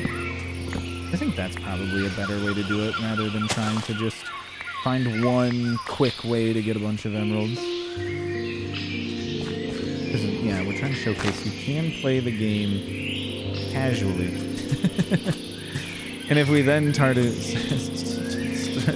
doing like real sweat level things, it kind of takes away from the whole you can do it casually thing. Yeah, 1 extra stair block. That's kind of crazy.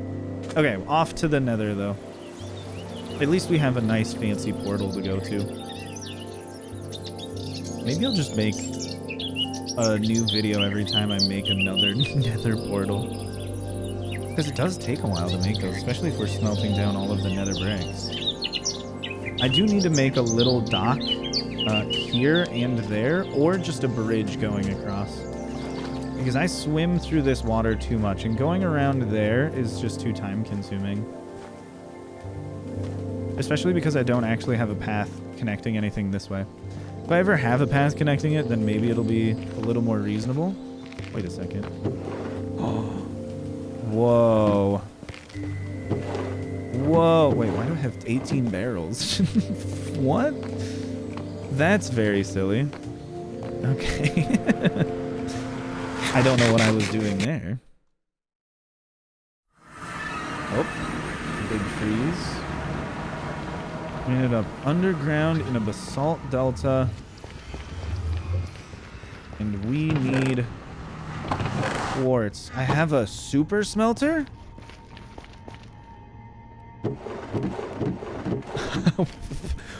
What? This is, I guess, what all the barrels were for. What was I up to?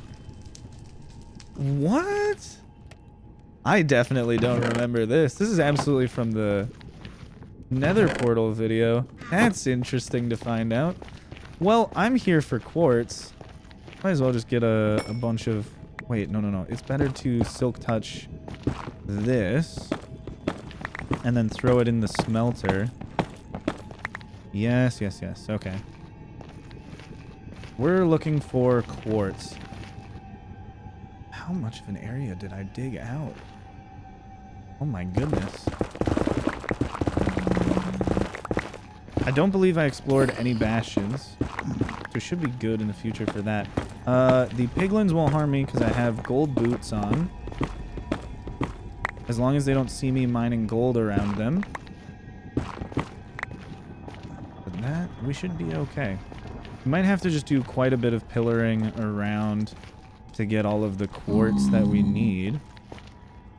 Because as far as I know, you can't smelt quartz ore into a quartz block. Though that would be...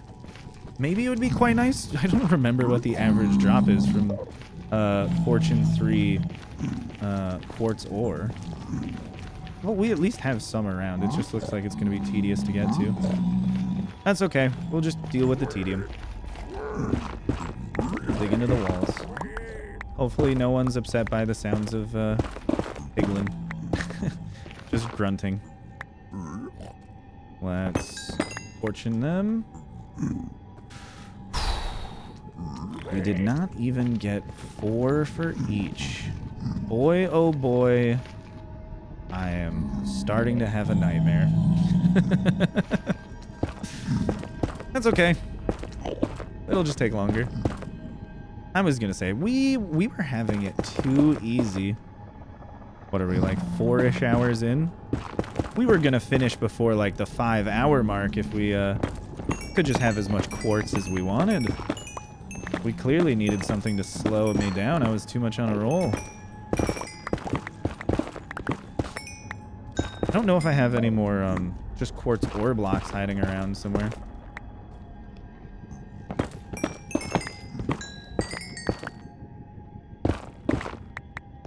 Into the ceiling we go. Probably should have brought a boat. Just so I can drop down from really high up. Could always have the misfortune of going to one of the rounding error heights where it just puts the boat inside of the block. Because it just doesn't calculate things properly. Very lovely stand-up maths video about that as well. If you want references to math-based videos, I got you covered. Numberphile was my favorite YouTube channel as a kid. Does that make me weird? No, it makes you weird for being different than me. I am normal. That's how that all works. Where's the pillar block? Oh, there was a pillar block around here, wasn't there? Am I on it? What? Oh, here. There we go. Must find more quartz. That's almost enough for half a stack of blocks. But I think we're going to need maybe 5 stacks in total. I do not like that he is running up here. Maybe we can push him off. That's not gonna make him hostile, right? Oh, he's fine. He wasn't even phased. He just blinked a little red and he was like, ah, it's chill, bro. Just just carrying on. I'm glad they don't get hostile when falling off of things. That would be that would actually be a terrible mechanic. Whenever a piglin takes damage, it just attributes it to the closest player. Yep, you did it. It's like, no, I didn't, man. I'm not even close to you. Oh, also a thing that I think would be very nice is if you could right-click on a cauldron with a magma cube or a bit of magma cream, and we are not doing that. Those can stay there. Oh man, that would upset me the most. Having to go swim in lava to get my netherite tools back after losing all of the quartz that we mined. That would be not good. Oh, the glow of this lava is so nice in here. I know, I'm sorry. I have not played with shaders on in so long. I miss it. It's so pretty. This is just how the game should be, you know? But it's honestly better that it is a modded only thing, because then you can make it look however you want. You can get shaders that you like the best. We're almost at one full stack of quartz. This isn't so bad. Oh my goodness. The danger of just falling down though. A little spooky. A little spooky indeed. Thankfully there's no ghasts around. I know. My luck though, as soon as I say that, we'll start finding more. Goodness, I have started, well, not started. I guess I've just been rewatching anime with Hen, which has been very fun. It's always nice to show people your favorite shows and then watch them watch it. It's a very interesting experience. We're currently rewatching, well, I'm rewatching Tower of God. They're watching it for the first time, and hopefully they don't watch this video before we get to it. But spoilers for Tower of God coming up. Okay, skip forward a couple minutes if you don't want to hear them. But it is so exciting. Okay, this was your final warning. Get out of here if you don't want spoilers. Go a little bit forwards. It is so exciting knowing. So for those of you that don't know but don't care about spoilers, Tower of God is an anime where there is a tower that the main characters are all trying to climb, and they will get essentially the ability to have whatever they want if they can successfully fully climb the tower. There is the main character is a boy named Bam, who's trying to get to the top of the tower, but he's trying to get to the top of the tower because there's this girl named Rachel that saved Bam when he had no memories. He lost his memories. I have no idea why. Didn't get that far yet. But he's lost all of his memories. He doesn't know anything.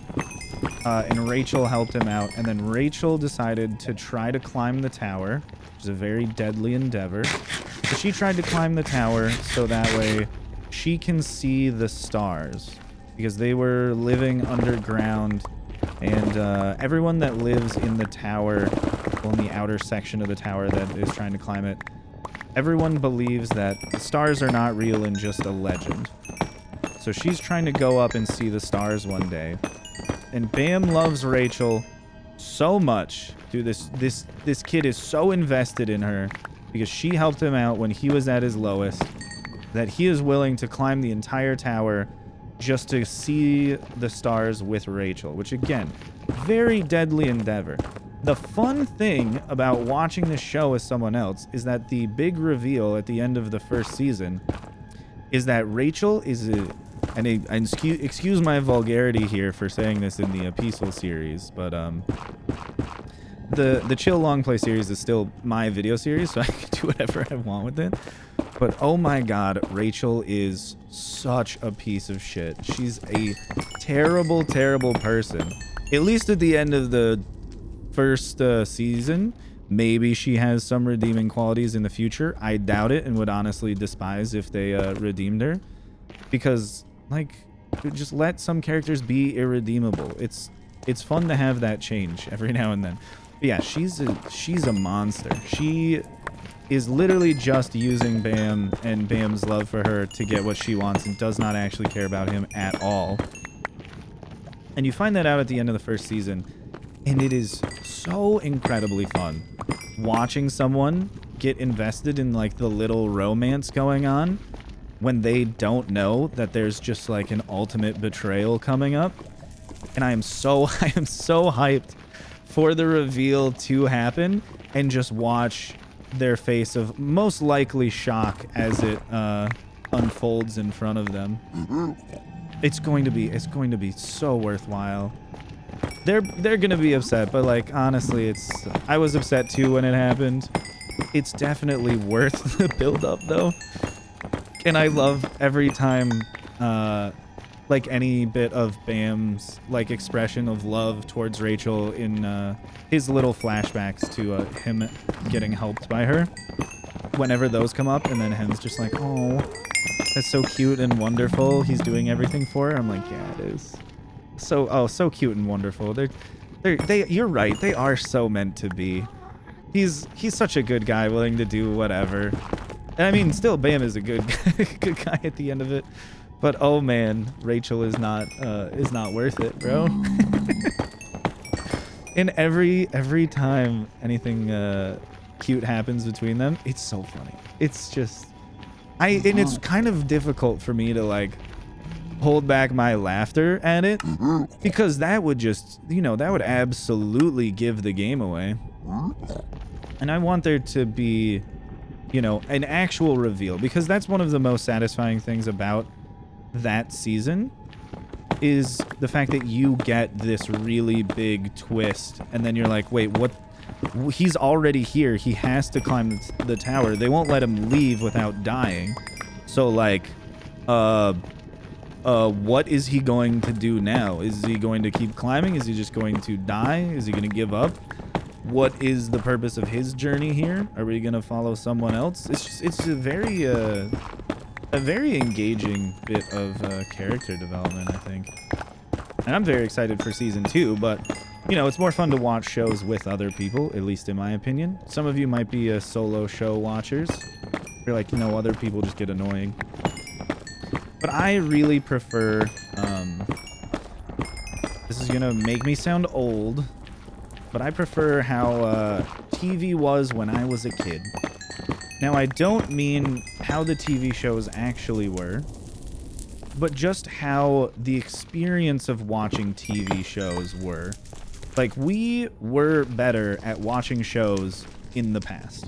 Now, it's everyone consuming content very individualistically, very much in a binge fashion. And there's no more, like, online threads of people talking, theorizing about things. We got kind of close with Game of Thrones, but also Game of Thrones was weird because you had all of the fans that read the books, and they were like, no, we know what's going to happen. What you're saying is, like, really dumb, actually, because the content already exists. It's just in book form, and we already read the books, so just, like, go read the books. That's all you need to do if you're curious as to what's gonna happen. You don't need to theory craft here.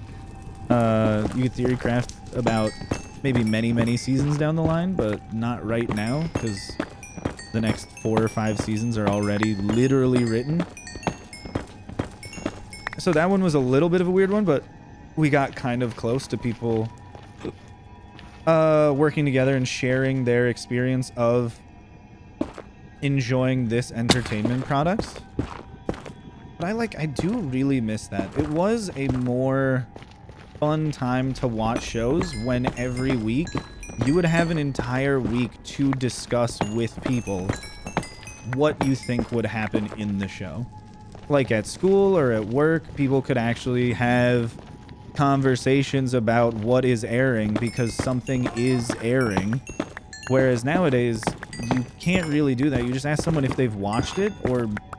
Because it's really hard if someone's binge watching a show for you to be like, oh, are you on like episode 5? Let me try to remember what is and is not a spoiler for where you're at in your binge watching.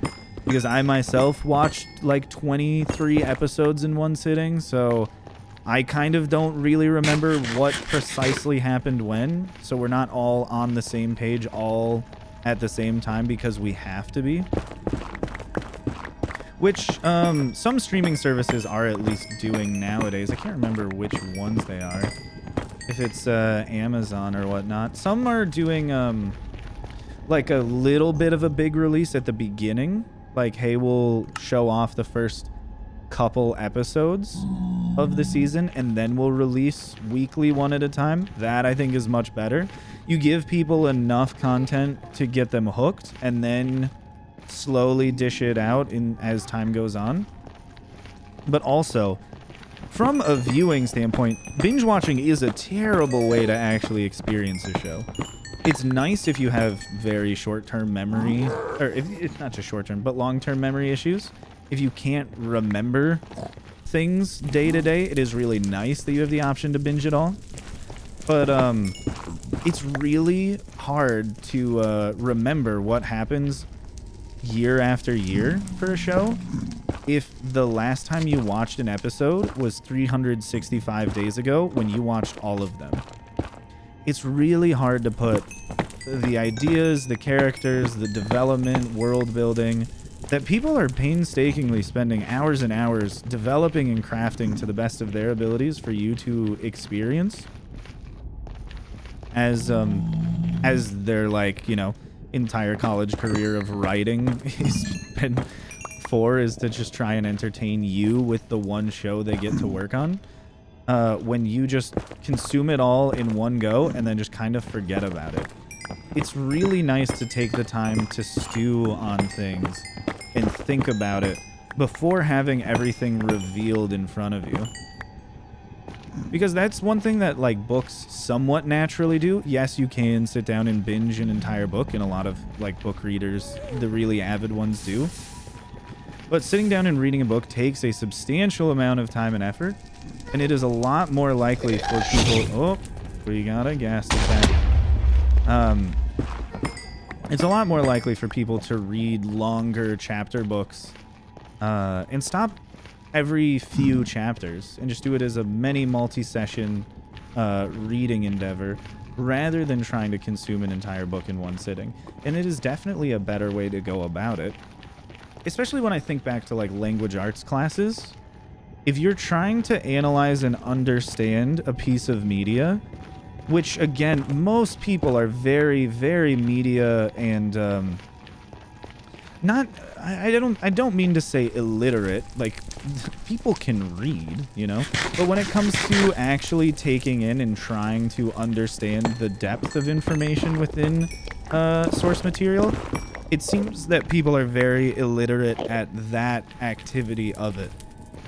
Because, again, modern society is so much into just consume everything at the exact same time and don't really think about it too much. Just tell people whether or not it was hype and then move on. Which, again, it's just not a good way to do that. So it does get a lot of media illiteracy, which is quite unfortunate, especially because of how painstakingly crafted some stories are. Not everything is. Some things are like, you know, the Jackass movies. They're not made for real critical analysis. They're made simply as pure entertainment and not really any analysis at all. Not to insult them, they're doing some crazy and very risky things, but they're not doing things that really should make you sit down and have hard thought and strenuous discussions about, you know? That's not really what that's for. It's more of just making you do a quick laugh. You know, it's nice to have a variety in content like that as well. You don't want to have to sit down and think hard about everything all the time. I get that. I'm not trying to tell people that that's what they should do. But it is nice to just be able to consume things at the same rate as other people, so there is that room for discussion. Alright, these Endermen are...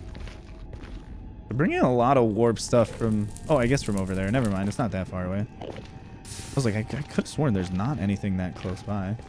It's not terribly close, but it's also not too far away. I will definitely need to make like a nice path through the nether at some point. Especially if I end up building with quartz more in the future. Yeah, it would just be really nice to go back to like early 2000s. A show is airing. You got a week to talk to other people about it. I understand that it's nicer nowadays because there's not, oh, I missed it and I didn't like TiVo it. Which, in case you don't know, that's just one of the ways that people recorded TV in the past was through TiVo. I feel like an insane person talking about that. Those were, I made it into the fortress over here, huh? Really? Really? That's, I guess the fortress, or the bastion goes underneath of me. Yeah, it's gonna be really dangerous to go in. Oh, it's playing Rubedo. This is my literal favorite Minecraft track. I think I made them all mad. I'm taking my Gilded Blackstone home with me. Hopefully that guy didn't notice. But anyways, what was I talking about? Sometimes we risk it for the biscuit, and we really don't need to. I was like, oh, it's just a little divot in the ground. No, it's a really big divot in the ground. Maybe we shouldn't have jumped. I kind of want to just stick around the nether and mine some more, just so I can listen to this song. It's absolutely my favorite. I love the... I wish I had more music knowledge to talk about it, but just like the swells in the music are just so pretty. The slow build and then release and then the slow build again. It's just, oh, it's such a wonderful track.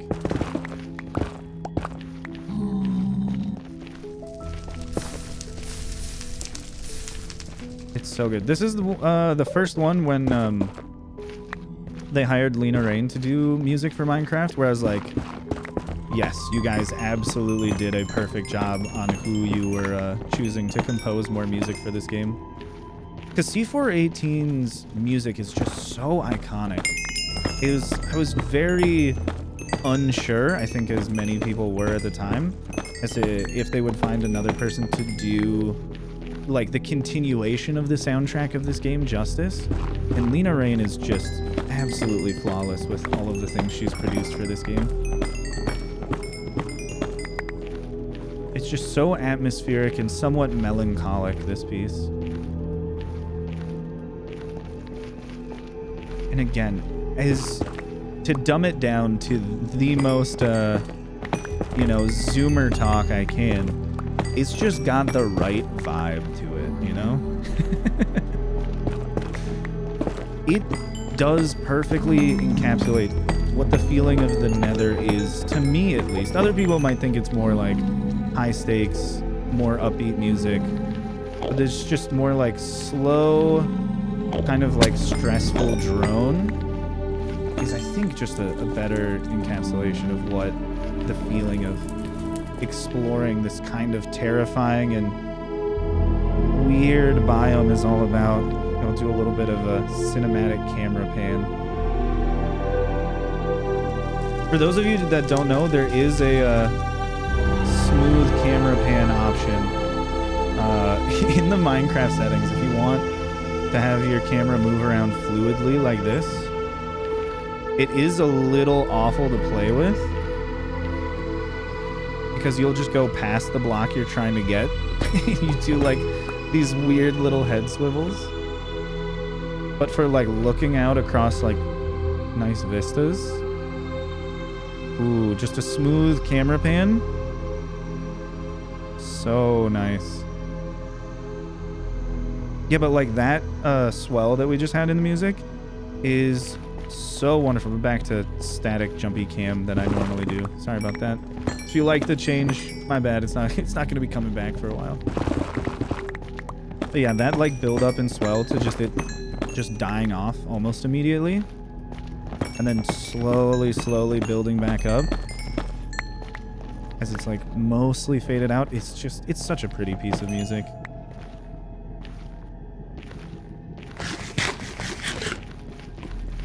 It's also a very long piece as well.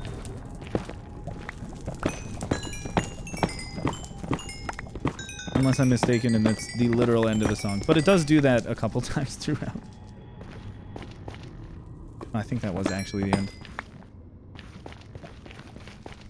But yes, it does have those big swells and then dying out moments. And it's so pretty. I would truly just listen to Rubedo all the time in every biome, but the game does randomly, well, not randomly, it's somewhat methodical with how it's choosing the soundtracks, but also just like randomly playing them. Depending where in the world you are, what biome you're in, you'll hear different soundtracks. Like there's Nether specific music, there's Overworld specific music. But I really like the Nether pieces. Of course, nothing beats C418. The nostalgia associated with some of those older Minecraft sounds or songs will sometimes, like if played out of the blue, I might actually just start crying. If I think too hard about the passage of time, just be like, yep, oh god, it's happening. We're getting older, we're aging, we're dying. I might be like, no, stop. Wait, is it? Is the song building back up? Or is this just the M ambience? I'm so confused right now. Could be very, very slow build up. We're not jumping this a second time. I'm not twice a fool. Once a fool, always. Twice a fool, never. Yeah, this could just be the M ambience background nether droning. It's hard to tell. Because again, I haven't played with the music on for a long time, and I haven't played with the M ambience for a long time. I think we'll get those, and then we'll try to get out of here. We shouldn't need more than that, and if we do, we can always make another trip in the future.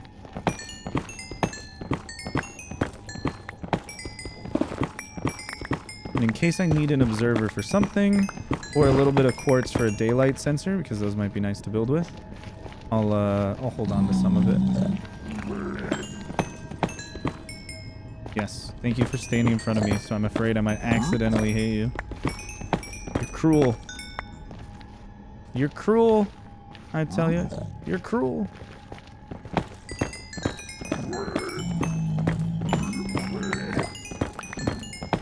Definitely should just trade for this in the future. Or make a custom recipe where I can just get a quartz block from smelting quartz ore. Because I think what it is by default is smelting quartz ore gives you a quartz, which is horrid. It's so bad. It's so incredibly bad. It's ridiculous. So we were... Oh, were we up? I might be a little lost. Did I jump down from up here? Or did I just get down from up here? I feel like I would have taken this out. I probably should have put some torches as a little bit of a path back. Worst case, we can always check the world map. I just want to try and find my way back first a little. It's definitely not towards that. But it's also like not towards this. Maybe it's that way? I don't know why I thought out of the corner of my eye that was a little bit of ancient debris. Okay. A little dangerous. We didn't take too much damage. Looks like a really cool volcano off there in the distance. Yes. Okay, yes. It is back up this way. Yeah. Look at this. Look at this. These are the stairs. Yeah, because I was like, why are these guys grabbing everything? It's like, oh, because we're right next to the biome. That's why.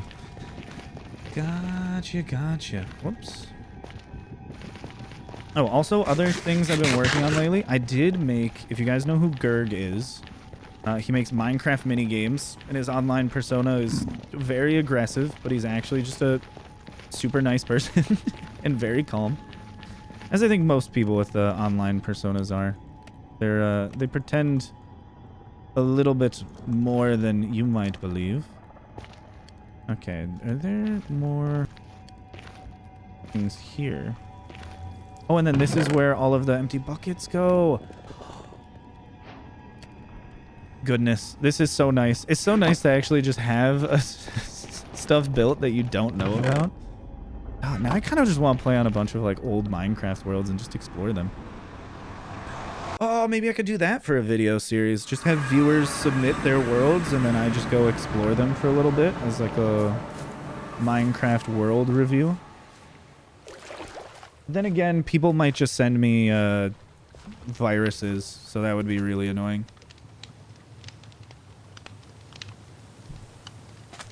I have to get one of my more CS-minded friends to help me not get viruses, just trying to do cool things with people.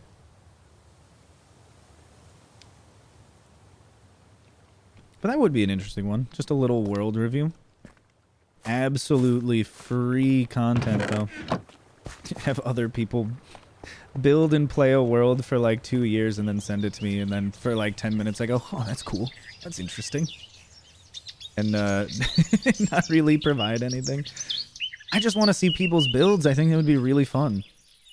I did have a viewer one time show me their hardcore world, and they did so much more than me. Holy crap. There are people substantially more dedicated to their Minecraft worlds than I have ever been. I'm trying to be more dedicated with it and just try to stick with a couple for a long period of time.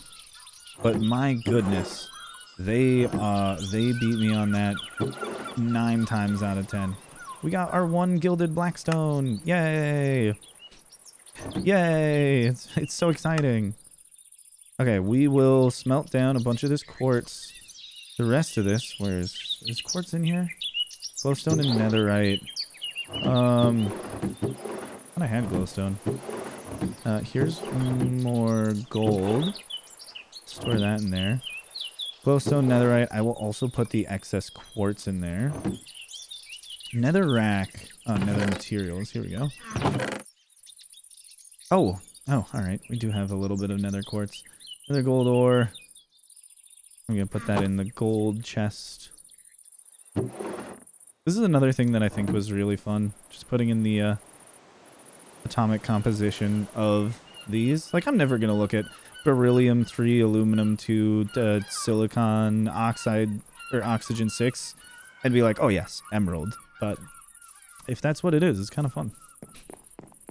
Hopefully I put in the right thing. I don't remember. Again, it was over a year ago. Oh, we're back. We're back. Yay. Okay. Start cooking more of these. Probably shouldn't be wasting all of my coal on that. But what can you do? Put these over here. A little bit of acacia logs. We should definitely chop down and replant what we have grown. Because again, we're going to need a lot of slabs and stuff for the rooftop. We should definitely gather these as fast as possible so we're not just waiting around ever. I've tried to get everything in the order that we would need it the most, which is why we started with all of the wool. And honestly, wool was not that hard to get a lot of. Seemingly, concrete powder is not that hard to get a lot of either. I might need a little bit of clay and terracotta. And for that, I guess we can go diving in some lakes and try and dig up some clay.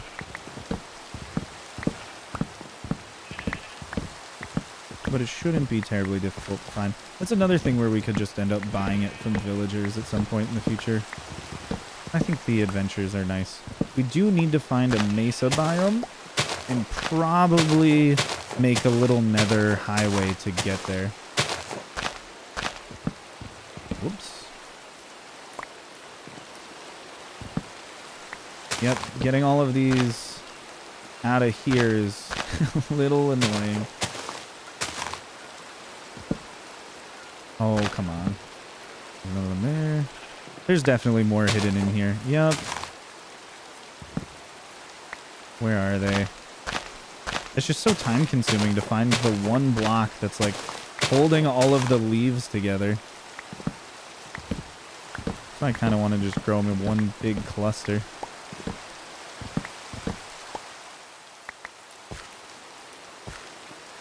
Because otherwise for me it's somewhat of a nightmare. I mean, other people might not mind this as much, but I really don't like searching through leaves to find the one log holding up all of them. If I had faster leaf decay, that might be a nice thing to add to this world as well. Actually, you know what? Give me all of these. We don't need that many more saplings. We'll go for big cube now. Big cube of wood. Best way to do it. Least efficient way saplings wise, but I don't care. Most efficient way chopping down trees wise. And we'll still get enough to just store for later. I think we'll keep the rain up too. It's quite nice. Box of quartz. At least the stone cutter exists to make these a little bit nicer to work with. Smooth quartz, quartz. Those can go over there. Store these. Give me not those.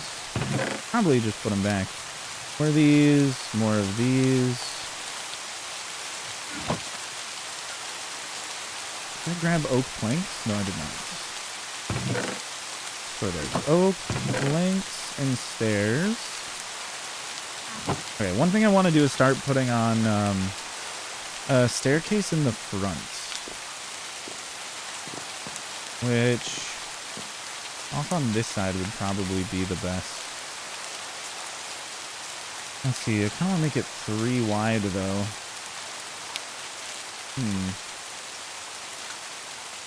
You know what? We could have this just go from here straight outwards. Let's go slabs to here, and then have birch supports in front of this, and then we'll have a little bit of doubling up. Where is it? Here. Just a little bit of doubling up on these.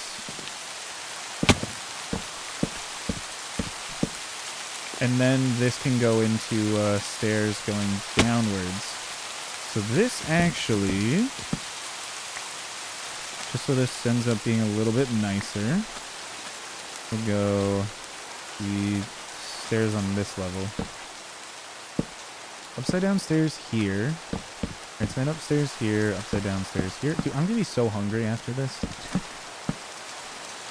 Down a couple. I think we'll do this. Is that too far down?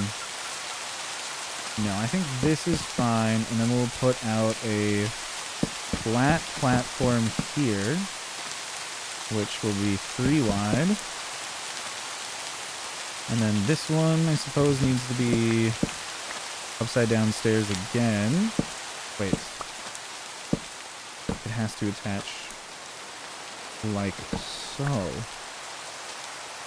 Gotcha. Okay, and then regular stairs here. And then we'll have one bit of stairs going up, and I think I like this better. Yeah, as just being a little bit more full. And we can put in more supports here and on this side. And then, as I always do, we square off the corners. Just because personal preference, I think it looks nice. This one, yeah, we'll put it here. Or should that line up? No, it should probably line up. We'll move it over by one.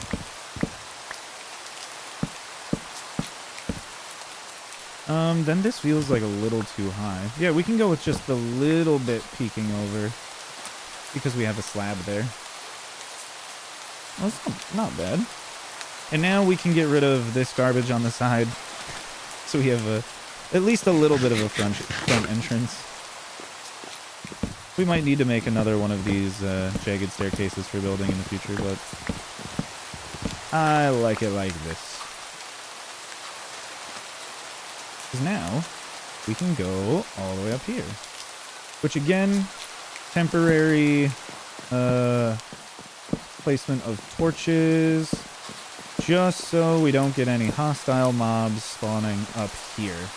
Because that would ruin literally everything.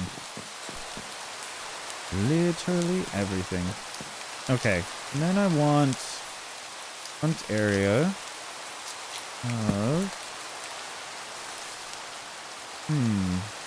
That's a little bit thin of a walking spot. But also, let me think about this. It's to here.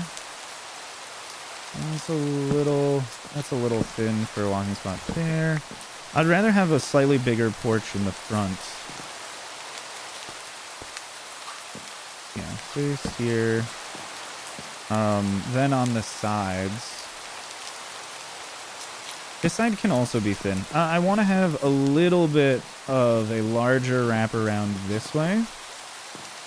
It can also go off the back. Here. Well, this one you can't see from the bottom, so that one doesn't matter. And we can have this just be off by one. And ideally, none's the wiser. So we can also do a little bit of a split here. What is this? 1, 2, 3, 4.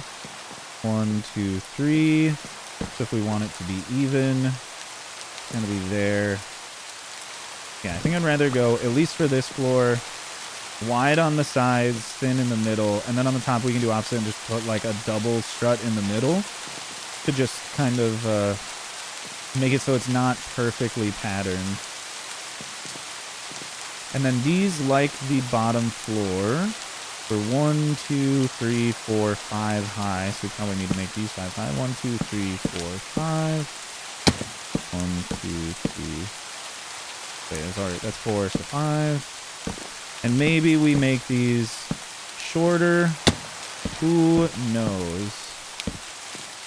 Me in the future, definitely. But me right now, I don't. Oop. Just a little bit of a skeleton added to the whole build. And then we'll do one floor like this, and essentially an identical floor on the top. We'll duplicate this little walk-around porch on the second floor. One more. We'll duplicate this porch on the second floor. And then I just love the little bit of glow off in the distance. Yeah, we'll have essentially 2 floors of wraparound porch, and then we'll go for the roof. I just completely missed. One more. And then, let me think. This is also going to be hidden from below. These ones are going to be hidden from below. Yeah, okay, we can get rid of all of these. Boom, boom. This one as well. Boom, boom, boom. Okay, then we can go around with our interior and say we're doing this for the whole side.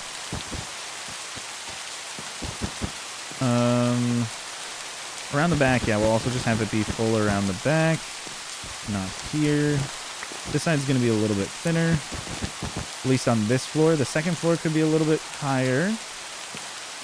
Okay, we definitely need to grab more wool and concrete. Well, maybe not concrete, but we definitely need more wool.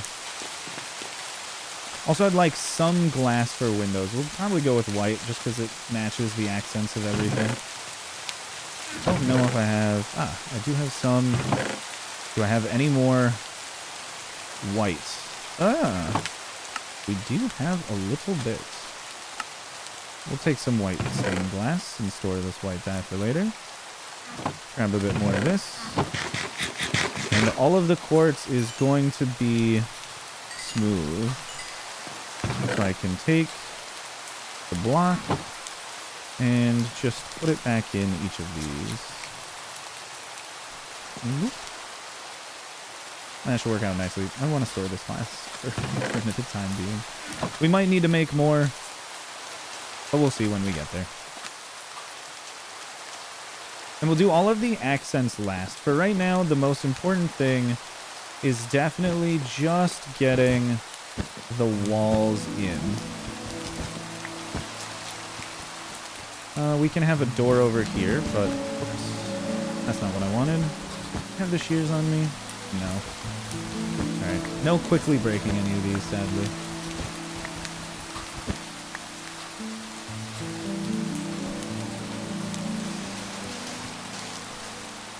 Another thing I've been thinking about lately is just how, like, there's so much emergent gameplay in Minecraft, and that's, like, kind of amazing.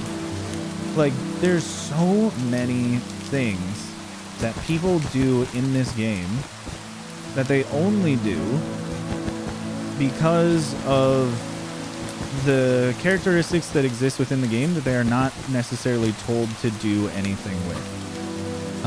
Which I know doesn't really mean anything when I say it like that. So let me take the time to explain.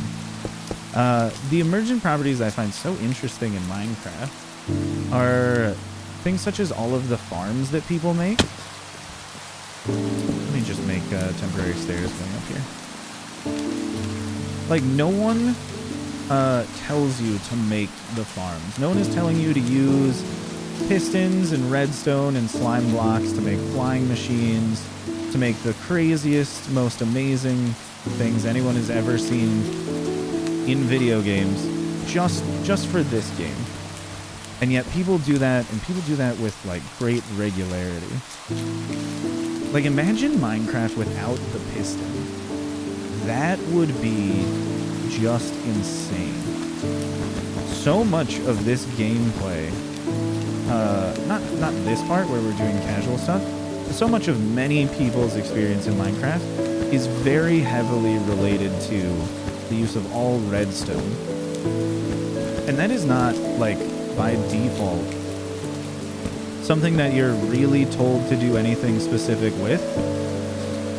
You are just given the existence of pistons, the existence of redstone, and people took it upon themselves to design computers, to design just crazy, crazy farms. 1, 2, 3, 4, 5. Which again is not ever explicitly told to the player, hey, we need you to make the most optimal way to get 20,000 gunpowder. I need you to do it as fast as possible. There's never a directive given to the player for that. It's just something that people decided to do on their own. I actually don't think I want... Well... we either have the front of this uniform with where this pillar is and where this pillar at the top of the stairs is going to be. This one. We have those equally spaced apart, or this one goes in by one and then covers that up. I kind of just wish this were shifted over and this were pushed out one more to the side. Which, I mean, I can do. Do I do it? Is it going to bother me otherwise? Or we could just go with one thin porch on this side. I think it's fine with the thin porch. I just don't know how I'm going to feel about these being aligned. Let me see.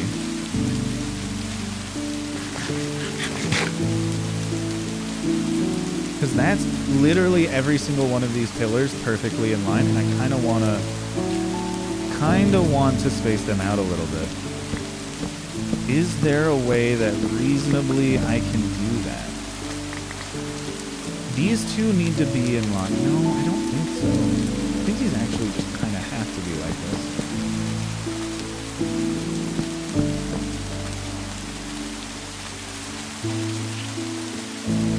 If these end up actually being slabs instead, let's see what we can get going on here. If these end up being instead slabs to make a wider and longer pathway, which we can kind of taper off like that, we could put in somewhat askewed ones, just give a little bit more variety in the front. Now, this is not the most sensible thing in the world to have the railings off, but we're doing this for the looks. It doesn't all have to be practical. I think the ideal scenario is we take this whole thing and shift it over one block. Since we're not in creative mode, that's somewhat difficult to do. We would also end up with a slightly bigger porch on the side. But I really don't think that that is truly that important. And it's nice to have things be a little asymmetrical. 1, 2, 3, 4, 5. Because that gives a little bit more character to it, I think. 1, 2, 2, 3, 4, 4, 5, 5. 2, 3, 4, 5. That one being off by 1 might actually trigger me in the future, though. A little bit of asymmetry is fine. A lot of asymmetry, that's what's going to pop a blood vessel in my head. No, we were so close. Okay, for now, these again are temporary. That is not what we are doing. That is not the long-term plan here. I just ran out of blocks. Bear with me. It'll start to come together nicely. And then with that, we could probably build a couple more beach houses in the future. We could build a whole little boardwalk area down here. Maybe some fishing boats. Like, there's so much that we can do. And if I actually do regularly sit down and record these, we can do a lot. I ran fully past all of my storage. This is what I'm talking about. When people watch this series without commentary, so many things that I do are going to look so weird. Because why do I do them like that? I just get kind of distracted and a little lost. Top up. Take the birch fence gates. We'll probably need more for that layer going around. We got turtles out here. Things are looking lovely. I love these big front windows as well. We'll probably put some on the sides, maybe the back as well. It depends on how the staircase going from the first floor to the second floor fits in. Let's see. What was I doing up here? Oh, these pillars in the corner. Boom, boom. Okay, and all of those are completed. Now, the one thing is, I would like to switch up what the floor is made out of. So already these are going to go bye-bye. And we'll put in a solid floor up here. Well, actually no. Now that I think about it, the floor might have to be like 1 block higher. We'll wait on the floor, but I do want the inner floor to be birch. And one question is, does this line up enough with the... Ooh. Ooh. Wait. Ooh. Okay, that's fine. That's fine. What about over here? I do... Okay, I'm actually going to replace the entire floor interior as well with... Can't do it over here. We could have the whole interior minus this front area with birch. So I think if we just put in 1 horizontal birch strut, that is a fine delineator between this front area and what will be the back room. Not the back rooms, you guys. The back room. Where we can have this entire floor be made out of birch. We could also do a little bit of a trim going around the sides. Across the back could work as well. But I just want a little bit of a different accent color in here. It's nice, I think, to have... I know this is a little... Okay, this is the opposite of what it should be. It should be oak inside and then the sun-bleached birch exterior. because that's what's actually getting the sun. But we're going to have it try to be a little bit more run down and weathered when it's outside, which I know we're not doing precisely correctly because it should be brighter, especially if we're in a bright sunny area.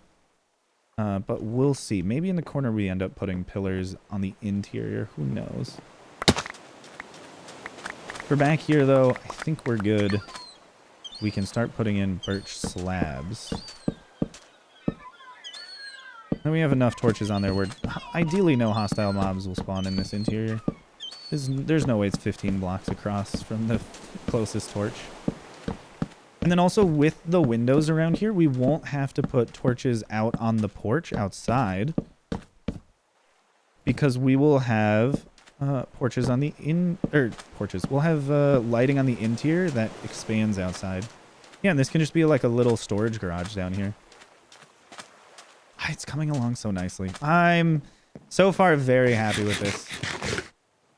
Definitely look for a little bit of...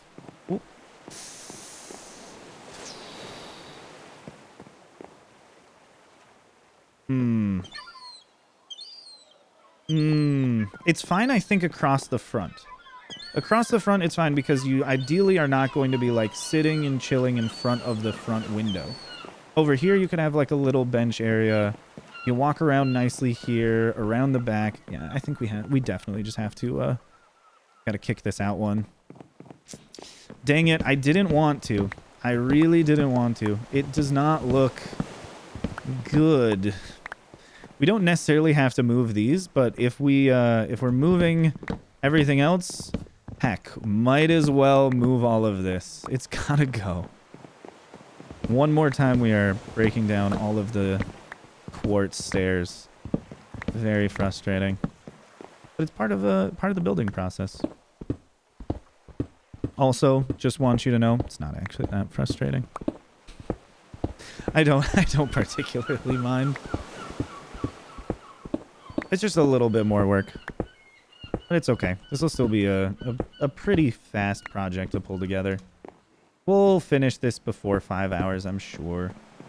Probably saying that when it's past 5 hours, but I have no inherent sense of time. And I'm not going to start getting one now. So all of this needs to be moved back. Aye.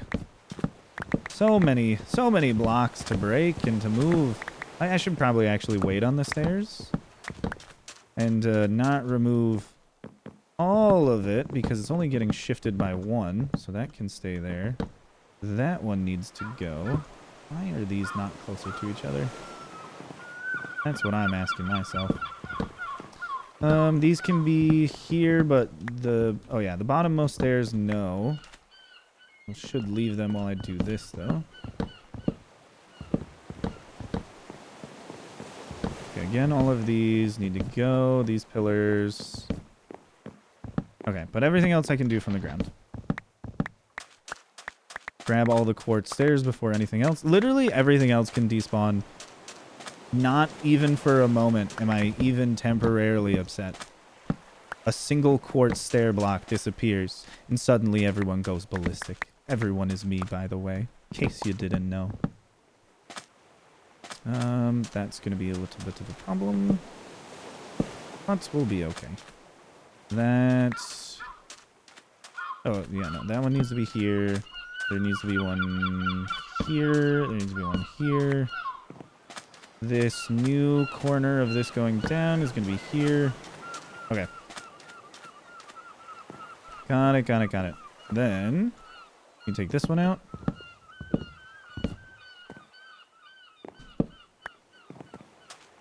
Pillar up over here. Just little tweaks and fixes is all. Actually getting annoyed by everything sitting on the ground. Put one of those back. And the glass for now, because we won't need it not till we get to the second floor at least. That one should have stayed there. This one? This one. I have no idea. We'll get to it. We'll get to that one later, I guess. Okay, these need to go up. I guess they need to go up all the way to the second floor. So yeah, I guess they do just really need to go all the way up. I have no sand, yet I must place it. There we go.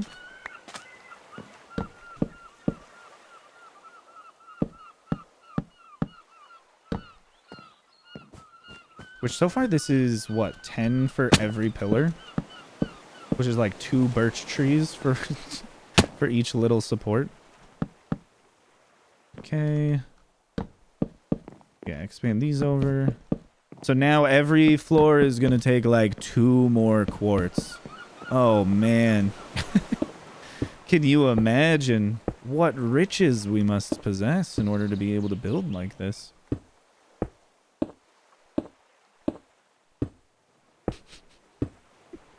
I don't know if you can tell, but I'm actually having so much fun building this. I highly encourage you to try to, if you got the time, well, maybe not sit down for 6 hours straight and build something, but build something really, really casually. It's very silly and very fun. Let's see. Let's go this way. Which means...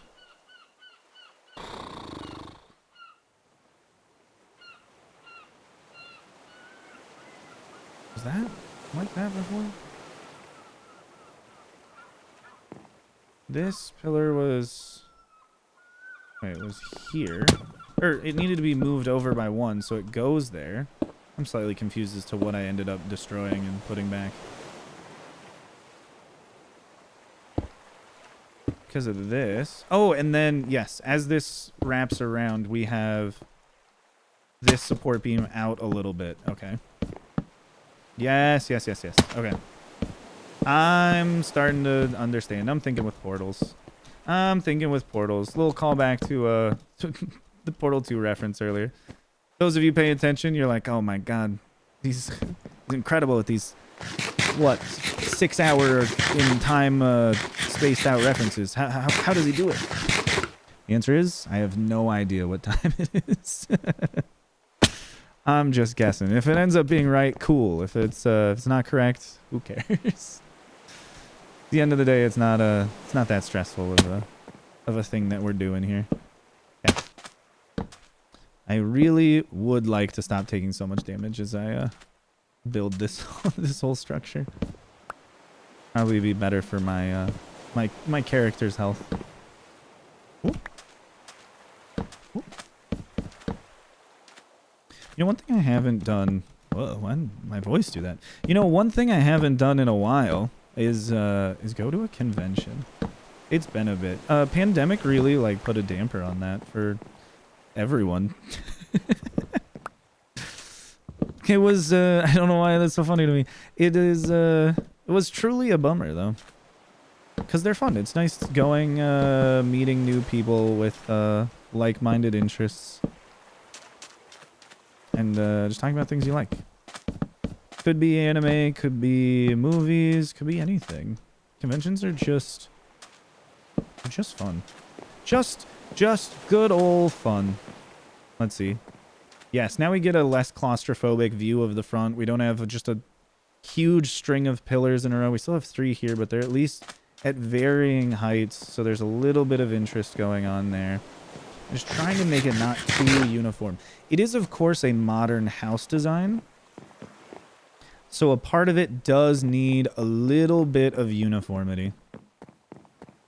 Let's go up to the top. We are... Oh, wait a second.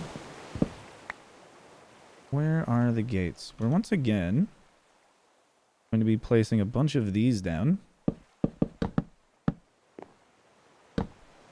So we can't actually have these stairs here. I think this time around we'll put a couple in the back. None in this middle section. Why? To create a bit of variation. I cannot think of any other reason. And then we'll try to work in windows around it. But yeah, this floor is going to be quite tall. Put a couple, oops, in here. Do a little on each side of this, and we've run out. We'll grab some more and then continue. Yeah, it is very fun taking the time to just... Again, it's hard for me to think of new things to say over the course of all of these hours. But it is really actually... Oh, it's auto-stop here. It is very fun to just go through this and slowly flesh out a world over time. Even with the fact that I've just taken, like, a huge break from this series overall, we're still going strong, you know? Everything's here. There's literally no problem taking a year off. Okay, there might be don't listen to that. There might be some problem taking a year off as far as like finances and success go. But there's nothing wrong with taking a year off from the building aspect of the project. Yeah, we're gonna need another janky staircase going up. Let me build one off to the side. This time it's got to go back a little ways.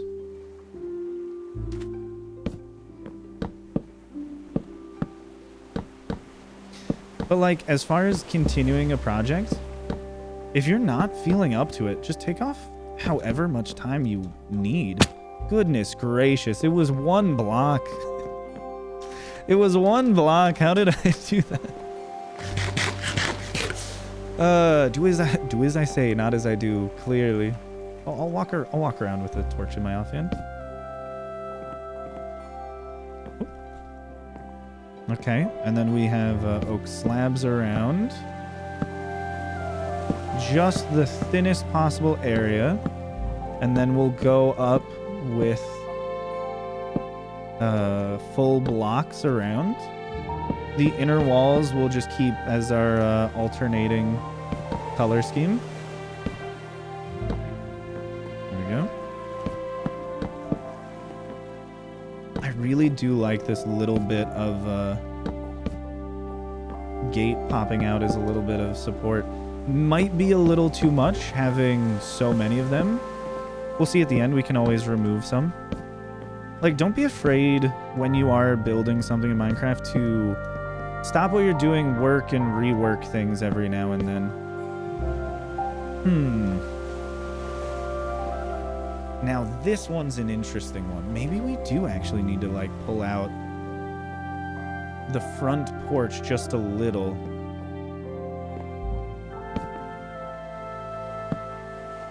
Just with this. Just out one block. Yep, we're doing it. We're doing it. Which means these are going to go out by a block. And this entire thing is going to have a little bit more of an entrance here. We're doing it. Yeah, don't be afraid to do this. Don't be afraid to do this. There's no shame in the having to rework your ideas game. That's one of the things that takes the longest is just the trial and error of doing this. Because I've already made similar builds before as just like little test stuff. Let's go. These shouldn't be here. These should be these. This should go, yep, fully across here. So we have a little bit larger of a porch going on. That's not the correct block. Come on. This is not correct here. Whoop. Yeah, even though I've made I've practiced a little with this building style already as just a bit of a warm-up for this and just a general bit of warm-up because I haven't been building like in survival in quite a long time, since again I've taken like 9 months off. It's nice to just get a little practice in. But don't be afraid to just like, you know, chop down whatever you're doing and start over. Like you can start from the very beginning. You can start piecemeal. Say if only part of it looks a little off. Ooh. Yo, the glare of the moon though. It is not accurate. It should be blocky. But hey, who cares? It looks very nice.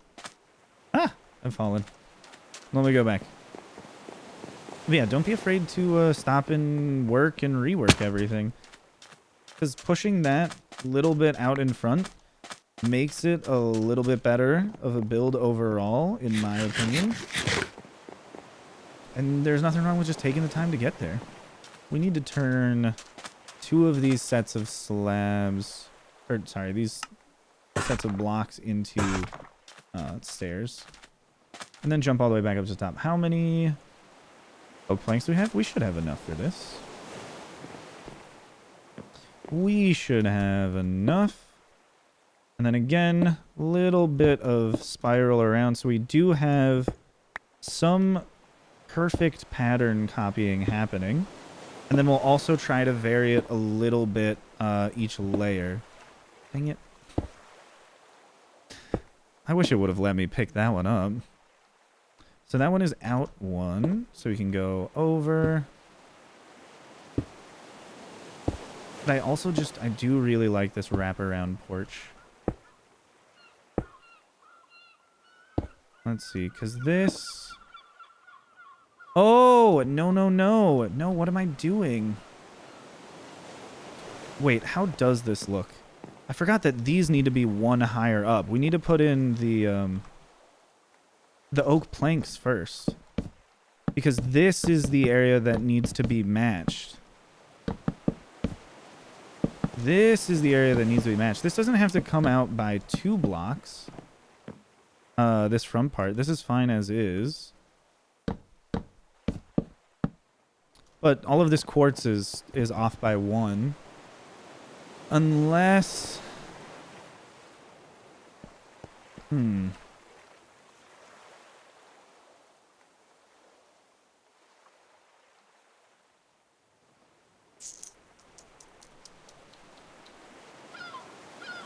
Let me think. Do I want all of that to be 1 lower? Let me... Okay. Okay. I need to go look at this again from a little bit away. Yeah, that looks too high. That looks too high. That all... Oh, man. All of that needs to come down by 1. All of this literally just needs to be lowered. That's okay. That is a-okay. A little annoying. Seemingly the theme of this build is going. It'll be good. It'll be good. It looks a little too tall. I would rather have the higher up floor, the second floor, look a little taller or be a little taller rather than the lower one, because the style of home I'm going for is kind of squashed looking. Again, you'd have to look at a little bit of a reference image to understand what I'm talking about. But they're a little more, I don't know, they're a little bit more squat than they are tall. They're a little bit more wider set. Yeah, so all of this going around. Those all need to go down by 1. Just fine. We just need to go pick them up because each one of these is an entire piece of wood. Or an entire log. Each of these gates. Just need to remember to go around and pick up the mess that I'm making. And I think we'll also do a little bit of a swap because we're going into a roof and not a porch. The quartz stairs should probably be the opposite direction. Yeah. Remove these. Remove these.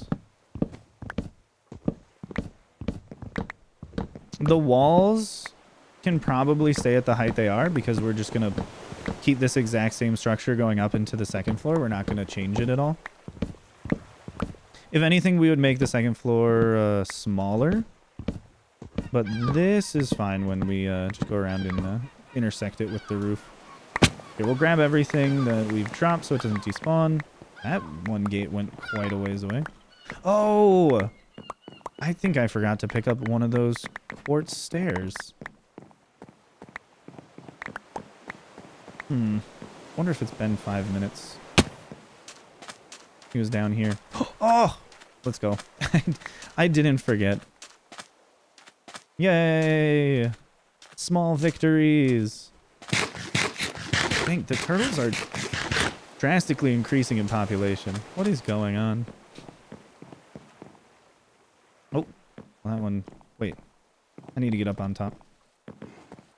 Back this way.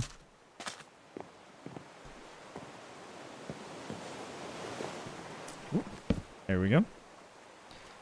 Now we go around with our slabs.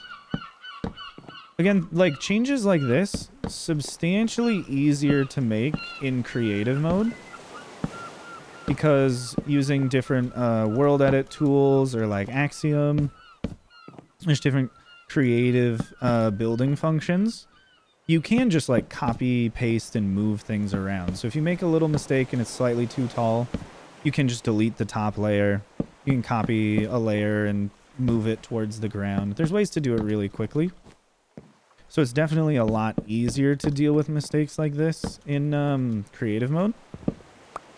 Survival just means it's taking a little bit more time. But ideally, if you enjoy playing the game for more time is not really a punishment. If it feels somewhat punishing, maybe you're not playing the game correctly. And again, as I've stated before, the only correct way to play the game is in a way that makes you happy. So if you're managing to just be unhappy playing Minecraft, you're definitely doing something a little incorrect, I think.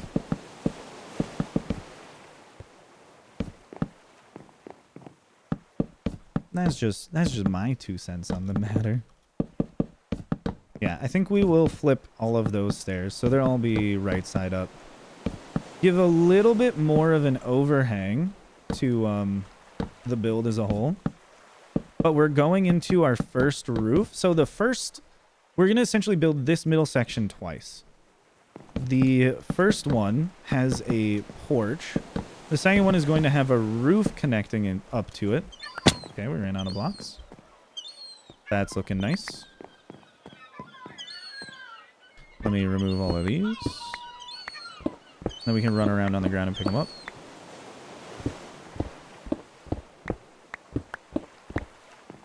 Oh, the ambient beach sounds are so nice. I kind of want to go to the beach. If I end up finishing this build fast enough, I think that's what I'll do with the rest of my day. Just go chill at the beach. It's like 85 or something. We've been having quite a bit of a heat spell. For the Midwest, that is high temperatures. I know the rest of the world, people are going to be like, that's nothing. You're being a bit of a baby, and guess what? That's fine, I can be a bit of a baby. I'm allowed. This is an interesting dilemma here.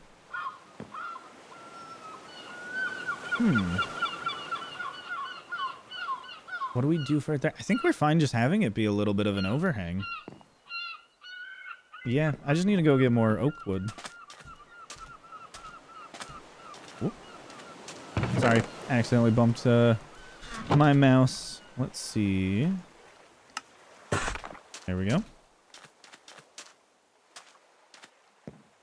And we'll go back up to the top. I think you'll start understanding what I'm talking about when you start seeing the roof come together. Once the roof is fully in place, then I think it'll be a bit more understandable as to what is going on. Oh, you know what? These shouldn't be direct wraparounds. These should extend a little bit. Because when you're making your porch, you want that little bit of an overhang so that way you don't get rained on. Like, okay. Thank you, game, for working with me. Yeah, you don't want to get rain to, like, gently drifting at an angle. So having it not wrap, we'll have to remove that one later. Having it not wrap directly around each pillar is going to be very, very nice. Just extend these out a little ways onto the sides. We could also maybe put in some regular quartz to chop this up so it's not a perfectly smooth line.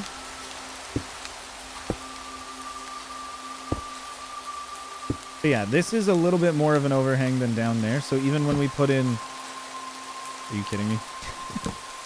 Even when we put in the railings down below, they will still be protected from the rain. Because this will extend out just a little bit. And again, almost all of this oak wood here, all of these planks are going to be covered up.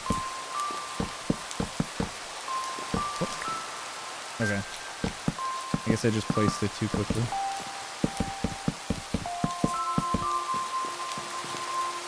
Yeah, so this here is going to be incorrect. That... Oops. Is going to be what we want.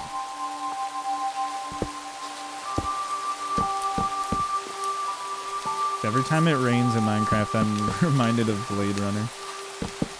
Like tears in the rain.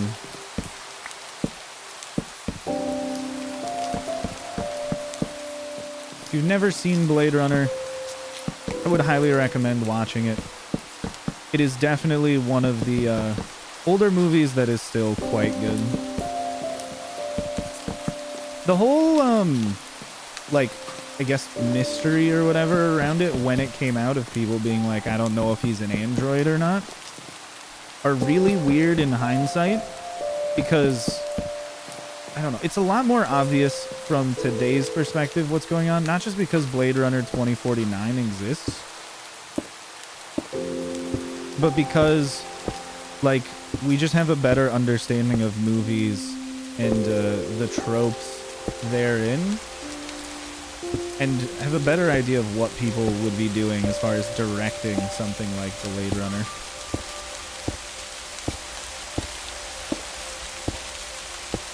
But it's definitely a movie I'd recommend watching. Blade Runner 2049, definitely not one of my like favorite movies of all time, but absolutely has some of my favorite visual effects of all time. That movie has so many absolutely gorgeous scenes. Again, it's for adults. If you're a kid, don't go watch it. If you're one of the adults and you've seen it, you know what I'm talking about. If you haven't seen it, what are you doing? Go watch Blade Runner 2049. It's breathtaking. Holy crap. My favorite scene in the movie is when oh, we made way too many of those. Favorite scene in the movie is when the one prostitute lady overlaps with Ana de Armas's like synthetic character while interacting with Ryan Gosling. Which, if you've seen the movie, that makes perfect sense. If you haven't seen the movie, you're like, hell is he? What is he on about? That doesn't make... I don't understand. But, they essentially have projected together two overlapping characters. So one is a hologram and one is a real person.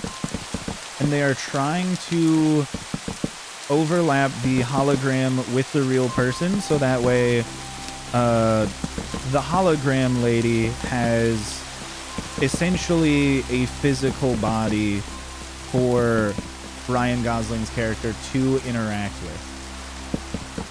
Oh, that's one too many. And the visual effects behind that are absolutely stunning. It is so incredibly well done. I cannot even like properly describe how cool it actually is. It is some mesmerizing stuff. Watching like their hands fade in and out of each other and their faces like overlap and blend in and out is just, it's really, really, really cool. And if you've never seen it before, I would highly recommend at least giving even that scene just a look over.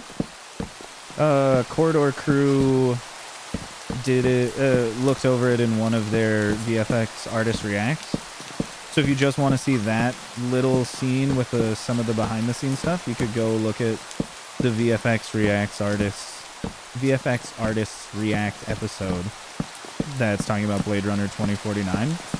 It is, from an artistic standpoint, it is absolutely breathtaking. And I cannot describe it in any other way. I'm also frustrated that I am literally 2 staircases short from being able to build the thing that I want. Which I think this is going to be too many. Oh yeah, that's too many, but who cares? It's an absolutely incredible like VFX scene. It is so well done as well. I can only sing praises of it. It's so nice. Well, one of my favorite things when it comes to any movie is just the artistry of it. And my goodness, did they do an exceptional job with that one. Let's see, we are going to need more support pillars to come through these. But we'll get to those later. Ideally, when we start building up the walls from here, you'll like really get what kind of vibe for the build we're going for.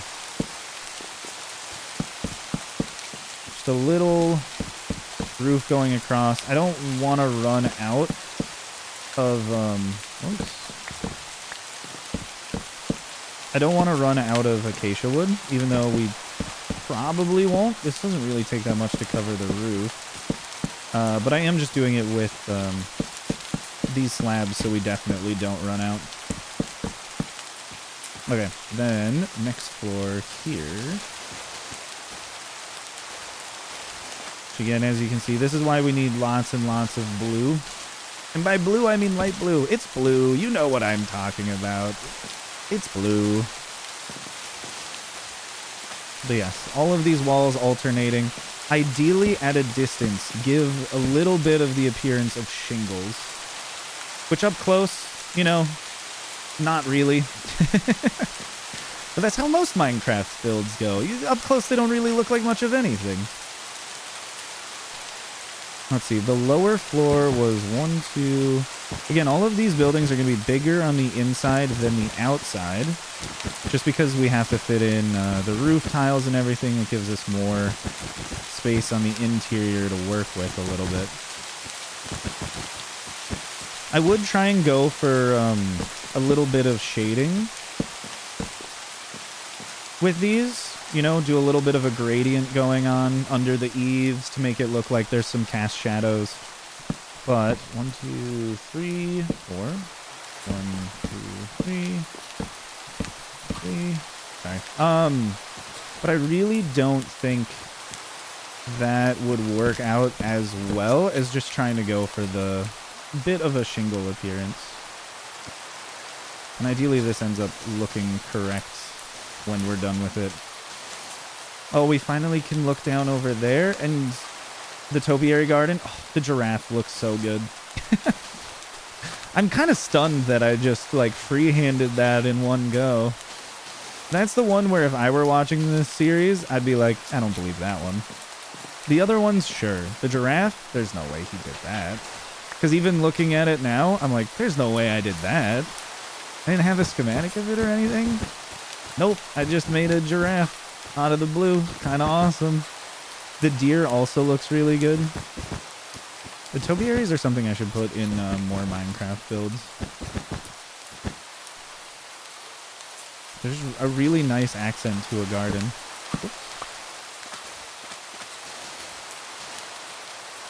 And again, while we are up here, I don't want to accidentally have a bunch of creepers spawn on the roof, so when I come back, they start falling off. So We're going to just simply put torches up here, which we will deal with in a substantially more aesthetic way in the future. Right now, that's not important. That is not important. I need to go get my, let's see, I think it's 8. 1, 2, 3, 4, 5, 6, 7, 8. Yeah, 8 white stained glass. So we might need to cook down a little bit more sand. Thankfully, I definitely went overkill on the birch logs, okay? I understand that.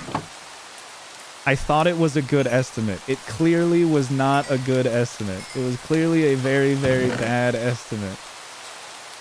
But it's silly, okay? We'll have a lot of birch logs to build with in the future. I mean, we're still going to turn a lot into accent pieces.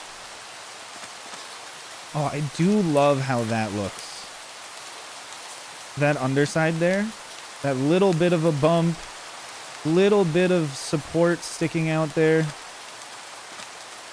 I think that captures what I'm looking for very nicely. Can I swim out far enough to see the front of this a little bit better? Yeah. And then we can also have another side staircase coming off. Maybe a back staircase, who knows? But I think it's coming along exactly how I wanted it to. Which, shocking whenever that happens. Grabbed all the glass. White. Oh, never mind. I didn't need to make more. I have exact. Well, how much did I put in there? A whole stack. Okay. We'll need more for more windows. It's not just the front room area.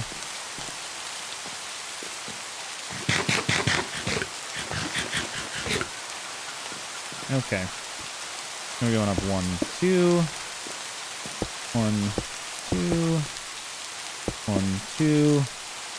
And then the top is this. Very, very nice and convenient. Okay. Top layer is also going to have the same support structures. But where do we want these? We want these in here.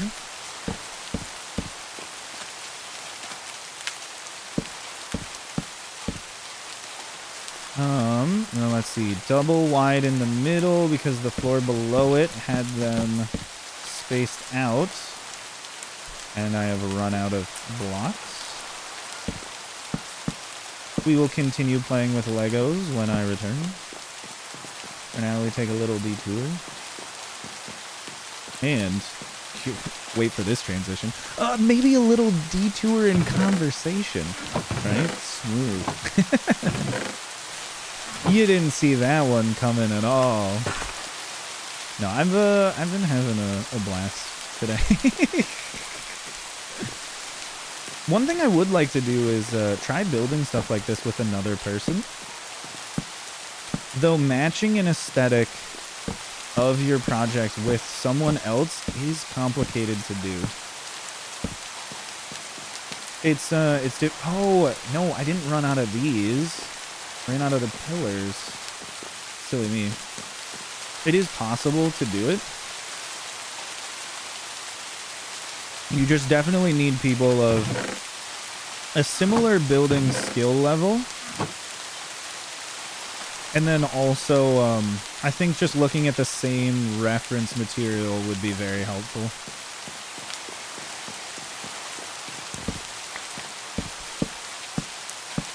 Because otherwise, trying to match styles together, very, very complicated.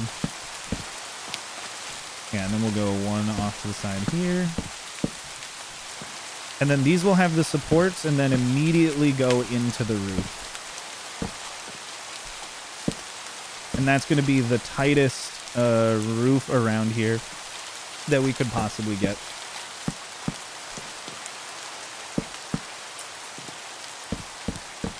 There we go. So then I think we do just this. We can wrap around here.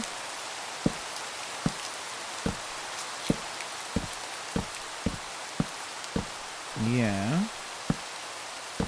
and then immediately go into a roof. So the upper roof is going to be smaller than the lower one. Again, not perfect copy and paste, but a little bit of that same aesthetic carried around the entire build. A little bit of the same, a little bit of the different, and I think it'll work wonders for us. We will need to cut some more quartz stairs, though. But that's okay. That's not going to be much of an issue. And then we'll go one layer of oak planks up. I don't know yet if I want to do those corners or have them bubble in a little just so it's not perfectly smooth all the way across.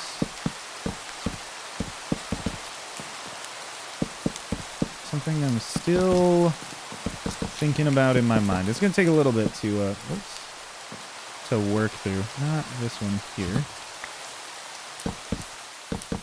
There we go. Whoops. Whoops, whoops. Silly placement mistakes everywhere.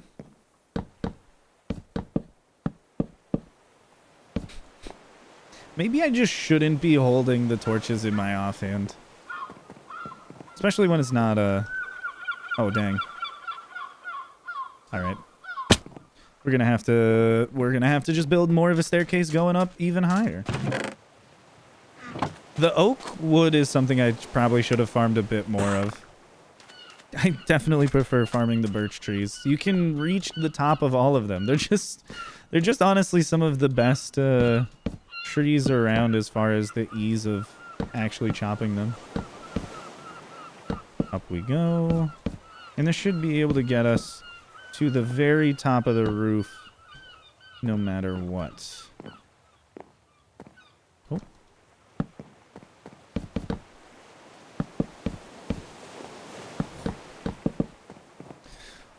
Ooh. Very nice, if I do say so myself. I think we will... Yeah, we should extend this up by 1. And then when the roof comes over top, we'll just make sure that the roof meshes with this. There is going to be a middle floor in here, so I know it looks really tall, but that's going to be at least split in half directly. So it's not going to look too crazy. Why did I put this one here? That's what I want to know. What was going on in my little noggin just then? Okay, quartz time. So going from the front. Immediately going into the upper part. So we don't have as much of an overhang, because again, we don't need it. There's no wraparound porch that needs to be covered. So we're not going to waste our building materials, but also, in real life, you're not just going to make a huge overhang to protect your roof. It's a roof. It's protecting the things below it. You don't need a roof above your roof to protect your roof. That's just very, very silly. And then also we'll have a little bit more of an interesting shape difference, because it'll kind of like curve out and around. With the fact that this isn't going up and flush and over, it's going to be going up to the bottom of this and immediately curving over. You'll see what I mean in just a moment. In just one moment. We've almost made it around. I think maybe we don't need to actually craft any more stairs. We do have a lot of smooth quartz for future use, though. Thankfully, we went slightly above and beyond if I have a very small use case for it. Yeah, I think these curled corners are going to be a lot more interesting than if it was just really boxy. You know, try to get as many angles in here as possible to just give the eye something a little more interesting to look at. Oof. Alright, then we got our slab outer layer.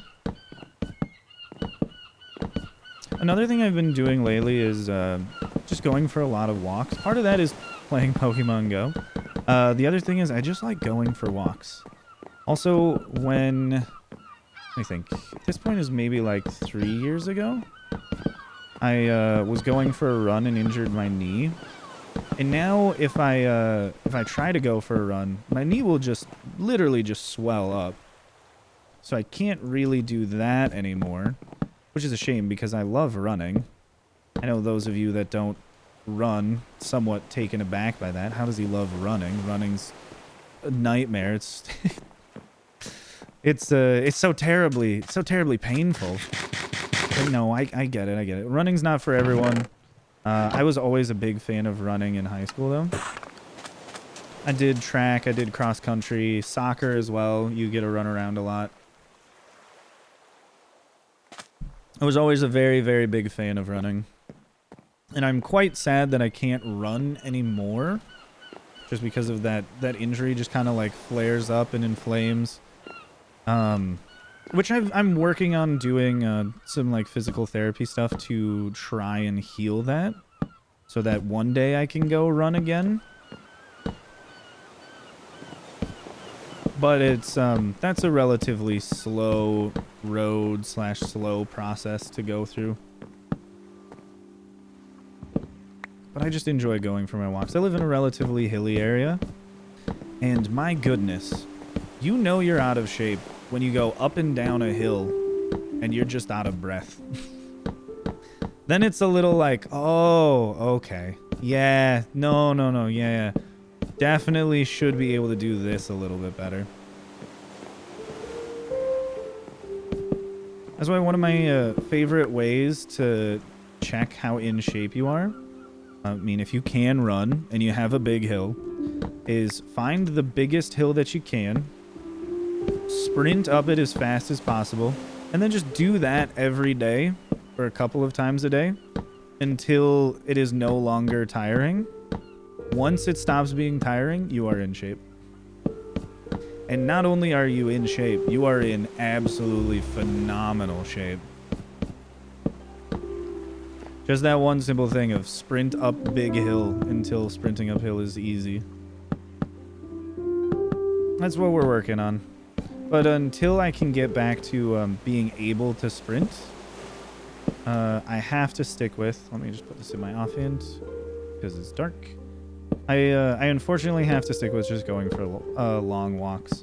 But for the time being, well, and also like some strength training for my knee. But for the time being, I actually just really enjoy walks. Walking along the water, walking over bridges, up and down hills, getting scenic views, going hiking. It's all just a very, very chill and fun way to just experience nature for a while. And get out and see people. The one issue is that my friends are relatively hermetic individuals. So it's kind of hard to get them to go outside, touch grass, you know? Whereas I'm over here being like, no, guys, I promise. The outside world is not scary. It's really, really nice. Even though it's 85 to 90. Which, again, I know some of you are like, 85, 90 degrees Fahrenheit, that's nothing. We are Midwesterners. That is like... substantially hotter than it ever should be. We're dying out here, okay? Climate change is coming for us all. I'm not acclimatized to that. I'm acclimatized to like negative 16 degrees. We have long, cold winters. That is what normal temperature is for me, especially when winter's like half the year. So let me just check mini HUD for a second. Yeah, there's no spawnable spaces up here because of how I built this. So I don't have to worry about the light level on the roof, which is why I built it in this little stair-steppy pattern. So that way I don't have to worry about it ever again. Actually, we'll leave this because maybe we need to come back up here for something. But for the time being, we'll leave it as is. And let's get a look from a distance and see what this all looks like. Probably going to look too small. No. That looks nice. We definitely still need to put some accents on it. But I think you can see what I'm talking about for that larger roof structure protecting the walk-around porch compared to that top layer where we just really cinch the roof in around all sides as fast as possible, because it doesn't need to cover the other roof. Like, that's not what roofs are for. This will all start coming together real soon when we start throwing in some details. So I think we will need some more pots for that. Right now, let's see. We could put in a support here, probably. And a support here, and then 1, 2, and a support here. And then on this side, we have some slabs still, yes. Walk out a little ways. No, I think walk out 1. Actually, give me this. Remove these. Walk out 1. Then go immediately into a stair. That is still a plank. We'll go immediately into a stair. And then I think 1... Would we do 1 more? Here. Here. I think we'll do 1 more. Just to move it a little away from the side of the building. Because then we can do... Actually, no. We don't need to do that. We'll go immediately into planks here. Because then this will go... Yes, as our little side access staircase. Going down. Then we can go for a little bit more of a gentle slope here.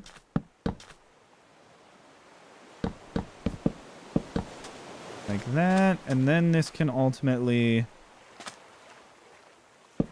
Yeah, we can have it end here. Which I know is a little odd. Let me just take these out. For aesthetics, it would be better if these were stairs. It would be better if these were stairs as well. I think that makes it look a little bit nicer. Just go around like that. Yeah. Okay.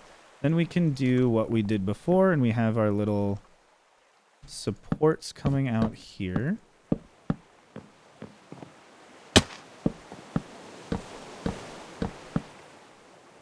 Which this can just wrap in on the sides. Whoops. I can just wrap... this one we can rotate. This one we should be able to... Or no, we can't. Oh, no, we can. Okay, yeah, that one can rotate in as well. Very nice.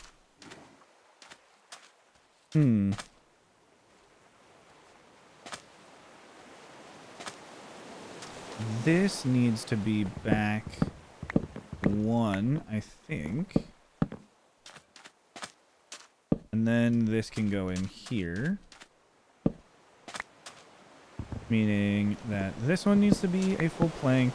Sorry when I get into the, me just talking to the build.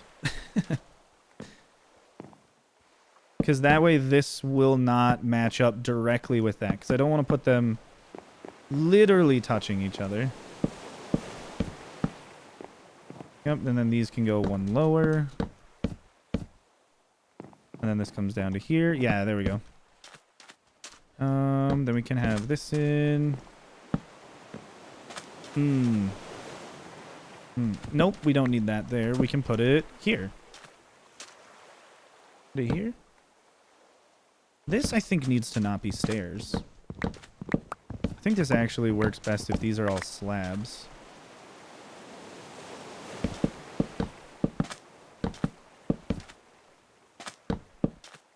Yeah, something like that. And then this can be lower, lower. Oh, perfect. And then we have our side little access staircase.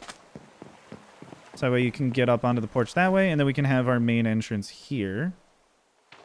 So these need to get out of the way.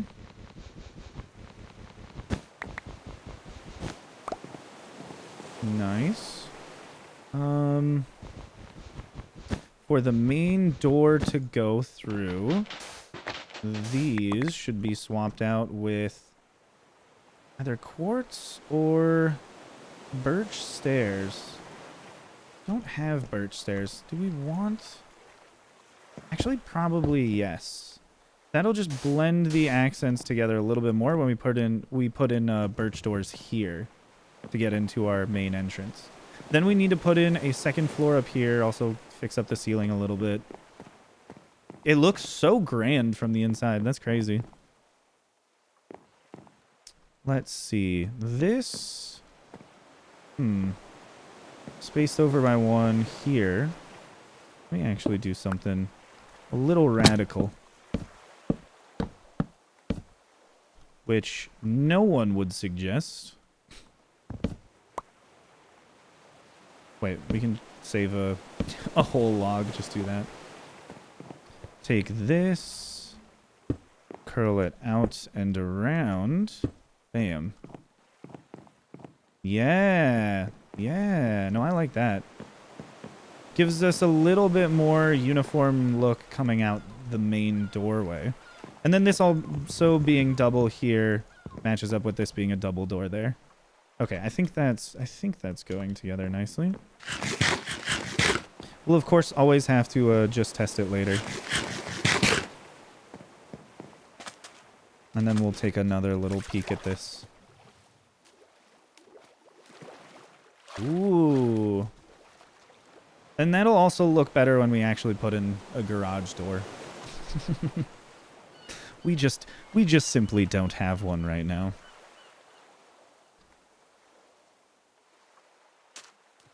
But yes, I think that's nice. Also, the oak, I think, accents the birch a lot better than if it was just all birch stuff.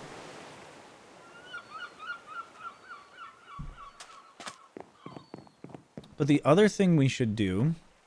Let's see. We need a door here. And then that's going to fall. I have to break it again.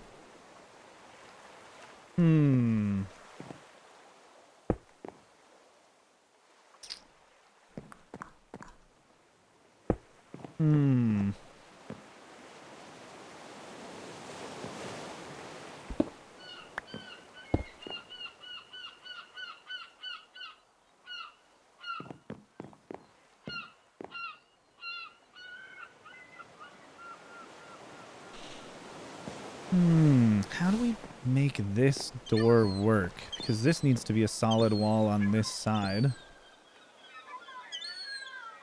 You know what? We could probably get away with a false wall made with spruce wood. Do I have any spruce wood over here? I do not. Give me just a moment. I think this will work. This is where we get to start being a little creative. I also want to grab whatever clay I have down here still. Not much, but that's okay. It's not nothing. What did I say? Oh, spruce. Spruce trapdoors. Thankfully, I always have a lot because it is my favorite block in this entire game. And I think it just always kind of fits everything very nicely. That is a nice little detail down there. I'm sorry. I can't get over it. I think it just looks really good. There's always something when it comes to these builds where I think it sets it apart from most other things that I make. Oops. Yeah, a little bit of a false wall there. And then I need to go make a birch door. We should be able to make, I guess, 2. We need 3. Probably more. There might be some that need to go on the second floor. So it's not that much of an issue to have extras right now. Let's see. How does that look from out here?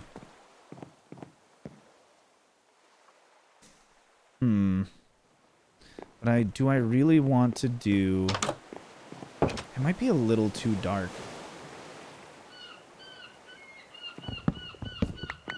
I really want to do this, though.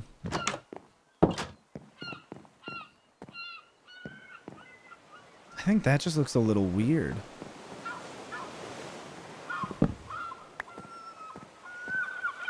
You could just put this in as a little small wall and then you just have it look weird from the inside.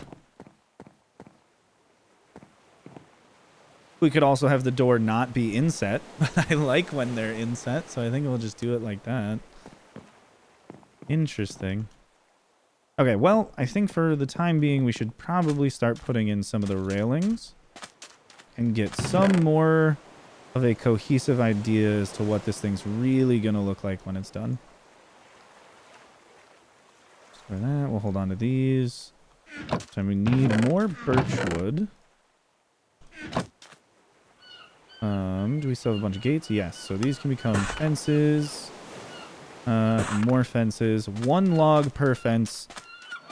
Seems terrible, but that's actually a better deal than what it is crafting them, I think. Maybe not. Who knows? I'm not paying that much attention to it. Yeah, that one's fine. It just looks a little weird. We'll just do this. There. This here.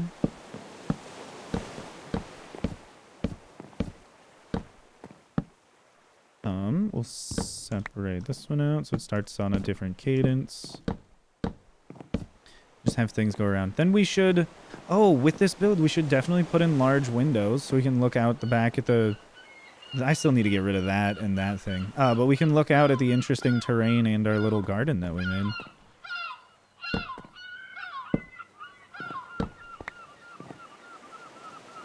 We'll do a little double fence in here.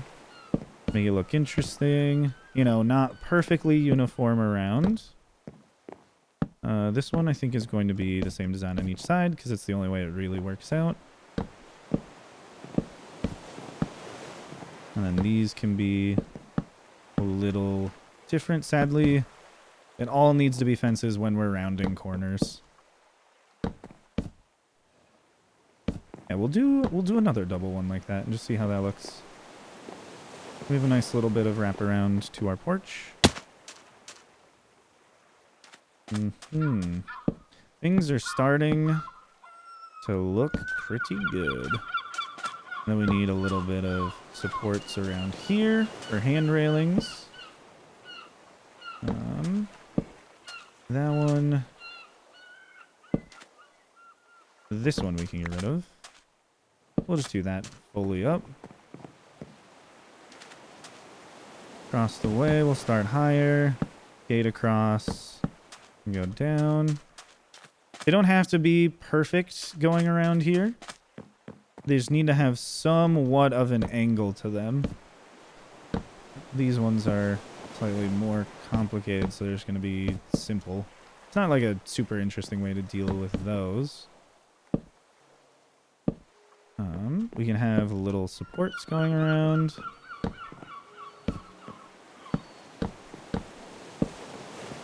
Which ideally gives a nice little bit of trim. Maybe the birch is too bright. No, I think it's a nice light pop of color, especially with the oak set behind it. We definitely need to make sure to not connect literally all of these. Don't have it be a full perfect trim going around. Do that.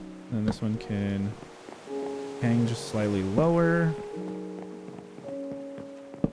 Because the variation, I think, is what gives it the most interesting character.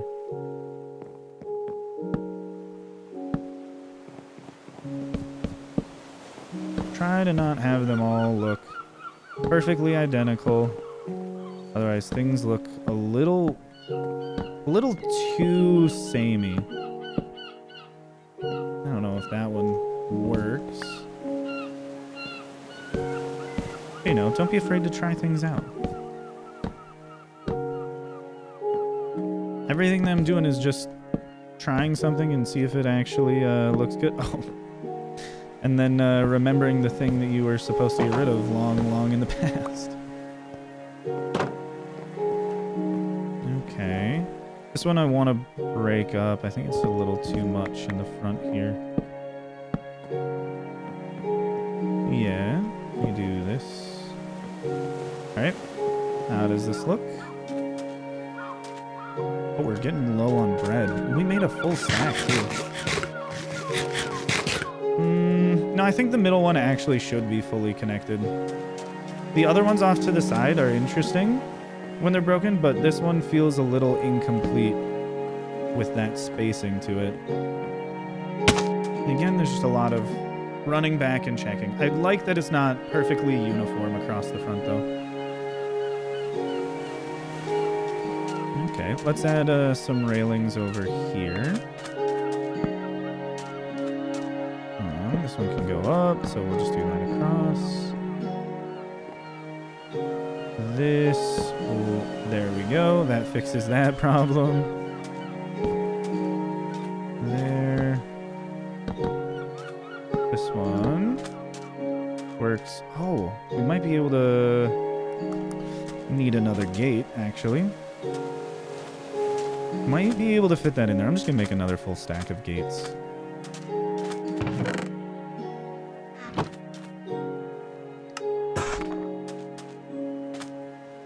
I had a half stack of gates? Whatever. Where did they go? I was trying to middle click and it didn't give it to me. Very, very odd indeed.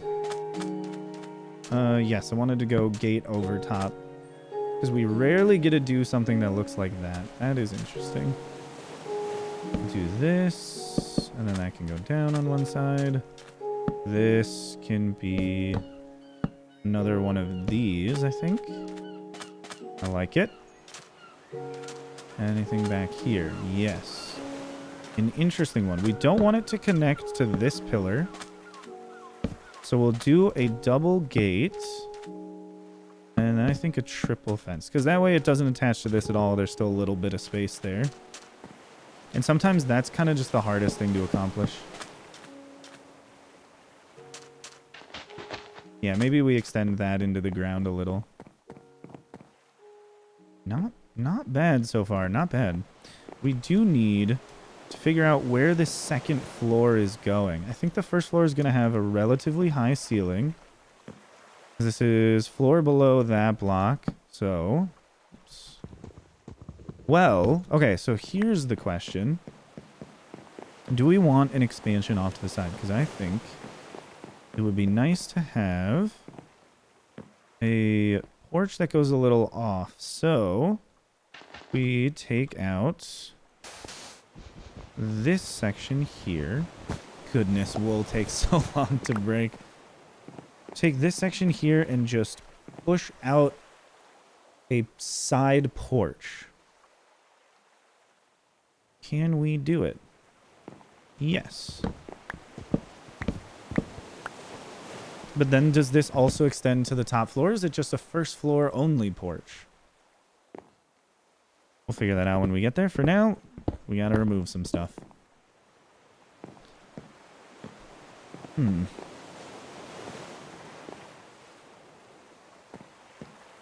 We could have it line up with this. I think a 4 wide porch is good though. 4 wide porch here. We could just extend it.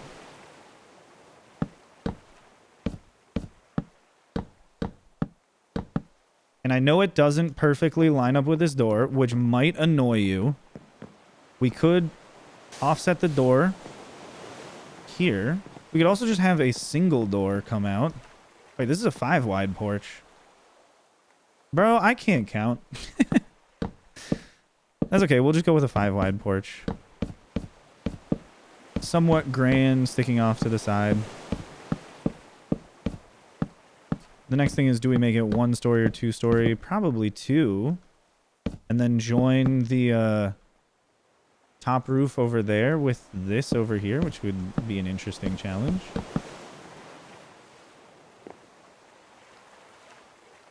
And that then means that this needs to be a pillar. This needs to be a pillar here going up. And this needs to be a pillar here going up. So work on these.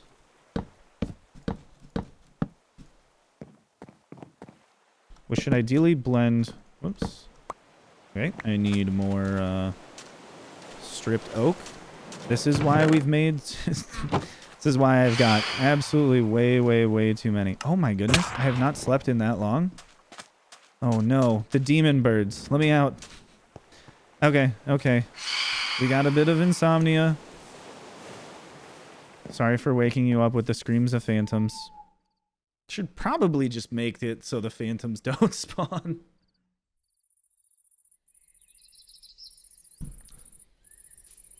But that's okay. No worries. We're good. That also looks really cute. Yeah, the blue and orange really pop. We definitely need some windows and accents on the back of this. But I think it's fitting in nicely. We might need to put in some, like, beach umbrellas to just kind of blend it all together. But we'll figure that out when we get there.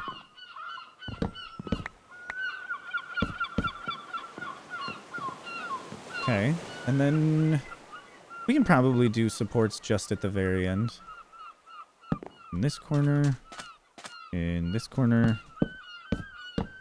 Yep, this part's going to be very square. But that's a-okay. We gotta go up a ways to get it to there. Those are going to have to punch through that roof.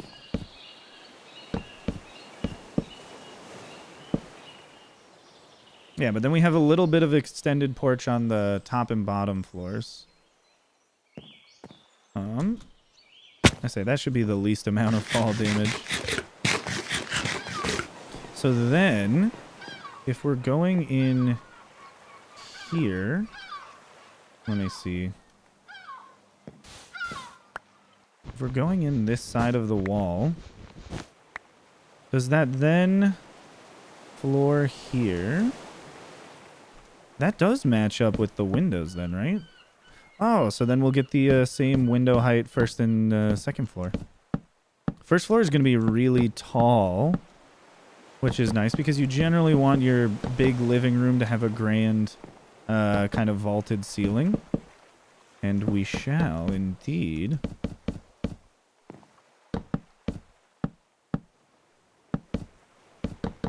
Of course, I must place more torches in here so things don't start lighting on fire.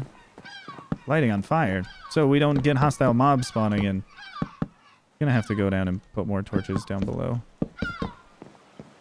Or I could just reach. That works too. Things going a little bit crazy. I am so stoked that this is lining up properly. Then we need to find a way to get a staircase from up here down there without it interfering with this door or the door down below. Yeah, but then this way we can have this bit of roof be swapped out, oh, so beautifully, to line up. Do we have stairs? Yes, we do. Oh, wait, we were doing one wide doorway? Yes. Then we can have these stairs come out. Oh, that is a full block there. Grab these. And then this will extend into matching this section down here. So then this needs to be a pillar coming out of birchwood to match this roof line here. And this one as well? Yes, this one as well. Right? Yes, okay. Matching that roof line, and then this can... That's a slab.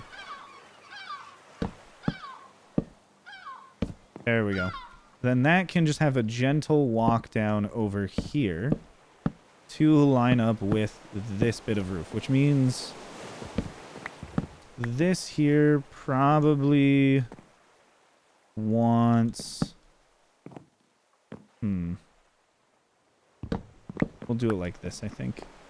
Little bit of curve around. Yeah. Blending these two separate areas together. And then this can be set. Yeah, so then we just gently walk out. That looks quite nice, if I do say so myself. Putting on the little accent pieces are what's really going to bring this all together. Oops. Me having enough materials to build it is what's really going to bring it all together. So I can stop skipping over these things. We're definitely going to need another stack, at least, of these. Wait a second. Let me just... Okay, I might need to just look at this from the bottom. I want this one here, so that way this one is here. This one here. Oh, I'm going to have to re-rotate all of these. That's quite obnoxious. Okay, there we go. That lines up. Then we can do separated ones here. And then we can do slabs in between those. So there's a little bit of exposed planks on the bottom, which I think will be just perfect. Is this...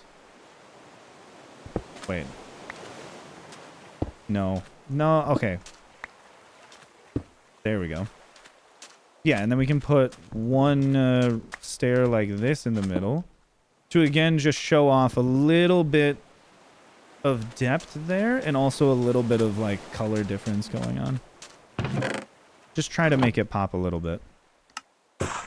64 of those. We'll do, for now, 10, or I guess 20 quartz slabs. Means, what did I want? This one is sideways. For this one. There we go. Try that again. Going around the loop. Right, this one needs to turn. That one needs to be placed properly. Every other one. And then this one gets turned in as well. Meaning this one rotates. Meaning this one rotates. Slab, slab, slab. So we still have a base to put all of the railings on. And you can still see a little bit of that structure underneath. Again, we'll have like more support angled things coming in. Actually, you know what? We'll make this wider. We can make this section wider. I need more oak. Need more oak. Somewhat stressfully running low on this. Not truly. Yeah, then we'll just do that. Okay. Then I can put in supports going from this pillar up to the bottom and not have to deal with the weird little indent that I've been doing. Essentially just pulling this all out by one block, making it a little bit wider. I do like the thing we got going on here with it bumping out on the sides, but for this, I think being able to put in some supports will be more beneficial. It doesn't... Well, it might need to happen up there as well, so that one might need to be expanded. So we have a 7 wide porch. My goodness, it's substantially bigger than I thought it would be. But we can make it an entirely separate little seating area. Maybe you host dinners out here. Maybe not. You can only get to this porch from the other porches.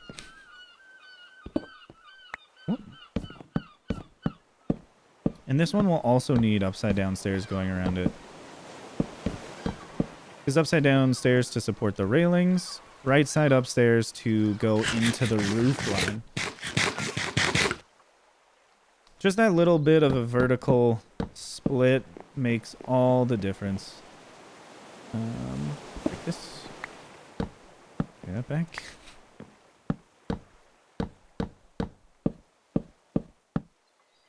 There we go. Because then this needs to be removed to at least fit in one of those.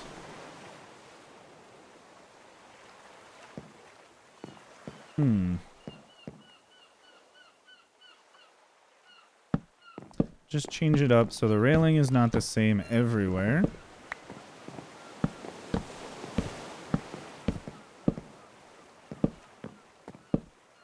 Nope, not that far back.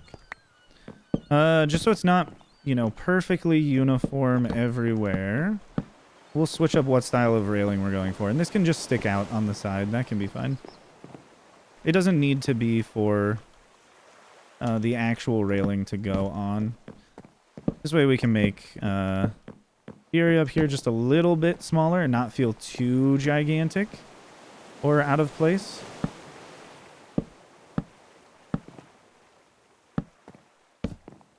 Something like that for a nice support. Those ones can actually be uniform. That's okay.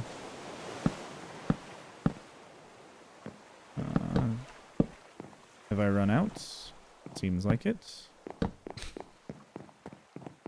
And back we go. More fences. The worst thing in the world to make. But at least we can use the stone cutter for it. If you want to use this data pack, I did update it to 1.21, which was terribly frustrating. If you know anything about the data pack changes for Minecraft 1.21, I'm sorry you suffered as much as I did.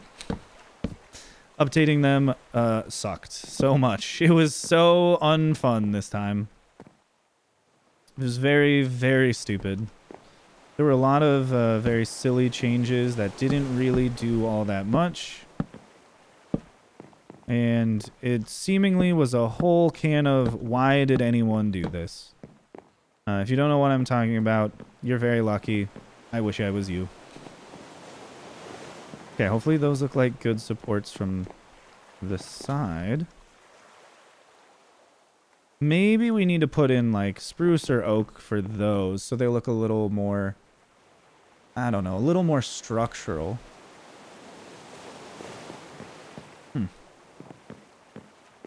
That'll be for later though. Okay, so we need to not have the staircase start there.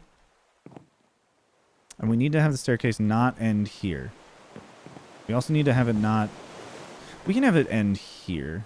Like, kind of in the middle. Let's see. We can do oak stairs. Do they go up steep enough?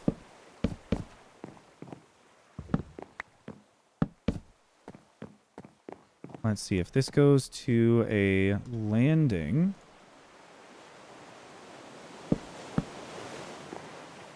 Can we then immediately get away with doing this? And going above this door without it looking too awful.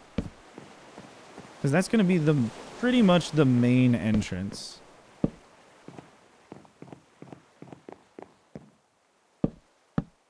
The real issue here is that we have to cut out part of this floor. Okay, this needs to go as well. To make this wider, then we have... I really don't want it to be that small of a landing for when we turn. Then we have a little bit of... You just walk in underneath of a staircase. I think there's not really going to be that much way around it. We're trying to fit a lot into a very small area. And we're already using stairs instead of slabs to just like really get up here quickly. This one we can do... Sorry about that. One torch here. Now the real question is, do we put in the classic support pillars This doesn't go there. This can go here.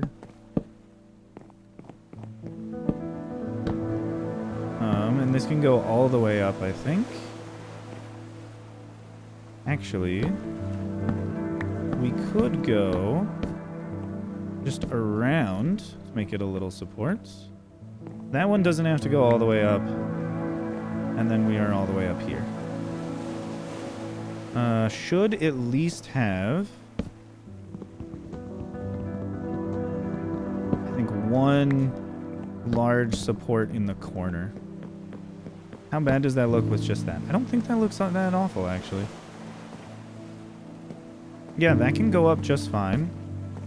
We could have it be a tight corner, and then we get one interior support pillar there,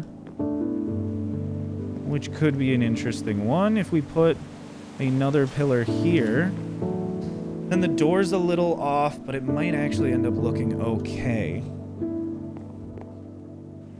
So much to do, so much to see. There's so many decisions left to make. Do I have the pots on me?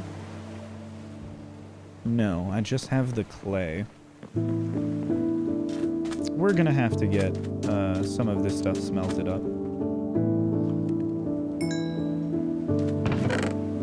Here's some more of the pots. I want to put them up there for a little bit of height variation, a little bit of depth variation. And also maybe we can fill some of these. 3, 4, 5, 6, 7, 8, 9, 10. So we need quite a few more. Oh, sorry. A fly landed on my microphone and instinctually I tried to murder it. It's still floating around here. I need to ignore that.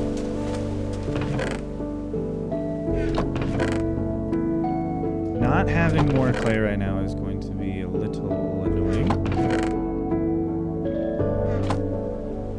But that's okay. More strips. What? How did he get out of the water and all the way over here? That's very odd.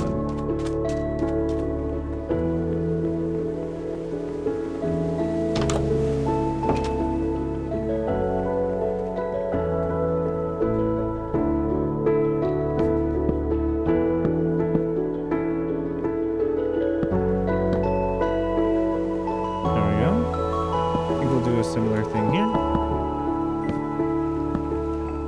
And then I just need to fill up there with essentially just full acacia blocks and slabs to just kind of even it all out. And then we'll just need a little bit of furniture in here. This is more of the pressing issue for right now. Every other.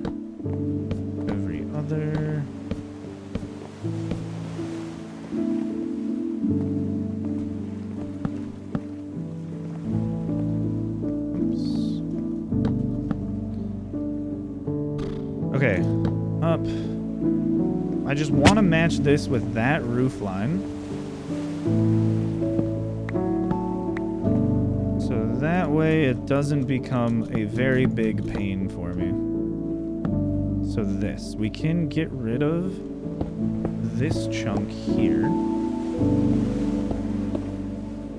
And essentially I think just, well, I don't know about that part. We will at least do this, though. This will be one straight overhang going around. We might just do a more interesting interior ceiling to this section, but this will at least be just this straight ceiling going around. Or straight trim. My goodness. Okay, I did honestly think that I would be done by now, as all of these builds usually go. But we're at least very, very close to being done. I just want to do too many details all the time.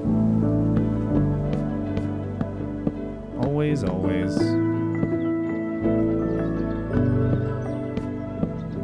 At least we have nice ambient music. Nice ambient sounds and music to listen to.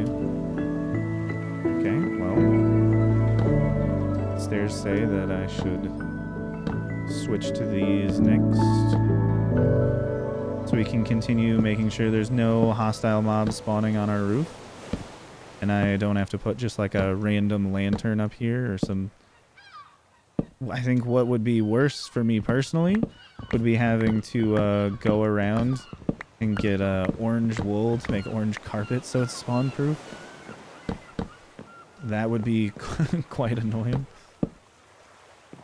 Here we go. Oh, whoops. This needs to be in one more.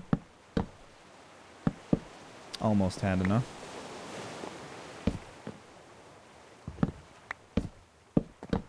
Okay, then we switch around, and then this will at least line up perfectly with our other roof.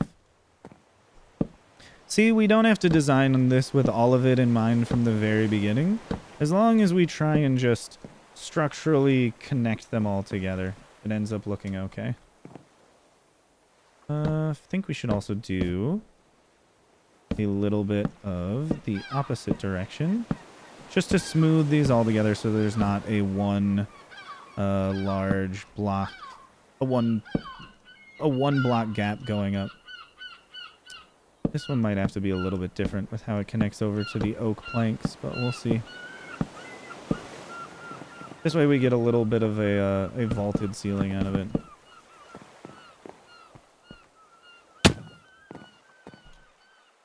Oh. We're almost at the point where we need to craft more bread. We can see if... No, we definitely need to.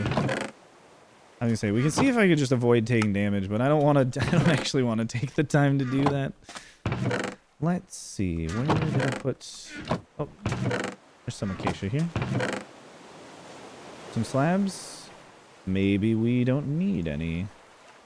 I know that we do need some full planks for the interior of the build, but exterior-wise, we might be good. And this is why I left this staircase here.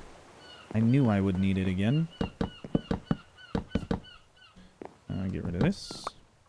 And that way the prominence of this, you know, secondary roof doesn't take away from the prominence of the main house, because that is still a little bit taller. But does still nicely connect the roof lines together. We could pop this up a little in the middle, but I don't really think it provides anything interesting. These, I want to go...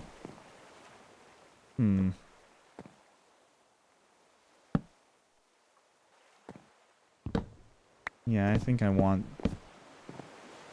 that to be off by one.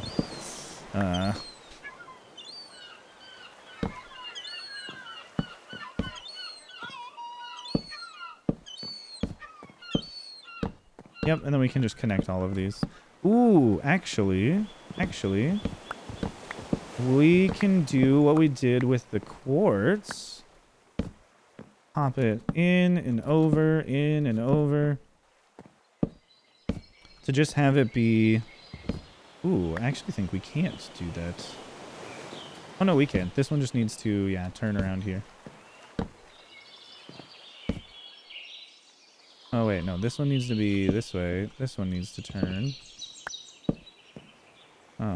There's a way to get this to work. We've done it before. Can I not actually do that?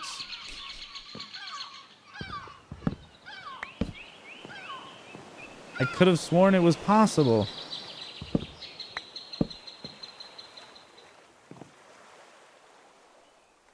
What?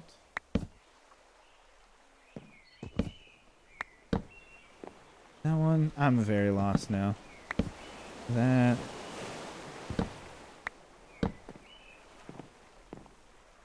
Maybe you can't? I could have sworn we did that on the lower level. I'm very confused.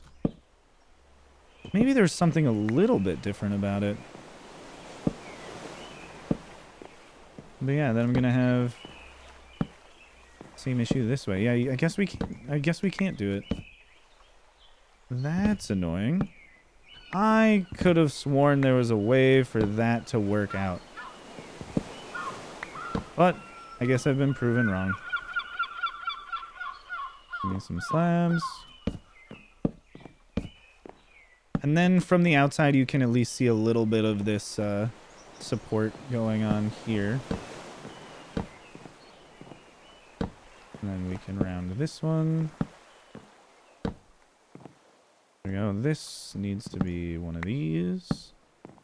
Just extend that. Build up a little bit to deal with this issue. These. There we go. Fixed. And everything looks... Wait. And everything looks very lovely. Gotta continue with these. Oh. With how I did that now, we can't connect them the same way.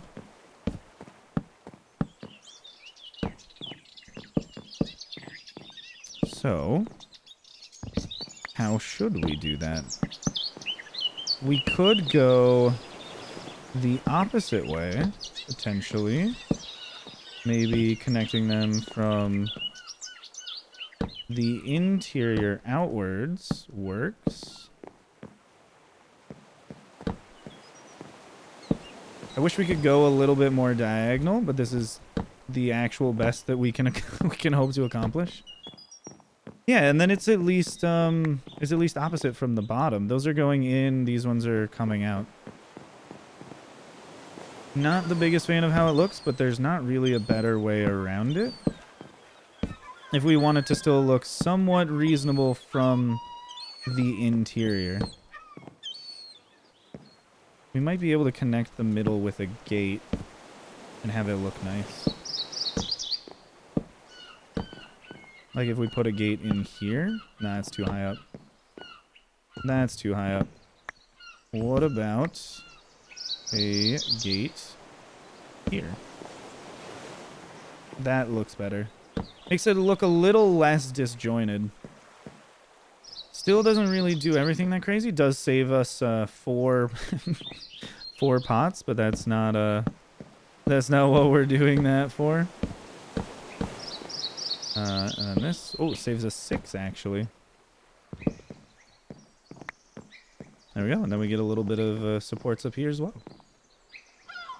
We could put hanging lanterns on the ceiling up there, which I probably will do, because it's just a nice way to bring it all together here, and also like light up the porch in a way that doesn't look too terrible.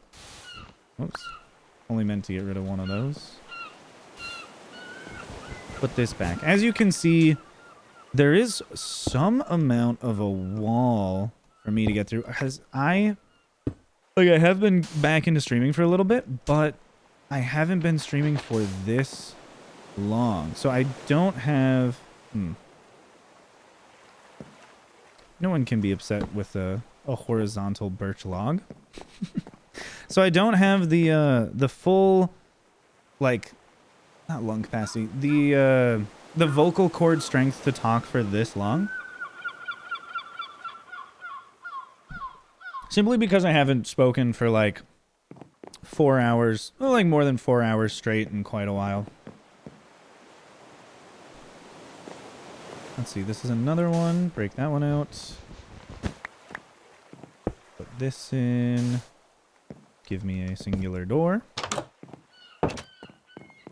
We'll go upstairs. Put in another door. And I think, what, this one has no doors? We need 1 door.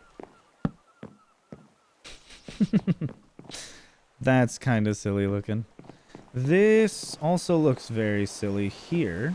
It would look less silly if we had 1 pillar going all the way through it. Or I think if we just chop this out and then put in railings up there. Make it look a little bit better. Okay, I want to deal with this issue first. The interior looking awful, because we're not going to be that person that just doesn't make their interiors. If we're putting all of this time into something, we're also making the inside look nice.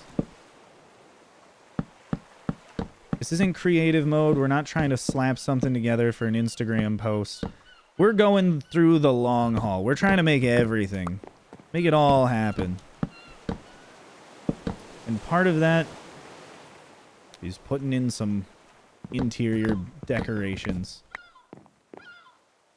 Maybe we'll put a kitchen up here with a lovely view. Oh, I'm sorry. I did not mean to be so rude. With an absolutely breathtaking view. Holy crap. This game sometimes it just hits. And a sunset through these giant bay windows. Now that is a little spectacular. I can't. Oops, I can't reach it. No, shouldn't be falling that far inside of your own home. Oh. We can go again. I like that. That's a fun way to build, where you're just jumping around trying to place things. Where's a slab? Got a couple.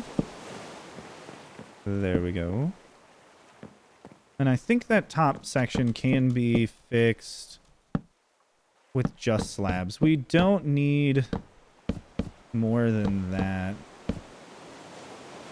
Let me go this way. Though I might need a few more slabs than I have. No, that's symmetrical. Nice. The roof flows nicely into the ceiling. We might actually... Might actually be able to replace that with just a little bit of blue concrete powder. Because that could flow even better. Sorry, let me fix this hideous, ugly mess. That, I think, is going to go crazy. Most picturesque interiors right here.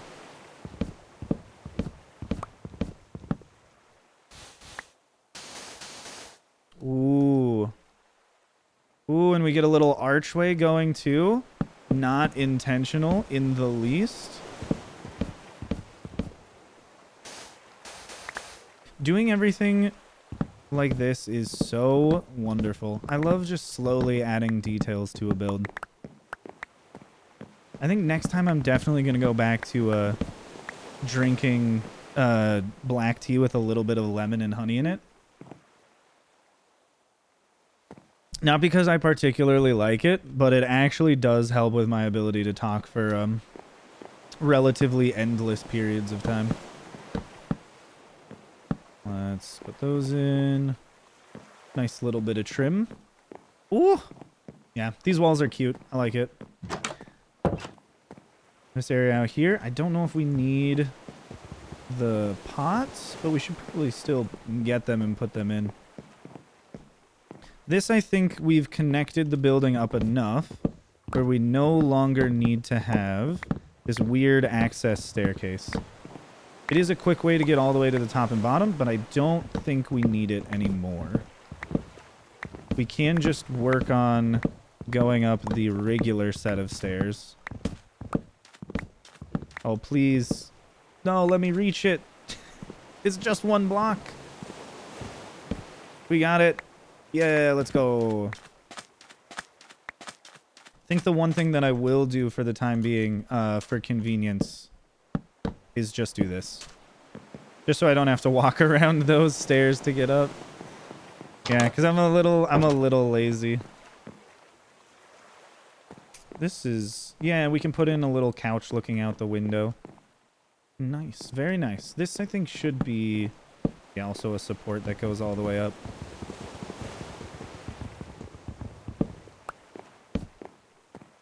That one can go all the way through. This one can also go all the way through. Makes the floor look a little bit different, but you at least understand where it's all coming from. We could do that corner then. Or does it look weird from up here? It just looks a little weird from up here. What if we just put in some fences? Or a fence and a gate. Maybe 2 gates. Not really connecting anything, but they do make it a little bit safer to traverse. I think double gate is fine. And then we can do one... We can do almost one hand railing to the ground on this side. Oh, and we need 1 door. Let me just go get both of those things. 1 door and 1 handrail. I guess we can also split that so it has a stairway coming off this way, if that actually is the direction that I'm going to access it mostly from. A door and a handrail. Let me see. A door. Some handrails. We do have bread, thank goodness.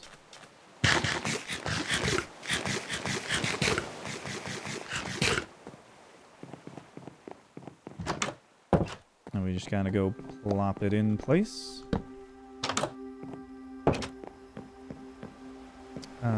Handrail finish here. There we go. A very nice walk up to the 2nd floor. I will need... Yeah, I'll need to make a bunch of birch trapdoors. Because we're still just going to go for the birch accents, even though we have a bunch of birch on this. It's the white from it that's really going to make it pop. Oh, whoops. We still need the quartz on that layer. Smooth quartz block, we'll need 1. I almost forgot the whole reason I was coming over here. I think it's 1.5 per 1. It is better with what that recipe is right now to simply make these by hand. Yeah, because then we get over a stack instead of just 1 stack. That's one of the custom recipes I need to change. I've been yelled at about that by people on my Discord. No. This needs to be top and bottom. Yeah, so the handles go together. Definitely need more windows for the sides and back. 2nd floor. Let me just go get these. I also love that you can, if you want to, just go walk over onto the sides of the roof. We should put these gates in. Just so there's a little bit of a blocking to it. You know what?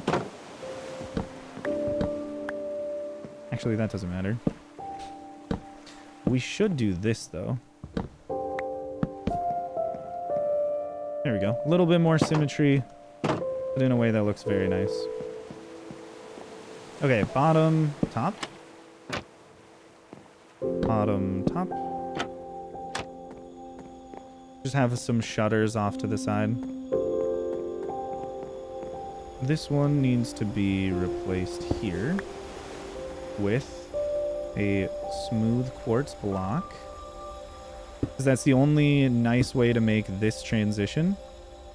Wait, is this the... Oh, okay, this is the area in which I did this. Swapping around.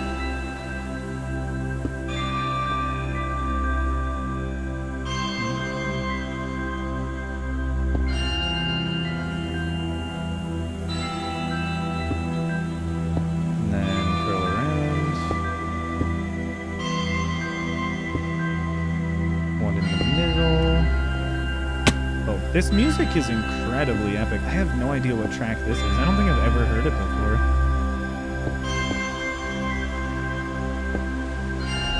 If anybody knows and wants to leave me a timestamp at this point where they're like, oh, that's this Minecraft song, definitely let me know. In the future, I'll be like, what? I asked that question?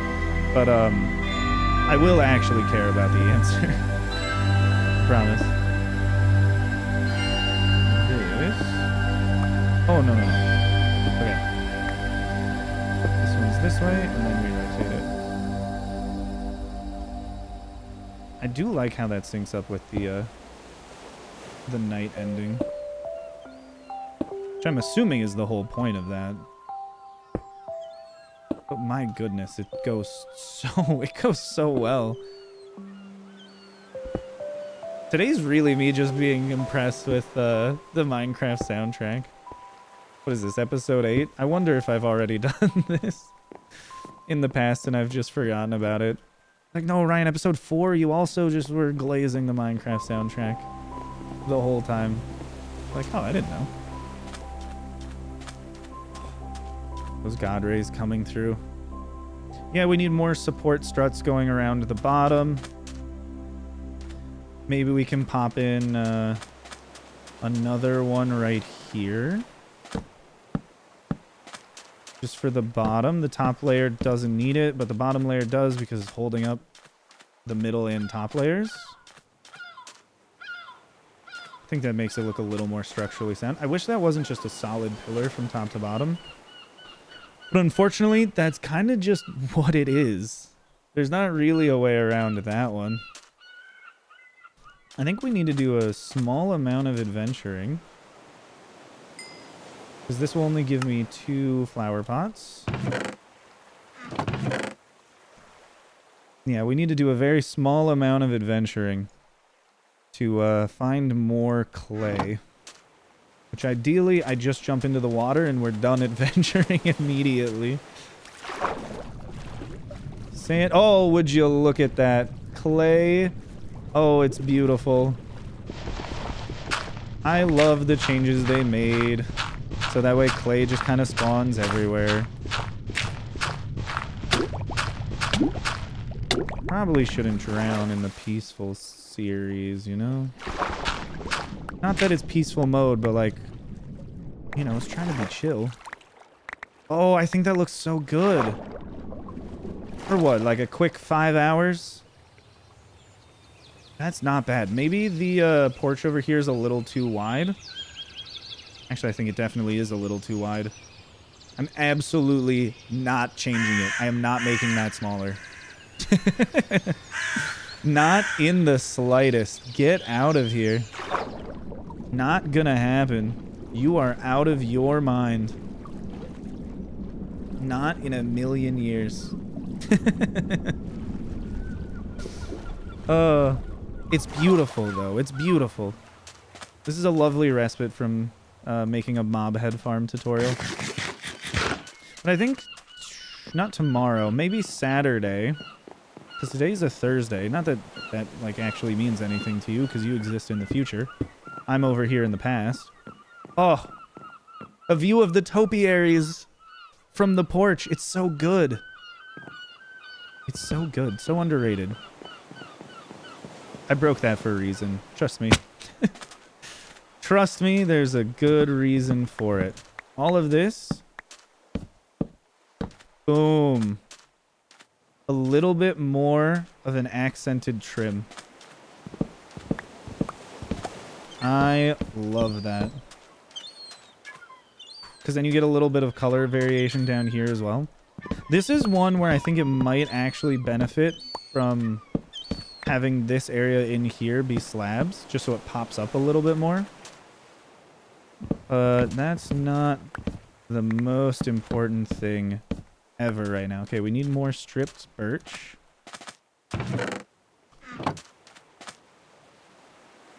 More stripped birch. Oh, and we can start cooking down all the clay. I used out almost all of the coal that I had. Okay, yes, back for this. Oh, so very lovely. The resource gathering did not really take that long. I definitely spent way too much time on the birch. But that's, you know, that's my own fault. And then we'll have the porch separated a little bit like so. Which I think looks nice. Yeah, this whole area, let me just see. Why do I do this to myself? This whole area I'm just going to swap out with slabs. Do you think I'll ever get a beacon to make this faster? I don't. It would be nice, but I don't think that's ever going to happen in this series. Killing a wither in an episode for a long play? It would take like, what, an hour and a half to just go and kill all of the wither skeletons? That would absolutely be an I did this off camera, or it's just an extraneous episode that doesn't go in the playlist. Because my goodness, the playlist I don't think would benefit from me going around killing the withers, because a lot of people do listen to this and just like fall asleep. Me going and hunting wither skeletons for like 2 hours, I don't think would be a nice little jiving with the rest of it all kind of moment. We'll do that, maybe? Sure, I just want to cover up that... Oh my goodness, never hitting the right thing. I want to cover up that little connection piece here, because it looks bad. It looks bad. Going around. Also, if you think I'm starting to lose it, not even close. Not even close. You'll know when I start to lose it. Right now, I'm just like somewhat trying to rest my voice while grappling with the I kind of need to just keep working mindset of the whole project, which is to me is very funny. But yeah, not losing it, not yet. I will be at some point, but that point has not come to pass, so don't worry about it. There's still a lot of sanity left in the confines of my mind. I just can't talk too much without feeling a little hoarse, like a pony. But yes, that's why that's why chatting wise we're getting a little bit calmer. Though ideally in whoa, not that.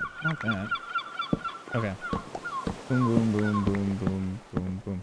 Actually, doing this as all stripped oak wood would probably look a little bit better than all of the stripped birch going through here.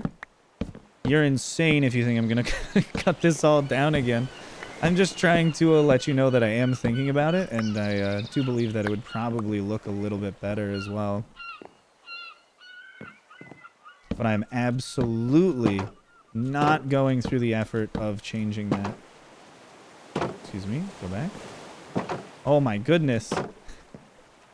I can jump up and close the door whenever I want, but I can't place the slabs on purpose.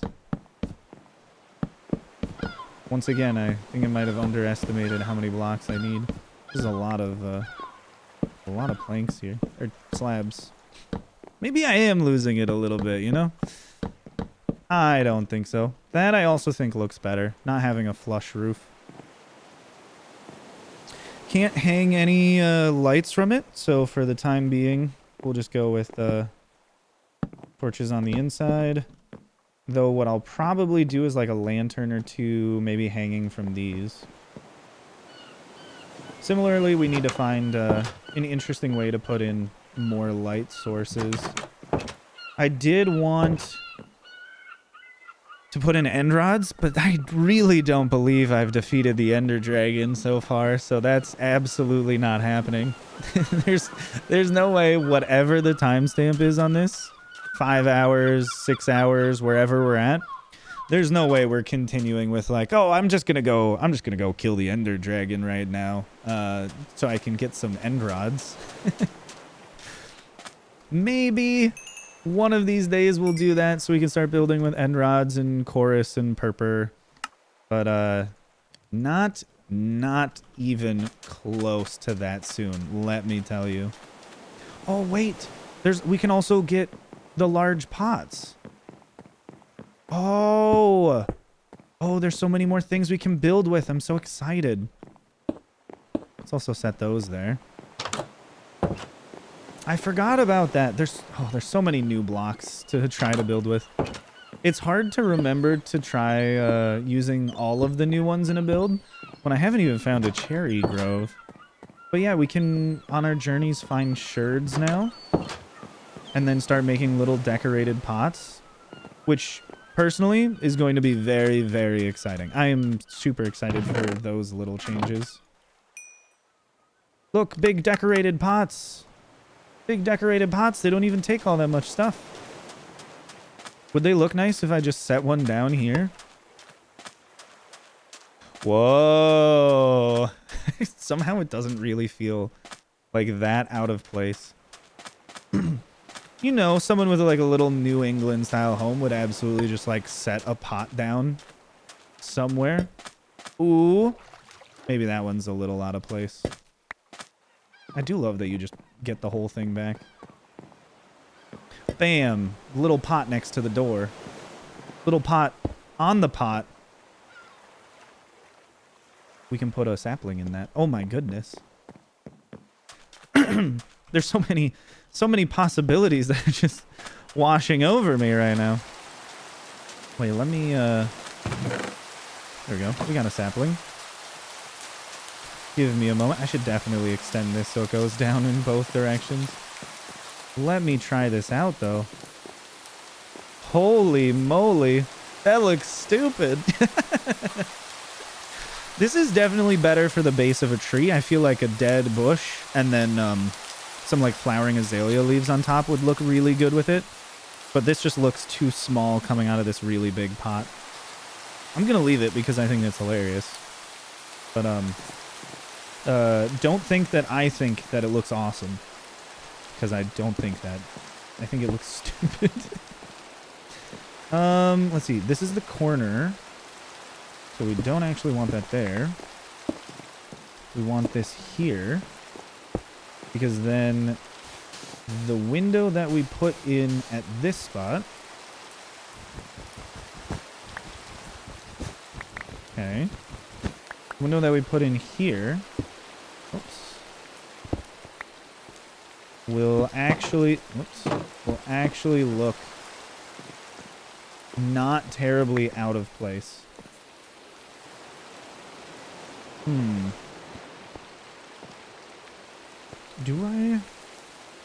What do I go for here for the interior? Maybe we just do a little bit of an angle outward of quartz. And then we just sandwich in here some glass panes.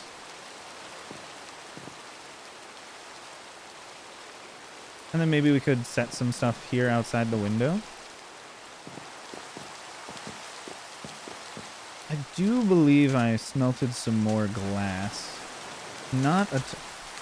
Okay, it's right here. We definitely smelted some more glass. Let me make as much white stained glass as possible. Yes, this is the dye chest. That'll all go in there. And I'll make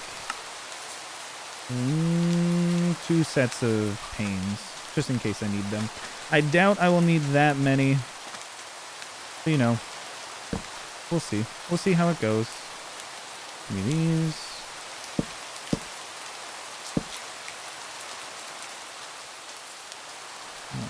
This one can go the opposite way. Going across. Actually, we'll swap out this middle one for a gate. Nice. Absolutely gorgeous. We're just getting our little supports in here. Which, of course, these can be swapped up. So aesthetically, they're a little bit different all over. We don't want too much uniformity. Move this one. Yeah, that looks good still. Here. That's different from that side. That's fine. This one can be a little bit larger of a support. And then we can just, yeah, connect it with a gate over here. And that should make it feel a little bit more like it's holding itself up. Or potentially it looks too much like a jungle gym. Maybe these ones do need to be darker. They're in shadow. Let's split these stacks. This one here can be fences. This one here can be gates.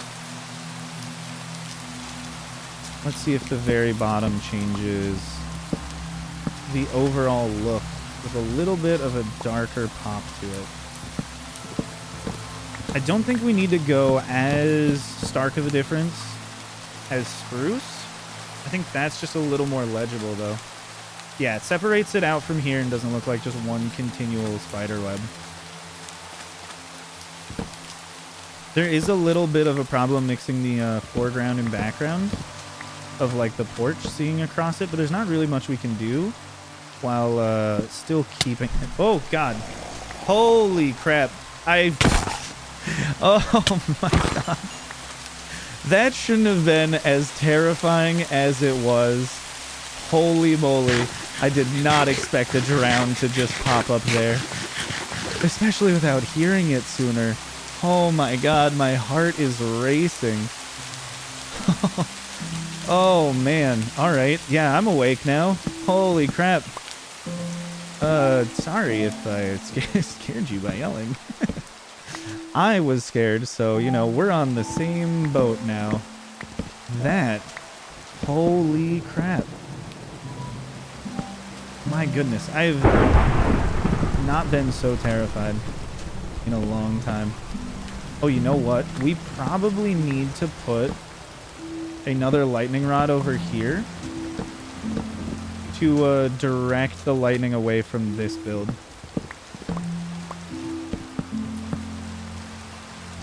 See, as always though, when we look at this, we can always see what's a little bit off, put in a couple of changes, and suddenly the whole thing looks a little bit nicer. I love listening to the thunder, so I think I'm just going to leave it for now.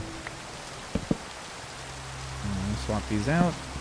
One thing that is really nice about being in creative mode though is using like Axiom for block swapping, where I can just right click and swap out the block without having to try all that hard. I think what would have been interesting is if we put spruce on the bottom, oak in the middle, and then birch on the top. Just have like a gradient of it so it's most in shadow and then gets lighter as it goes up. But then also we would probably need to shade the pillars themselves, which is incredibly, okay, I'm gonna let you know, it's incredibly doable. It's also incredibly I don't want to do it territory, at least not at this point in the build.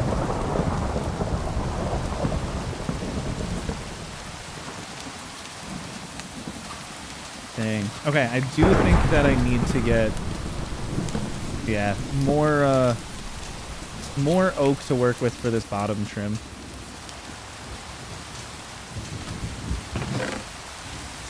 Let's see.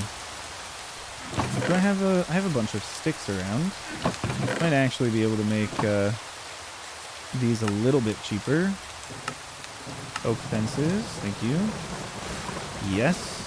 Oh, that must... Oh, okay. I definitely need to change the...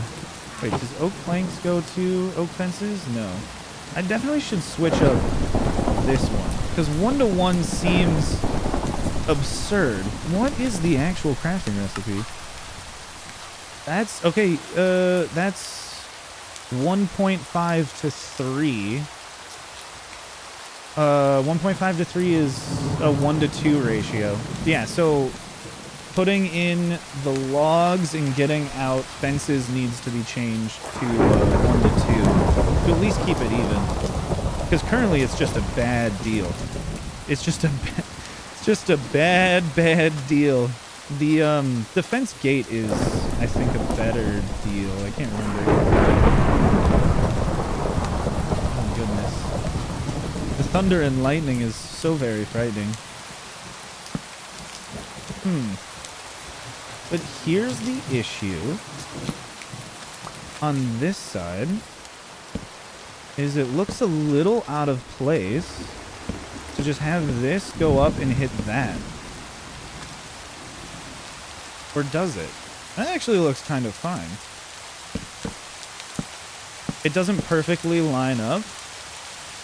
But like from a distance, you really don't know that this sticks out just a tiny little bit. That might be infuriating to some of you. But for me, that's good enough, baby. And sometimes, that's all that matters. Especially like right now.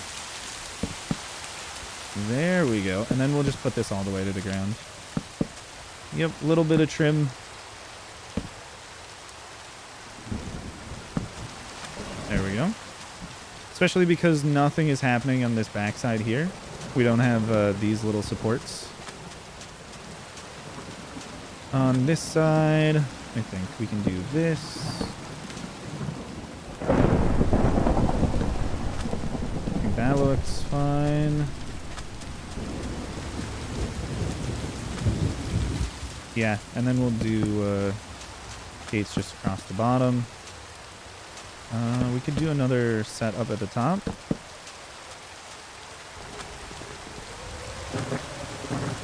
Makes it look quite garagey. Definitely need to swap out the bottom with like smooth stone or something. But we also need an entrance into the garage from inside. Which I think I'll do. Does back here work? It's not ideal, but we can make it work. We just need some ladders. Which I still have a bunch of sticks. Not trying to place a schematic in. Need a bunch of ladders. Sure. And I have spruce trapdoors already. Okay, so here's what we're going to do. This is something that you can't really work with in a survival multiplayer world.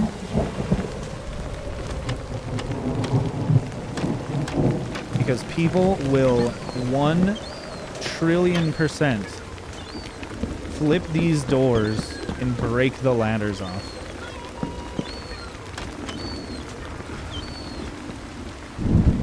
And it doesn't have to look nice from inside. We just want it to look nice when you're actually down here. You can't immediately fall into the garage, but I think it's a better place to put it than anywhere else. Because we don't want to interfere with the walking path up there. And we have doors on all of the other sides, so at some point you're intersecting a door, so it's just going to go by this larger entrance. Oh, also, let me get the white stained glass windows in here. Looking very swanky. Oh yeah, that doesn't look too bad either.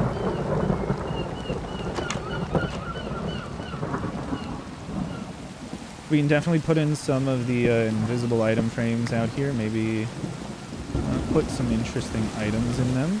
We definitely need to grab some lanterns. I think I have like 6 over here. That's really not enough. Oh, never mind. 3. Iron ore. Here's one lucky. Yeah, okay, because we can get more this way. I need to remember. And then all of this iron will be turned into iron nuggets. We ran out of coal, which I think is just going to happen several times. Get rid of that.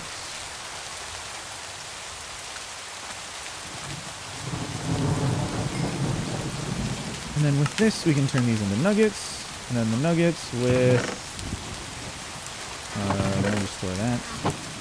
Nuggets with torches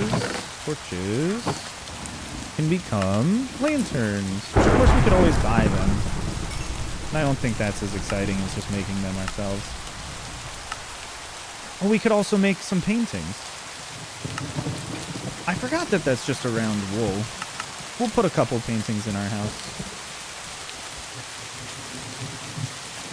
Underneath, we don't need that much lighting going on. We can definitely hang some lights around here. Does that look fine up there? Maybe. We can get rid of these. A little bit more ambient lighting. I don't think this one's necessary. Get rid of these around here. Also, of course, check to make sure everything is lit up well enough.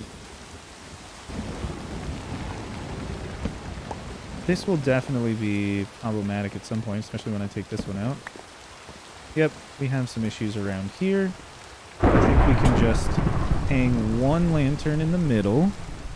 Again, these numbers are for mini HUD. So I just want to make sure no hostile mobs ever end up spawning out here.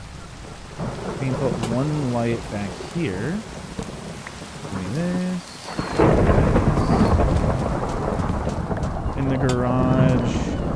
I think for the time being, we just toss in some lanterns in the back. Again, this is going to be fully sealed off with a garage door, which I'll make in a moment, I promise. Much patience, please. Let's put the paintings in for right now. We could get one up here.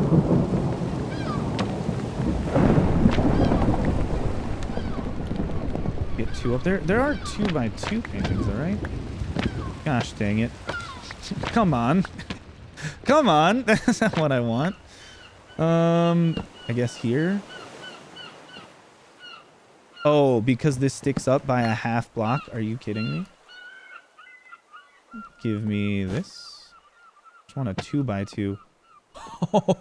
That is a new one. American Gothic in Minecraft.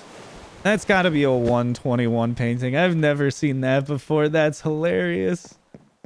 Oh my god. Yeah, no, we're absolutely putting in more of these. What is that one? It's not Steve. That's one of the other characters, but riding a horse. Wait, is that the pack.png photo? It doesn't work on the wall where it is, but oh my god. Classic. Yes. Oh, it's beautiful. It's gorgeous. We definitely need to keep all of those. Okay. Lights are coming down in here. Definitely too dark. We'll put one in because I think it's still nighttime. We don't want anything to spawn in while I'm going to grab more lanterns. But then we'll just put more lanterns in. Thank you. Lantern nuggets. Lantern nuggets. Make as many lanterns as I can. And make more. Beautiful. There's never enough. This is why I normally buy them. I mean, you can get lanterns for 1 emerald. Buying them for these exorbitant rates is a little crazy. Oh no, you know what? I need chains. I need some chains. I think we have some elsewhere, but we can always just make one, I guess. Let me take a brief moment here. Store some stuff. Okay, at least we got a lot more things to build with in the future. Goodness gracious. Oh, one thing I haven't talked about is Syncmatica. This is going back to the Discord SMP stuff, the Slime Ranch. One of the best things is being able to show everyone how to use Syncmatica, which is Lightmatica, except on a server. So it's multiplayer friendly, and you can share schematics with other people. It's really, really nice. Having everyone able to work on the same build at the same time, and everyone knowing and working together on it perfectly, because they're all seeing the same holographic blueprint of the exact same build. Oh.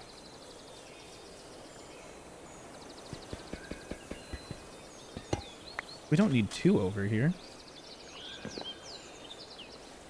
I put so many around. What the heck? I think I just didn't understand how big the radius was for these things. Oh, that looks so good. We definitely need to put in some more windows because that side looks a little plain, but overall, it's looking really nice. I think we'll put it on the opposite side because we already have another one over there. Oh, with the sunset too. Sunset after a stormy day. It's glorious. I want to make just a lot more of these houses over here. Silly how long it's taking, but a lot of it's just resource gathering.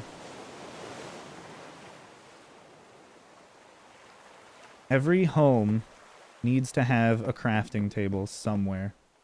I think right here is a perfect place for it. It's not me just putting it there because I need it. No, don't be so silly. Let's see. Make 9 chains. Here's the thing. I want to... Please tell me this works out nicely. I would like to put a sea lantern on that, but I absolutely don't have a sea lantern. That sticks out way too much. Can we just do that?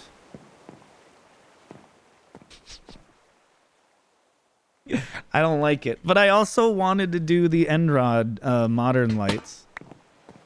It's unfortunate. It looks like a little boob sticking out of the ceiling.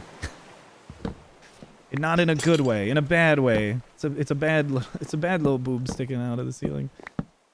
Okay, what if we do some trim around here to just try and hide the fact that we need to extend the ceiling in order to place a lantern down. And then we just have it be a little symmetric. I think that works. In the future, we can always get around to swapping these out with modern lights. If I could ever remember something as complicated as that. We could do another lantern. 2 lanterns here. You know what? We'll just do it above the windows. It would also be nice to at some point get redstone lamps. Oh, no! Copper bulbs! Copper bulbs would be perfect! Oh, there's so many things that I've forgotten exist in this game. I'll just do that. For up here, give me these. I also would like... Let me think. There's a double wall in here. So I think we need to do 2 vertical windows and then probably like a big painting between them. Right? Yeah, because this is here. We could go 2 to the side, but then from the interior it looks really weird. I think we're going to have to do this. Again, we're removing those there. Which means we really need to have the lighting as close to this as possible.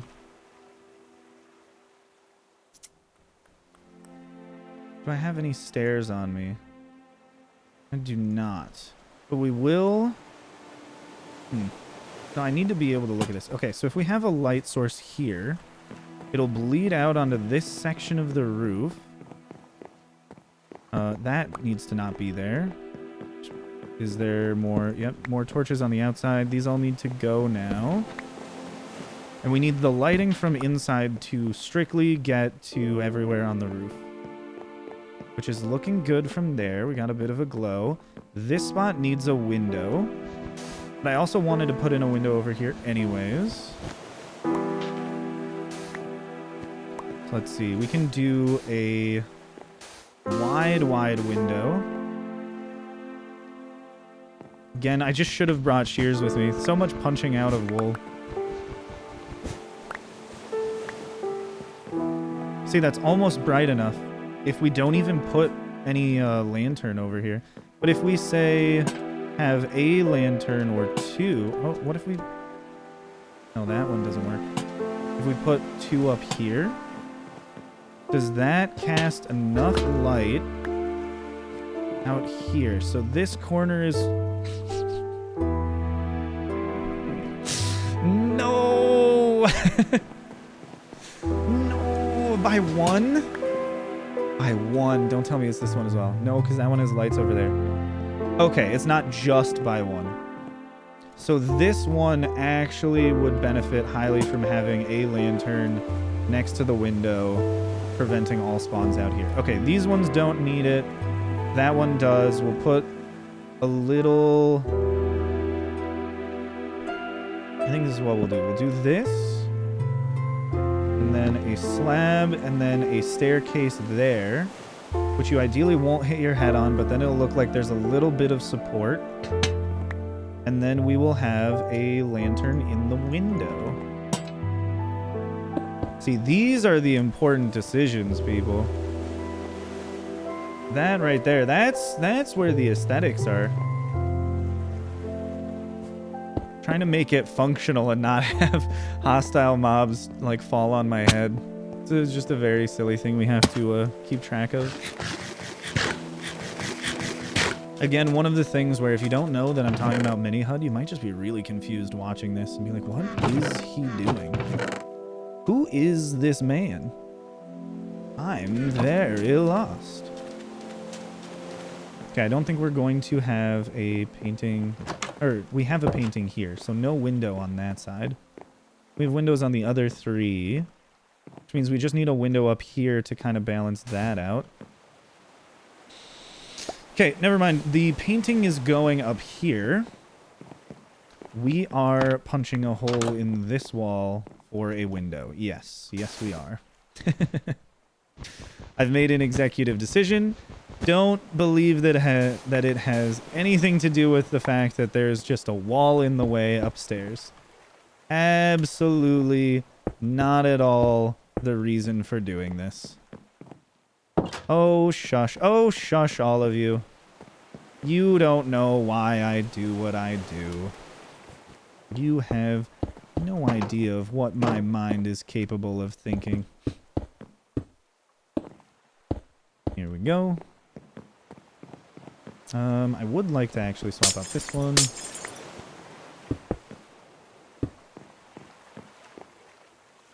Very lovely. And we get a little bit more of a glow here than we do out here, which we could paint like a little bit lighter blocks around here to just give it the aesthetic of a glow at all times of day. But I think that's a little much for this build right now. Oh, a big painting in here would also be really nice. Let's do that. Ooh. Cool, but I have no idea what that is.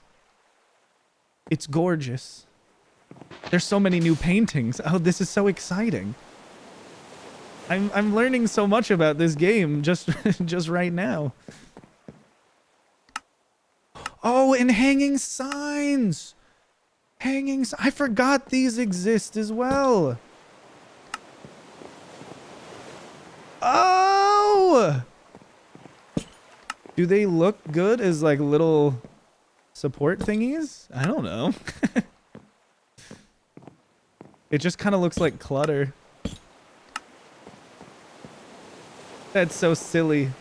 Okay, but it is really good to know that these exist. Goodness gracious, I forgot about that. Hanging signs. I think this is one of the things that Agnes was really excited about. Can we set one? Oh. Okay. Can't attach it to the bottom of a stairs. Interesting.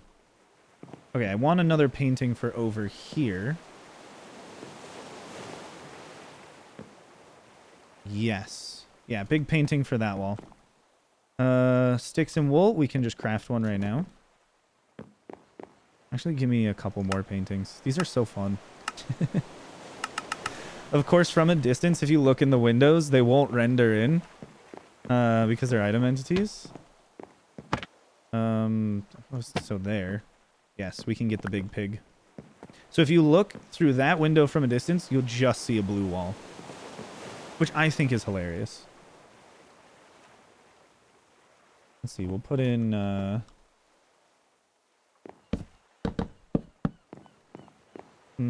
that doesn't look good.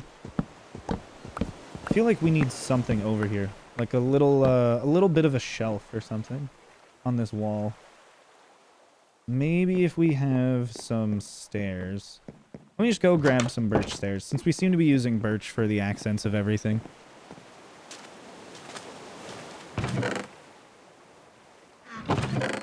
Oh, and for those of you unaware, you know, here's another little aside. I'm just a huge fan of anime. I know, probably not shocking information, seeing as how I'm just playing Minecraft all day. But, but I am, and if you've watched Jujutsu Kaisen, I don't care what you think about the storyline, but my goodness, the animation is sublime. Holy crap. Especially this most recent season. It was so good, and the entire story is picking up and going a little insane, and I am all here for it. Let's see, can this work nicely there? We can do that, not put anything on that shelf, and then we can put things on those shelves. That works. That works. This one.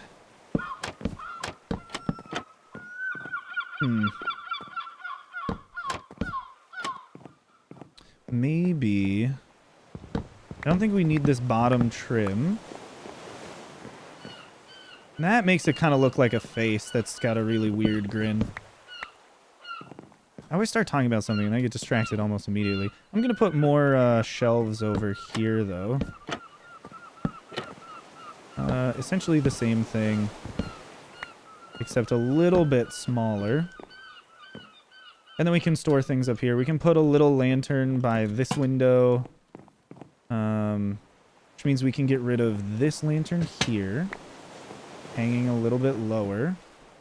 Let me just double check outside. Wait, I have to go outside. Give me a moment. Can't see through the glass. Yep, still works. We're still good. Nothing's gonna spawn in here. Oh, out here. Oh, there's enough ambient light from down below. That's interesting. I still would rather do this, though. Middle block as well. Just to have it so we have a decent glow coming from inside of that awning. Will that destroy the whole painting? No. That's very good to know. So we can probably put in some more clay pots up here, which we definitely should, and get something interesting going up here. Let's try 4 clay pots. I don't want to make too many in case I want to make... I'm sorry, flower pots. I don't want to make too many of these in case I want to... oops. Make some more large clay pots. Which I immediately want to do. Give me 2 of these.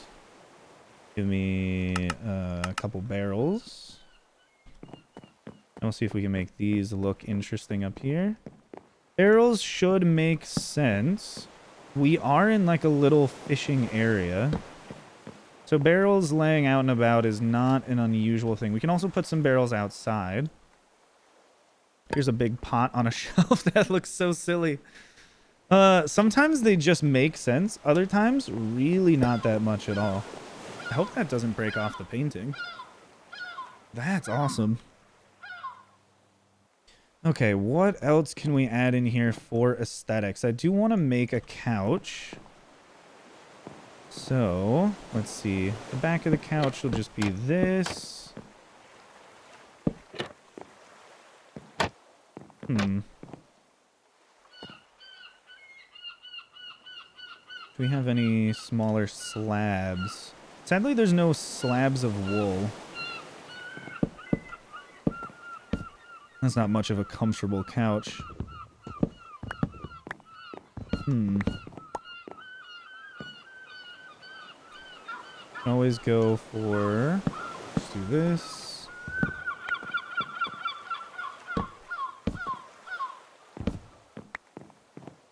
Something like that.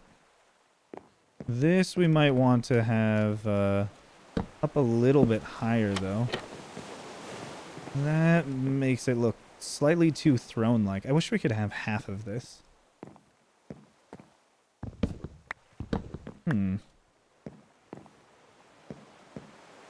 I think it works fine like that. We got some invisible item frames. I don't know if that data pack still works, though. Which is the one thing I'm concerned of. We need to grab some plants. A coral fan would also go really hard up here for a little splash of color inside. Which, could we waterlog and hide a waterlogged stair somewhere? We could definitely hide one here. Bottom floor is same size as the top floor. Maybe here? That is a double slab. So what if we put...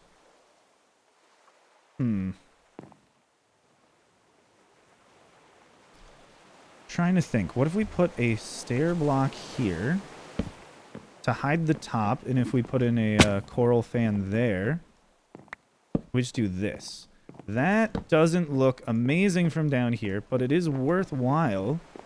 If it means upstairs, we can just put in a little pop of color there. This here is important. Never mind. We can't break that one. There's some areas where we can. There's some areas where we can't. I don't even know if we have any coral fans. I feel like we don't, so that might have to be a future thing, if I remember. Because, yeah, we definitely haven't found anywhere that lovely. Stupid white tulips. Oh, my God. Nope, I'm mad all over again just thinking about them. A bee nest we could put inside. They're empty, so it could just look interesting. Probably need to make a kitchen. Some things to think about. A little pop of color in front of here. Not much. Kind of blends in. Maybe the orchid is better. You need an empty hand to take it out. Yeah. Little pop of color there. That one, I think... Oh, that doesn't actually blend in too much because it's bright enough. What else to do? What else to do? There could be more barrels around. I think more than anything, I want to check to see if I can get more invisible item frames.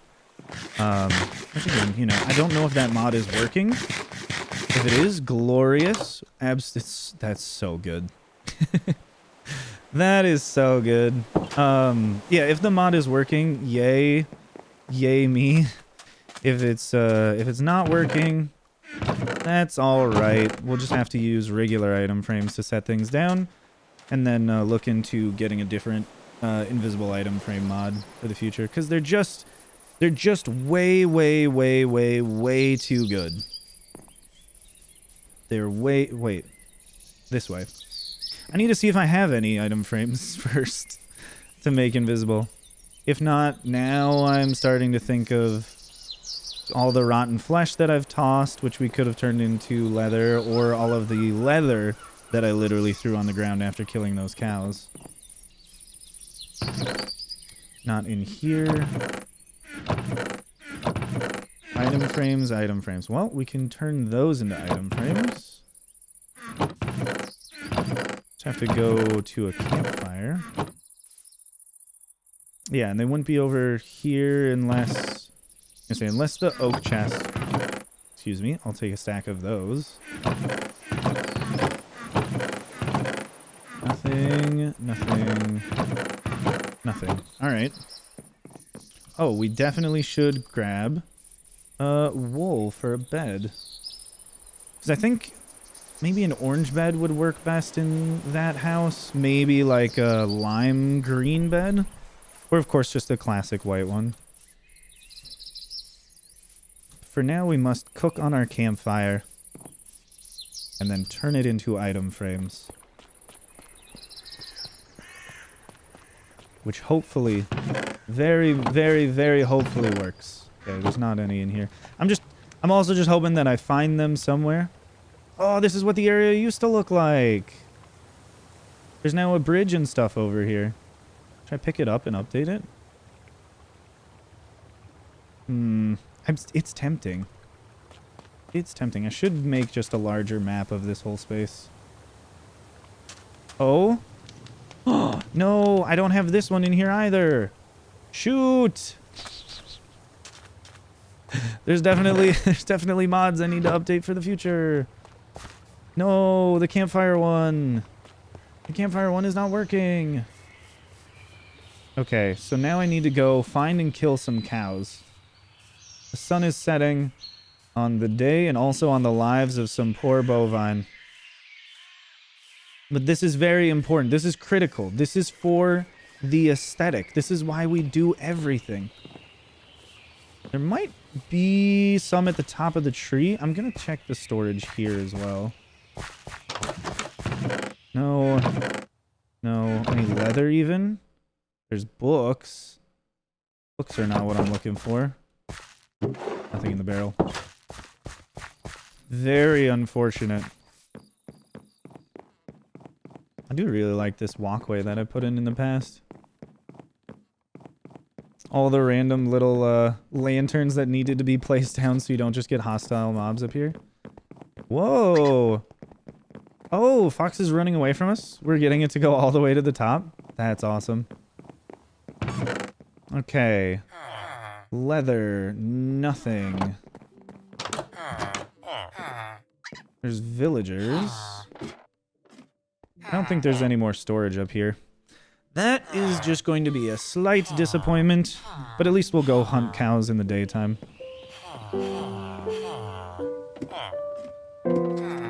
I love this little tree house. It took a while to make, that's for sure, but I think it was worthwhile in the end. Such a cute fox. Okay, we can jump off of this tree. We should be able to find cows somewhat quickly going this way. What was that? A cow? Oh, let's go. I really should get a looting 3-sword. Make this a little less wasteful of the lives of all of the cows. That is for a future me to worry about. We're a little too in deep right now. Get away from the skeleton. Go up. It's been a while since I've heard the sounds of the forest. Come on, cows. Come on, cows. I would like to have at least 4 leather. Definitely need to update the campfire cooking data pack, though, because clearly I forgot to put the rotten flesh turns into leather recipe in there.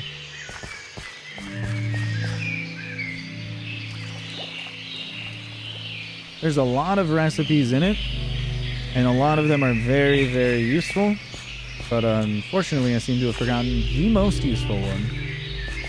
Excuse me, cows? I don't want to go too far out. Or do cows not spawn in this taiga? Only just the regular one? Maybe. Oh, I'll just loop this way around. This is definitely going to be one of the longer videos in this series. There's just too much I want to do with this build. Cows! Oh, cows, where are you? If this was America, I would have found millions of cattle already. Country is absolutely chock full of them. And we use a disturbing amount of West Coast water resources on growing livestock feed. Specifically alfalfa for cows. And a lot of that has to deal with, unfortunately, the water rights ownership laws, as archaic as they are, out in the western states. Which I know, that's exactly what you were thinking. Oh, come the 8-hour mark, he's going to start talking about water laws in the western United States. That's very obviously the next topic of conversation. But I'm sorry, I've just got a little too distracted with the build for too long. Where are cows? Yes, alfalfa takes a disturbing amount of water. And It grows really well if you give it a lot of water and a lot of sun, and the western states have a lot of sun. But unfortunately, they divert a lot of the Colorado River water to be used for the agriculture industry, specifically for growing livestock feed. It's about 50% of the water usage of the entire Colorado River basin. And that's not good, because most of it is just farmers growing alfalfa so they don't lose rights to the water. Because in the dumbest fashion possible, there's no incentive to save water, because the water rights ownership is something you're just grandfathered in over time, which is, that's whatever. But the bigger issue is that the water rights ownership is a use it or lose it kind of function. So if you're given 100 gallons of water a year and you don't find a way to use 100 gallons of water, you only use 80. Next year, you're only given the rights to 80 gallons of water. And if you only use 50, then you're down to 50. So saving water, growing crops, using modern technology that makes it so you don't need as much water is not anything you will ever be rewarded for doing. Which is why the legislation just, essentially just needs to change. And it needs to change quickly, because there's just endless droughts in the western states, and also the water levels have gone down drastically over time because of said practices. There's too many people using too much water for not as beneficial of things as you would like. Yeah, they're killing the sheep. But the sheep are not cows. I guess at some point we'll need to make a little cow pen. We found literally one cow. That makes me feel crazy. Goodness, I've gone in one massive circle, and I don't even know if I'll be able to get an invisible item frame. That's weird looking. Oh well, I guess we'll just run back and call it a day here. Because again, I don't even know if the invisible item frame data pack is working. We'll see when we get back. If it is, then maybe we'll go a little bit longer of an expedition to look for cows. If it isn't, then at least no time wasted. Well, there you go. There's one more. Please drop 3 leather. Please. 1. Oh, it's almost a third of what I wanted. By almost, I mean it's literally a third of what I wanted. Hey, we got 2 from that one. Even better. Oh.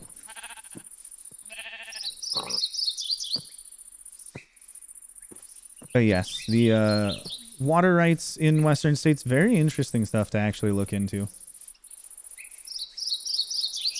It's one of those things where clearly if the incentives were different, you could have different outcomes. But it's so bad that and also a lot of the things are there's no regulation on how much water an individual pumps out of an aquifer. So Saudi Arabia made it illegal to grow alfalfa in their own country because it's so horrible for their water usage. And Saudi Arabia, not known to be the lush tropical area of the world full of water and lakes like Minnesota or the Michigan area. It unfortunately suffers from being a relatively arid environment. So therefore their country banned, I think it was in the 80s or something, somewhere around then, the growing of alfalfa. And they just import alfalfa from America. And something they were doing for a while, which now they've recently had their land leases refused to be renewed by the government. They were just buying up 100 acres of land, drilling really, really, really deep wells into the aquifers, draining the aquifers in their entirety. Well, not in their entirety, but as much as they possibly could. Growing alfalfa with it, and then shipping the alfalfa back to Saudi Arabia. Because it was better for the environment where they live, which is some psychotic shit that America would do. That's the most America-coded thing you could think of. Is, oh, what are we going to do? We're going to go to a different country, take their resources and then ship it back home. It's like what the British would do too. Let's see if this works still. You just name this Invis, not all caps. Invis. Please work. Nope. All right. Well, that data pack clearly broken. We do have some item frames to work with now, which means the invisible item frames like over on that tree, those ones will be fine because the invisible item frame that's placed down is invisible. The data pack essentially just makes it so when you rename an item frame invis, it just gives you an invisible item frame. Or rather, one that becomes invisible when something is in it and placed down. It's very, very, very convenient. And I'll have to see if I can find a way to fix it because I know for certain it hasn't been updated past 1.18. Okay, let's see. We're going to need some level of furniture down there. Maybe we move this downstairs? No, I kind of like this up here. Ideally, we would have something in this, though. A brick. You know what? I know this might be a little crazy to say, but I think a netherite ingot would be a perfect TV remote. Not that they have a TV. They're out staring at the beauty of nature. But it would... Don't you think a netherite ingot would be a perfect TV remote? Let me see. We got to do some more little aesthetic builds. The other thing I wanted to do is put like some raw fish on top of a barrel. Which I mean we still can do. Pile up some barrels around here. Something like that. Maybe a little barrel pile under here. You know, as people do, they leave large piles of barrels out and about. Oh, that's another thing. We need to make sure it's bright enough down here. Let me remove all of the ground torches. Let's get rid of these, especially because it's dark out. Want to see where is actually safe. Seemingly nowhere. We do have a little bit of light bleed from up above, but it is not as drastic as we would need it to be in order for everything down here to actually be safe. I will go back and put all these torches out and about. There's a Canadian say, oot and a boot. But right now we need to make sure everything works. Garage door is going to be closed, so the light bleeding out from there is not going to work. We can hide a couple underneath. That and that work fine. This one needs something like that, or maybe we could... Can't fit it back here. I really do want to just, yeah, put one over here. That works. We need something closer to this corner. This looks like it's the best bet. And at least it's a little more aesthetic and somewhat hidden. Oh, this needs to be gone. And a little more hidden as to where the light is. I wish we could go a little more subtle, though. It would be really nice to not have just like those really bright lanterns. If we could have something... One thing that I would really appreciate in Minecraft is a light source that doesn't fall off over a distance. And instead, it's like you set it down, or it falls off eventually, but it's like a constant light level 6 for like 10 blocks, and then it tapers off to 1. Which I know visually would not make the most sense. But like, it would be really, really, really nice to build with. Like, really nice to build with. Because then you can have your lovely aesthetic lighting without having to worry about hostile mobs spawning in. The one thing that is really good, and like one of the best changes they ever made for this game, is the fact that they changed it so it doesn't have to be light level 7. Because it used to be anything that was 7 or lower, hostile mobs would spawn in. But now it's 0 only. So we can get a lot more creative with using moody lighting. Sometimes we still have a little bit too showy of things going on. We can remove this. And if we ever need to climb up this side, we can just go up the barrels. Works out quite nicely. This here. Let's just set something down like that. Over here, I don't know if I have any fish. Does the ocean have cod? Oh, we can get salmon and cod, right? There we go. Okay, they're a little feisty. Got one. Do we... Oh, hello, turtle. Do we have cod anywhere? There's a drowned. It's a little hard to see under the water. Let me hold on to a little bit of a light. What you don't understand is the iron nuggets around the outside protect the fire from going out. It's perfectly hermetically sealed. Now, don't ask about where it gets the oxygen to keep burning. That's a silly question. Ooh, it looks very cute. I think this is one of my favorite builds so far. I just wish we could hide the light a little better. But light out on the beach, that's a little tough. Unless we put in a road and have a bunch of like street lamps going around, it's going to be very, very difficult. Ideally, these would be invisible. And then we just have fish sitting out on the barrels. One day I will replace these if I can get the invisible item frames to work.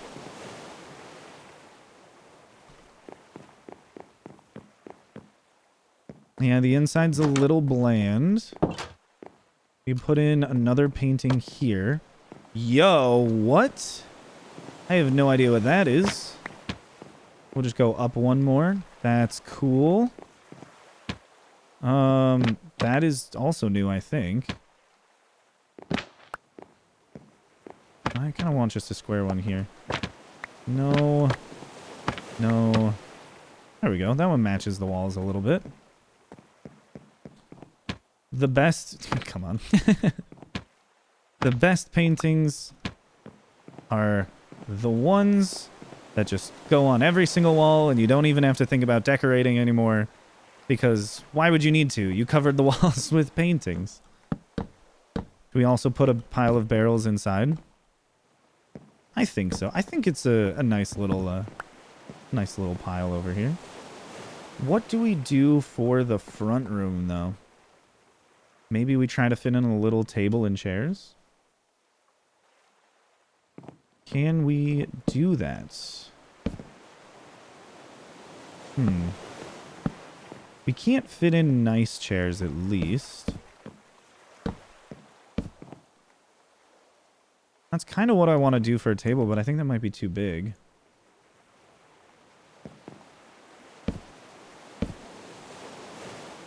Oh, you know what? Yep, it's going to turn these ones. Going to have to... oh, I could have just placed it downwards. That's all right. We have a little bit of a table here. It doesn't have space for chairs. I might be able to fit... I think a chair in here would be complicated to do the ones that I like to do, because that would need to fit in here. And that doesn't look like much of a chair without the back going. We definitely can't fit one over here. So we'd get this one weird little stool thing. Or nothing at all. So we have to think a little bit more beyond. Maybe we go real modern with it. And we have very, very high stools. I don't like that one. What if we did just the classic? The absolute Minecraft classic chair. It's simple. It works. We can have a little bench over here by the window for people to sit down at the table. They're a little spaced out. I feel like this one should be spaced out then as well. We can... I guess I need a regular birch sign. Wait, was I?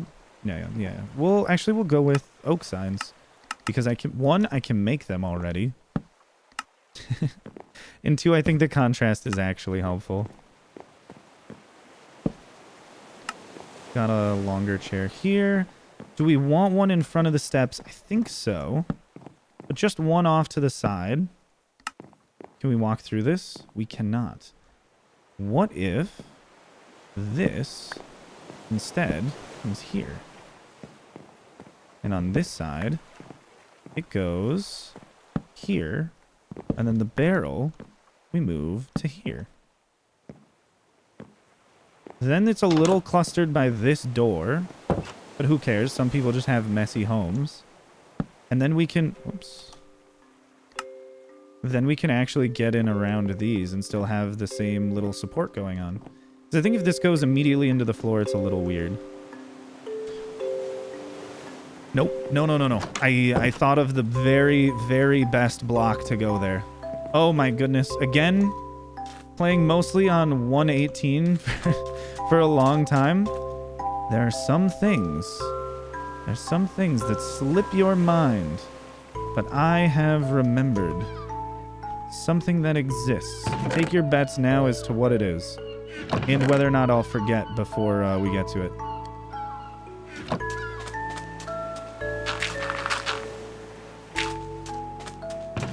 Alright, I see some of you percolating. You're getting some idea. That's not what I meant to do. Let me back.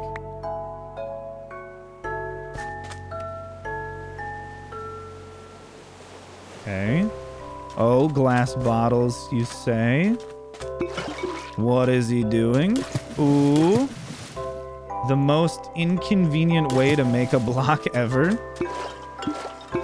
Might actually make a farm for just this. Goodness gracious. I did not mean to do that. Restock these.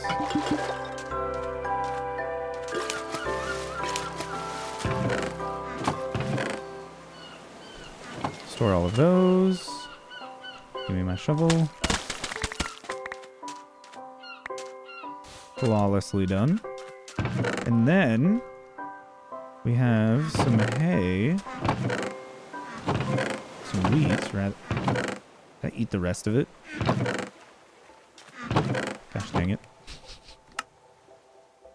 Oh, okay, it's 1-to-1. It's 1-to-1. Do I have... No, I need to add those to the pack. Or is this something that can already be done? Oh, okay, that can already be done. That's probably why. Yeah, we'll just make these all. We'll make all of these.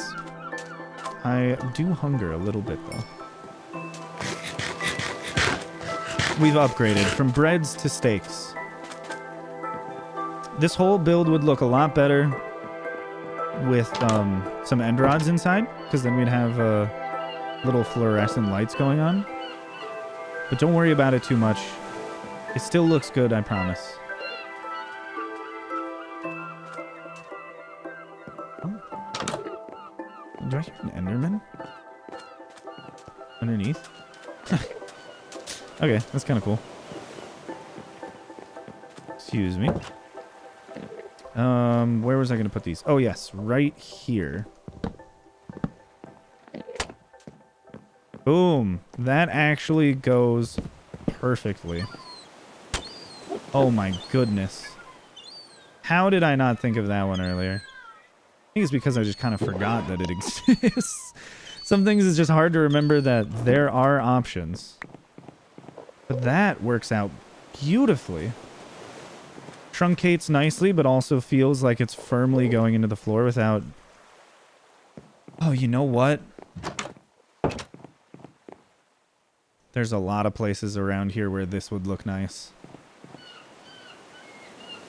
I think it's too late. I think I think I have to throw in the towel and say for some applications of the mud brick wall, it's too damn late.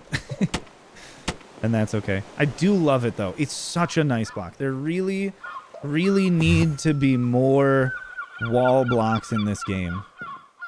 More walls, more fences. There's just not ever enough. You know, not ever enough.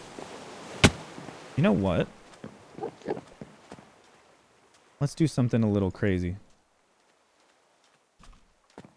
Because everything is so blue, we're not going to put in an accent carpet that's a different color. We're going to put in just a blue carpet in the middle. Oh, that's so funny. I have the strangest sense of humor. But don't worry about it. Wait a second. Oh, because the handle... How the heck do I do this? Oh, okay. I think I understand. We'll do this. And then go like this. Yes. Okay. That is how we do... There we go. A little railing going around here.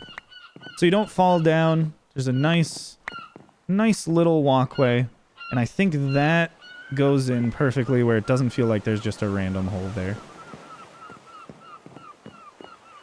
Carpet. 1, 2, 3, 4, 5, 6. Okay, so we need 2 more.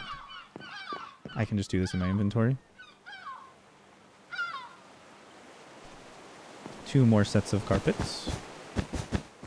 To just fill this area out with a little bit more of a rug. Dang. This house is so cute. And again, I need to refrain from just saying that I'm wonderful at building things, but I have so much fun in this world. These single sitting builds are just literally my favorite way to play this game now. I want to get more things to put in here. It's going to go so well several more episodes down the line where I actually have a bunch of things stored already, and I don't have to just simply go and find things every single time. Bro, he is bringing the sand up to my house. I swear to God, do not put that up here. I'm also going to need to get a data pack to make it so they can't destroy the terrain. Because that's going to get annoying if there's just random blocks over there or just like up by my place. Let me make a couple more of these. There's got to be a place to store them. Let me make a couple more of these. 3, and then we can store these bricks. It is interesting that it somehow just works, you know? Just having a pot just sitting out there. Oh my... What the hell? Oh, man. Oh, God. I thought that was a zombie again. Holy crap. Turtle, don't do that to me. He crawled. He's gonna die crawling up there and jumping off. Oh, man. Don't clip these things out. It's embarrassing. Please. Please, I want people to still respect me. You can't do this. We'll store some of these things back here. Let me think. We can probably put in a little something or other. Probably some oak gates like that. Something so this area back here doesn't look too barren. Again, this is another spot where I'd want to put an invisible item frame or 2 with stuff sitting on it. But we can't really do that. So here's just a torch. Wait, does it just glow? Holy moly. Wait, give me a second. I mean, it doesn't provide light, but I think with the dynamic lights that I have, it is just glowing. That's pretty funny. Okay, we'll definitely leave that one in. But that one torch there moves down to 1 over here. That's a perfect fall off. Okay, anything else? We can probably put in some buttons all over the place. Do you know what? Buttons. Boom. All over the place. Because this is birch, the oak buttons actually do a decent job accenting it. Buttons, buttons, buttons everywhere.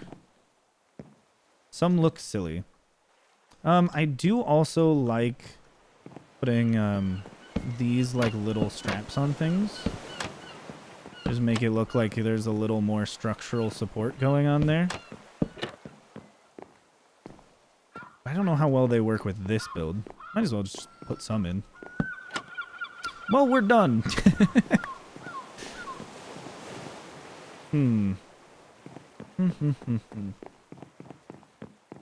Alright, I think it all works nicely. Could probably do with a couple of those here and there to just kind of break that up a little bit. So I just need a little bit more spruce wood. Again, I always feel like we're getting close to being done, and then there's just so many more things that I wish to do. Maybe we can put in a bee nest over here.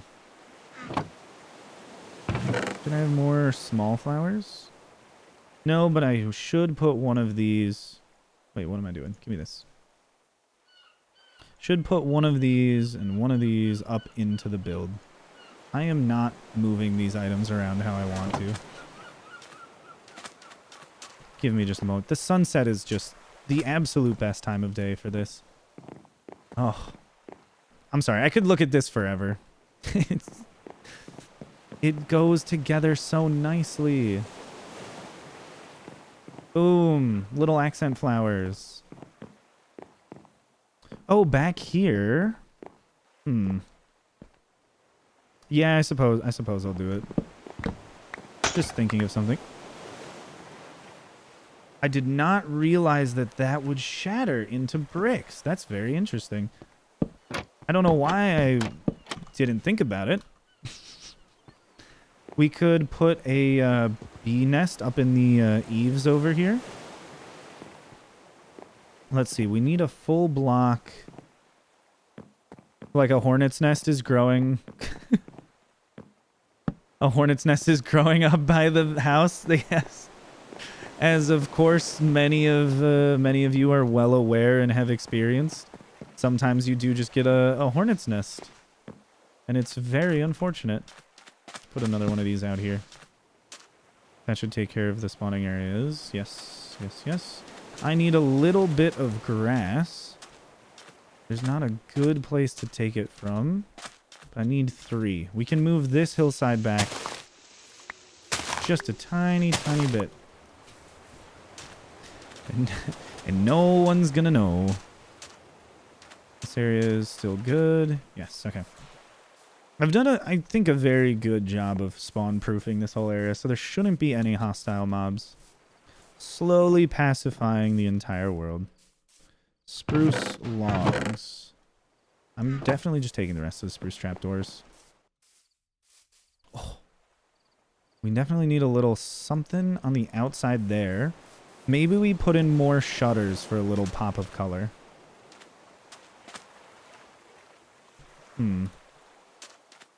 Okay, no.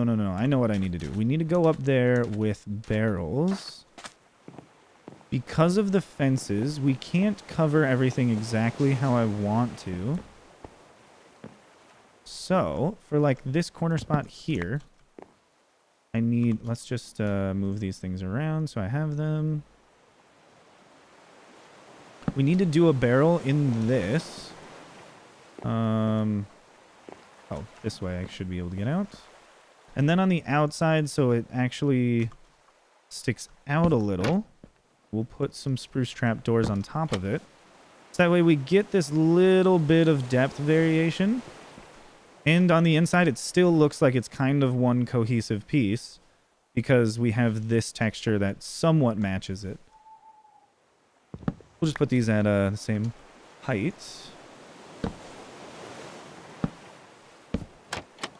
There we go. I need a way back in. Thank you. Oh, It was 4, not 3.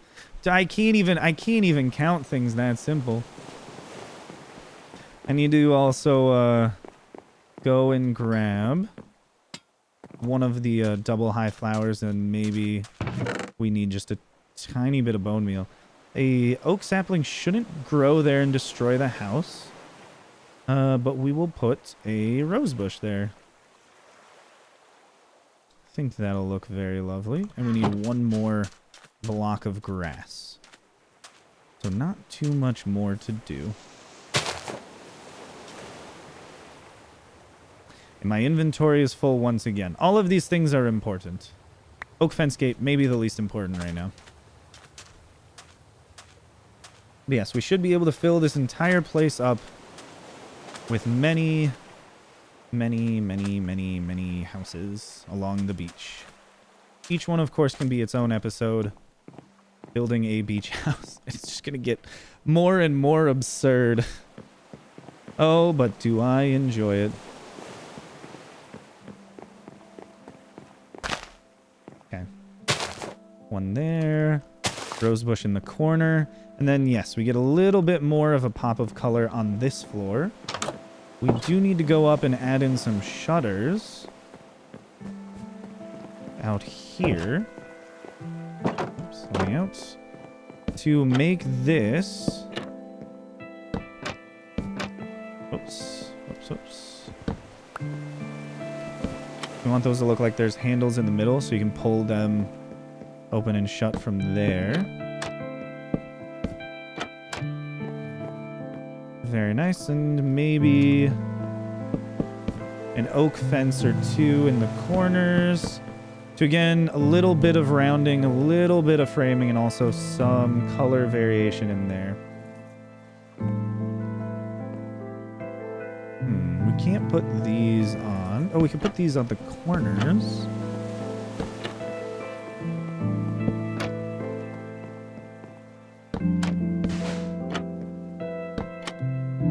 Again, a little bit of a change of depth. Also want to put them at this level, which I guess I didn't need to remove that. You can just cover it up.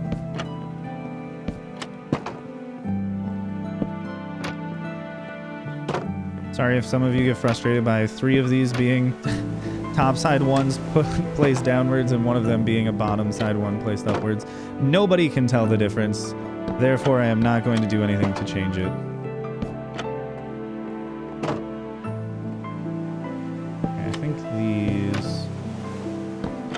We are going to run out. And I would ideally like to at least have that one match. Ooh, what do we do? What do we do there? Do we have shutters on this one? No, I think the shutters actually look really nice. Do these shutters make sense? No, these could not possibly cover this area. But that's fine. They don't have to visually make all of the sense in the world.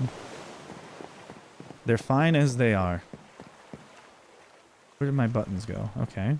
Buttons. Also put in some buttons here and there. Which I think will make a little bit more sense on these ones. Rather than just going all over the place. Buttons, buttons, buttons. A builder's best friend. One all the way up at the top.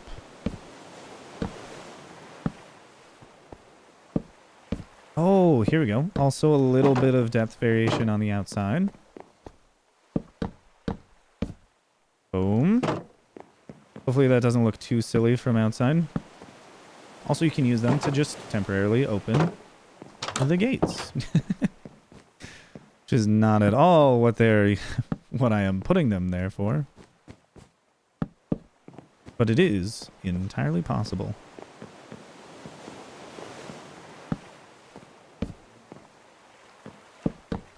It just breaks it up a little bit. I'm probably going a little too overkill with the buttons. Definitely let me know what you think. Sorry, that's too many buttons everywhere. We don't like them. I do think the ones on the other sides of these stripped birch logs look actually quite good. Sometimes I lie to myself and I say, oh, it's probably wonderful. Other times I tell myself the truth. It isn't. I think we have... There's no... I ate all of the steak already? God dang. Steve is just burning through, like, what, 50,000 calories in, like, a 24-hour time span? I need a little bit more spruce wood. A little bit more. I think we already have some in storage over here. So I'm just going to go check. We should be good with this. Come on. Come on. Come on. Sorry for heavily exhaling into the camera. Or to the microphone. Maybe I am losing my mind a little bit. That's not a camera. That's a microphone.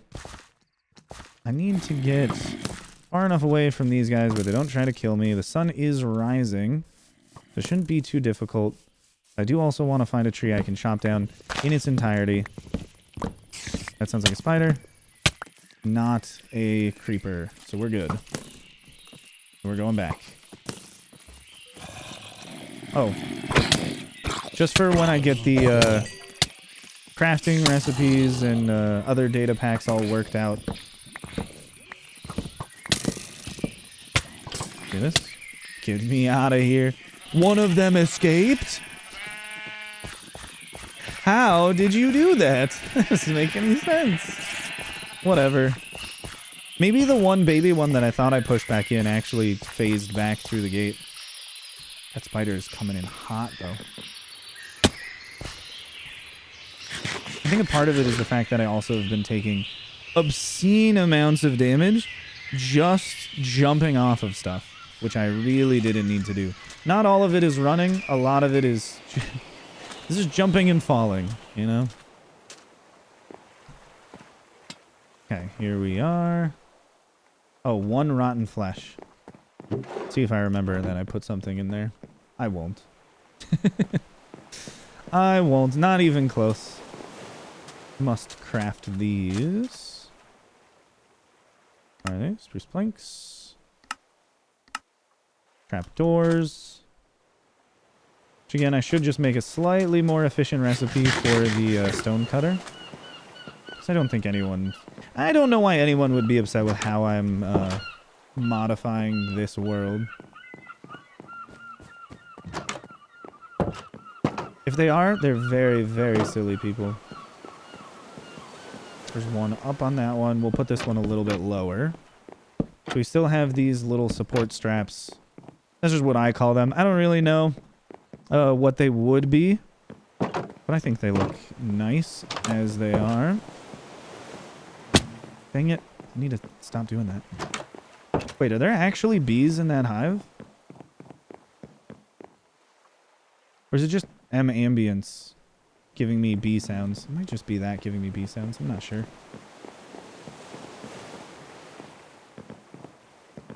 Here we go. The piles of barrels look nice. I think I should put in, but I don't know if I have any string. Separate issue, separate day. Every single time. That's not what I wanted. Up and down.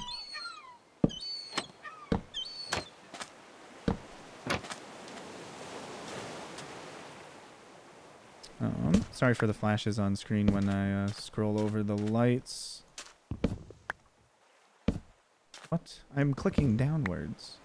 I'm just not looking down enough.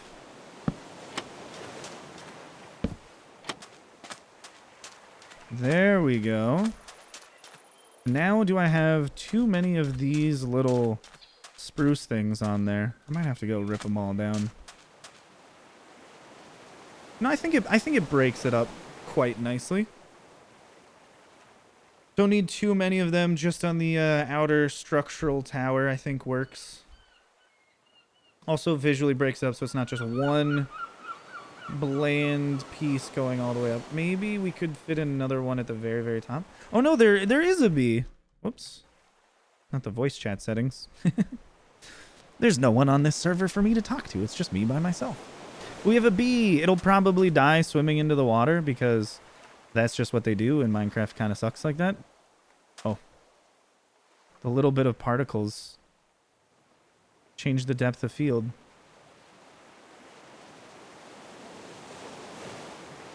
Weird. So we get a little bit of a little blur going back and forth sometimes. But only if I'm looking... There you go. In a very specific way. That bee is adorable. Okay, I think we have everything. I can just now clean up and then maybe make like a little outdoor area. Or we could save that for a future build when we put in another house over here. Maybe we just make like a sand castle area, stuff on the beach. This is definitely not a one-off by itself. I know there's no path over here, but I think we're going to do path stuff in the future. Oh, we still need to deal with this. We still need to deal with this. Give me a moment. Give me a second eye. I need to get my story straight. This is part of what we're doing. I hope he doesn't fly into the garage and get stuck there.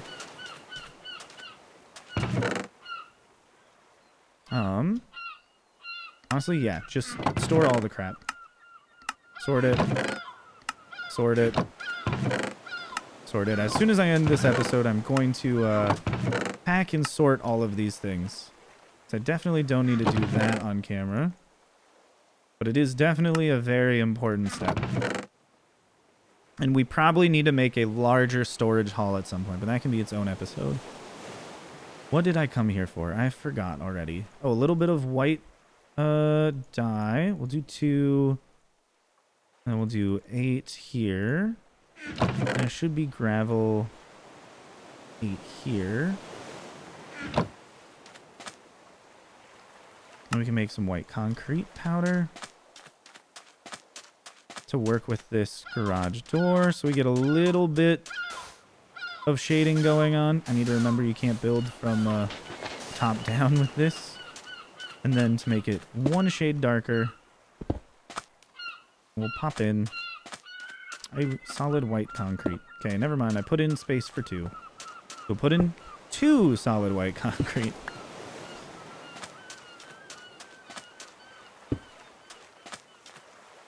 No, that's fine. Right? And with how I have it just angled, I think I either need to have it so there's only 1 in the corner, or I have a full corner of 3. I don't really like the visual angle change going on there. And it's not really big enough to do more of a gradient. It's just got a little bit of a shadow in there. Maybe we just do it across the full time. I don't know. Because the thing is, we have equivalent lighting from both sides. So I think we kind of need equivalent shadows from both sides. Maybe we need 3 more concrete powder. Or 3 more concrete. The finessing the shading is an interesting one to have to deal with at the very end. Yeah, I think we'll put in 1 more smooth quartz here. Just so that blends a little bit better into the bottom. But that, I think, looks quite nice. Yeah, look at the whole build. Wait, I should get a boat. Let me get a boat and then go back here. Oh, you know what? You know what? That's something that I should definitely just leave out for show. I have a boat. I must have left my boat before. Okay, we'll make 2 of these. 1 for me, 1 for display. Store that back. You again? What are you selling? Nautilus shells would actually be really nice to get. A mangrove propagule. Oh, goodness. Oh, good. Okay. Give me just a moment. For aesthetics purposes, I think it'd be nice to actually just leave a boat on shore. Or would it be better to have it, I don't know, like on some barrels up here? Yeah, probably. Just on some barrels in the back. It's for storage. Someone's just storing their boat there. Okay, we need to trade with this guy. So, the best thing that I can do, unfortunately, is get rid of all of these. We have a stick option in here, yes? Okay.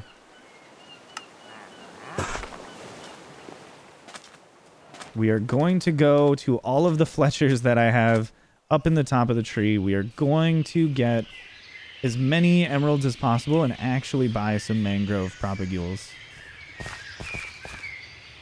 They are so incredibly worth it. The mangrove wood is super nice to build with. The mangrove roots are really nice to build with. The leaves are quite interesting as well, but they're a little harder to make work just because of the vertical lines in them. They're not as like random noisy as a texture as these ones are. But there's definitely ways that we can get it to all work out nicely.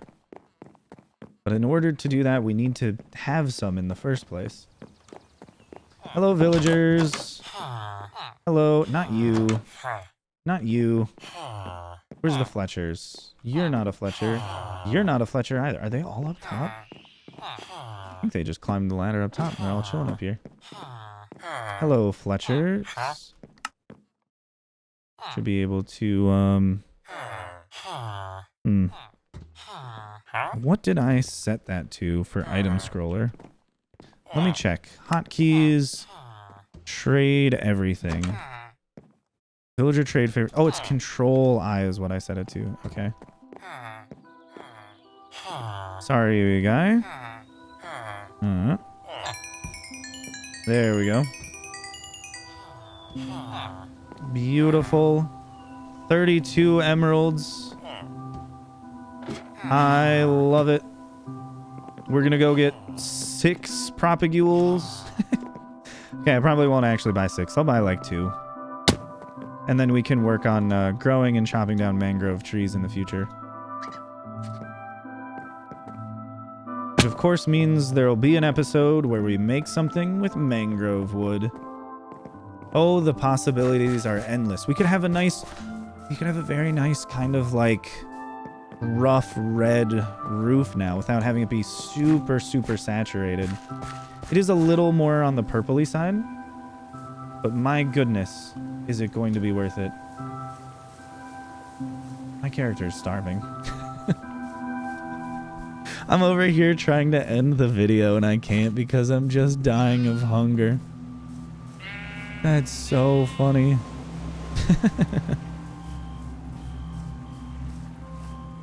Here we go.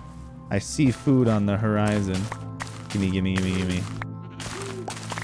Thankfully, we've been AFKing this the whole time. Gotta remember to plant that one right away, because it will turn back into dirt if I don't do that.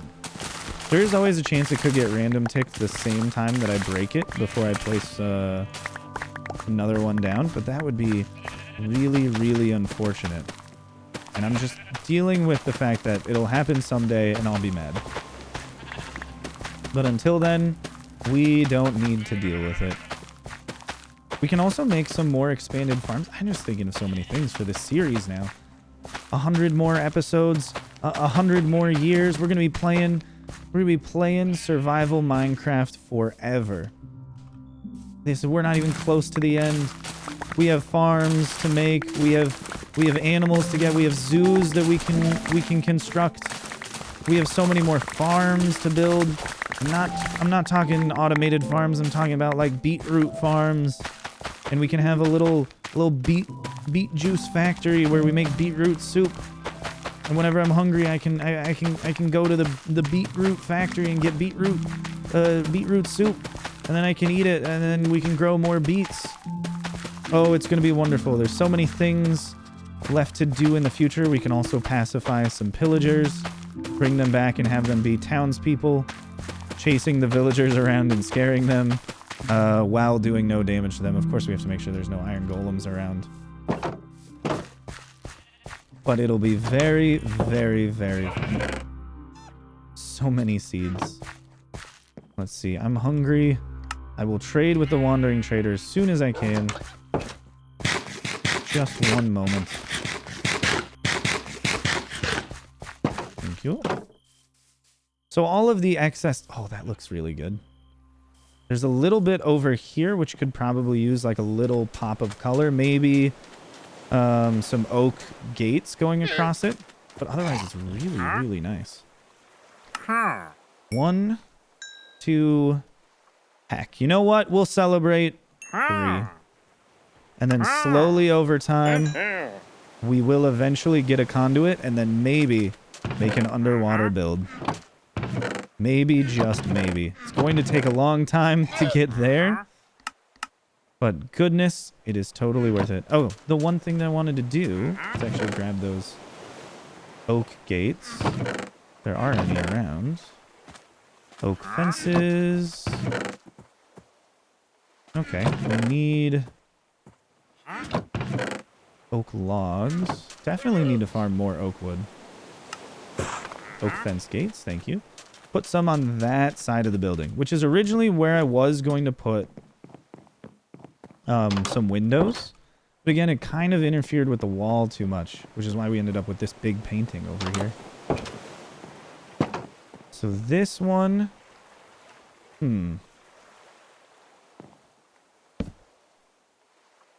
Executive decision. Executive decision. That is going to become... Okay, I was really hoping I did, for some reason, put in some oak fences. But of course that didn't happen. I should also get rid of the wandering trader. I mean, more free leads. We don't need more string for that. Ideally, we can use the leads for builds if we can just hide animals in the ground with leads attached to them. I do really wish you could just put 2 leads together. There we go. That's what I'm talking about. Now let me get rid of the wandering trader and we can do a little outro. This has been, I think, maybe like 7 hours? Excuse me. Right when we are at the very, very end. Sorry, guys. Very peaceful way to end the video. I'm sure. Where'd he go? Got him. Where is he? Where is he? Come back here.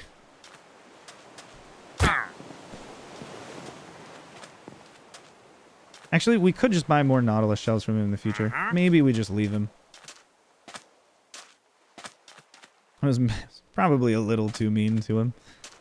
I do need to find some way of making nice beach lighting. So we can have it be aesthetic without, of course, just a bunch of little torches all over the place. If any of you want to join my Discord and try and help me out by sending me little screenshots of different lighting of the beach, that would be super, super helpful. Because I want to find ways to go around and fix that. Or, worst case, we'll just end up crafting some light sources because I have custom crafting recipes for the light block. And then we'll just put those in dimly around the beach so nothing can spawn. But I'd rather put in a structure that can actually be made fully in survival. Oh. Before we get a nice little sign off, I don't want to die. Let me go back here. And then we can hop into free cam. And look at that. Oh, isn't it glorious? Maybe we can probably change the focal length we got here. Quake Pro. Wait, that's the opposite of what I wanted to do. FOV 30. There we go. That right there's the screenshot during the daytime. A drowned is coming to kill me. Thanks for watching, everyone. I hope to see you in the next episode. It's been a lot of fun. I'm very, very excited to get back to this series. And there's so much more to build. And I think this one turned out all right. But I'll see you on the next one. I gotta get out of here. The camera options. Goodbye. Goodbye. Take care. See you on the next one. Get out of my boat. Get out of my boat, good sir. Get out of my boat.